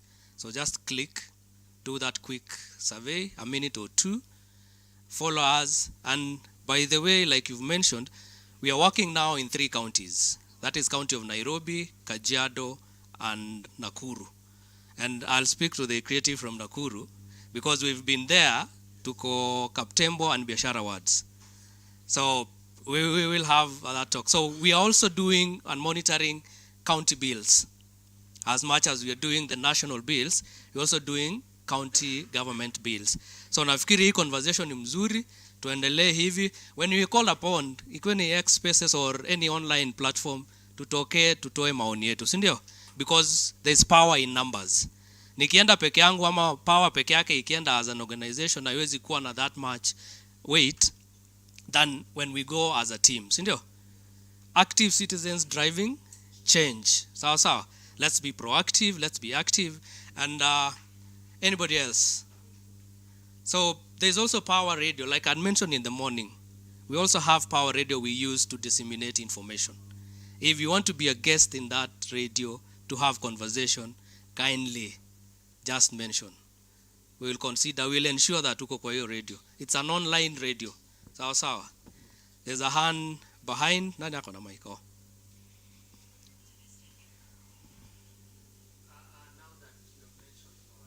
Yes, sir.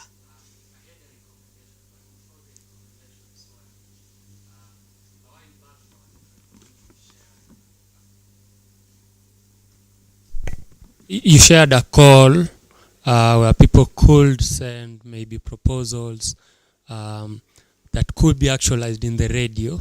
So I'm just asking, because I did share a proposal and I've never received any response, not even a no. Proposal so, on what particular? It was actually a podcast program. Yeah. Podcasts? Yeah, program that was supposed to be actualized in the radio.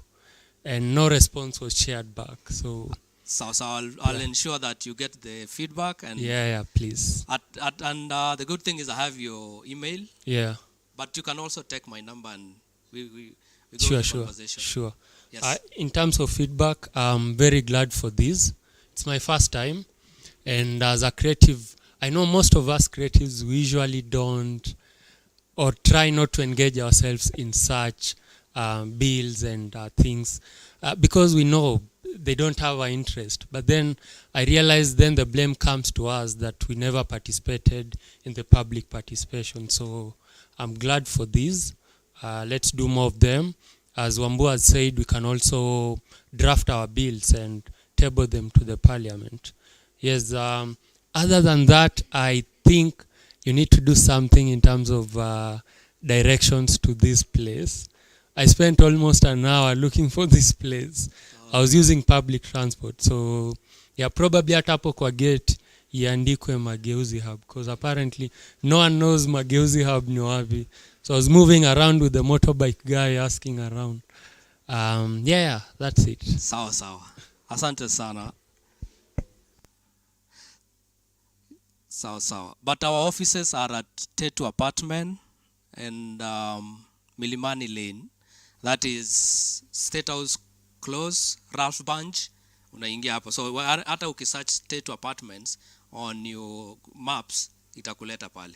Ama you just search Power 254 and the maps will be able to take you to our offices.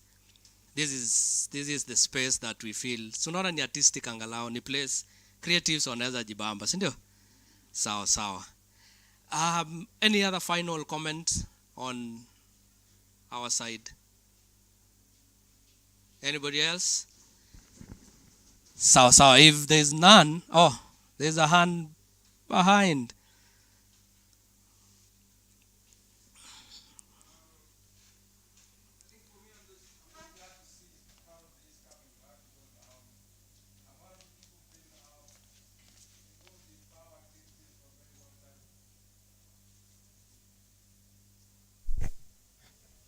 Yeah, I've been involved in activities at Power, since what 2013. I'm not sure, but there used to be this culture of conversations around issues.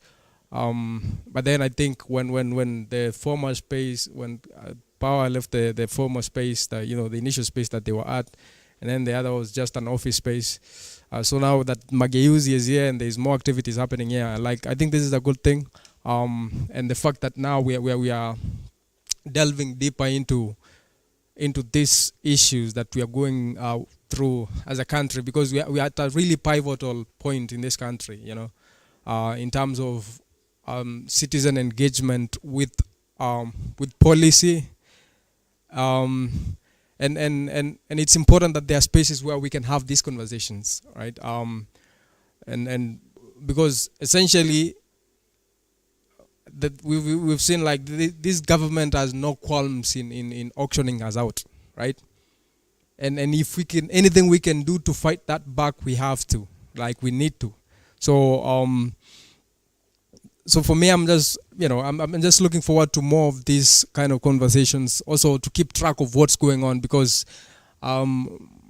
unless there's somebody bringing up this conversation closer to us, then it becomes very hard to even keep up, because we are talking about the finance bill the other day, there's the Ndengu bill, whatever, there's the animal feeds bill, there's there is several agricultural bills, by the way, Zenye. They are very critical.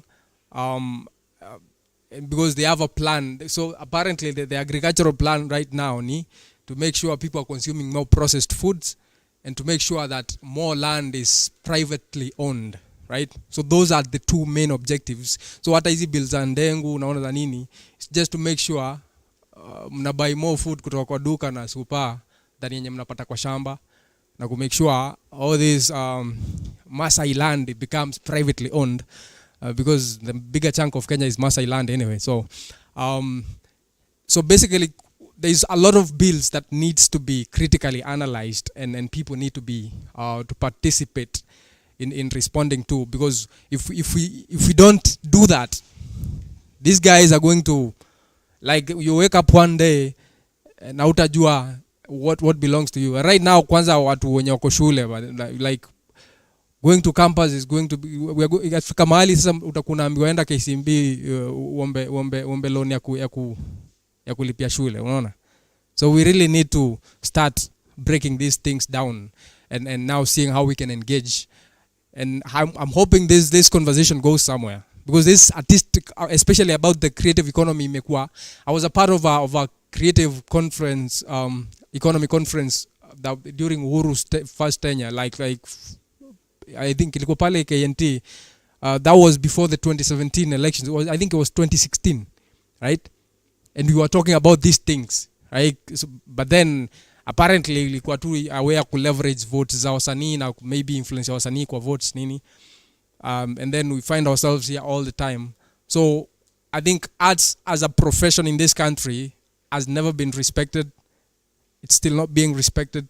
And even going through this bill, the premise itself ni mbaya to because wanaturusha kwa ministry ya trade, and there's a ministry of culture, and then bado we are kwa ministry ya youth na nini. So tutakuwa hiyo confusion peke yake from that top level tunashindwa tuko wapi, unaona? So we really need to think through these things and make sure that we don't get thrown into more confusion than we already in. Thank you very much. Thank you. I think he closes up and wraps up this conversation in a very beautiful manner, sindio? So tukae rada yao wase, ama namna gani? Tukue kwa rada yao, sindio? Wasitucheze hapa na pale. So that would be the last conversation or the last comment I have. We have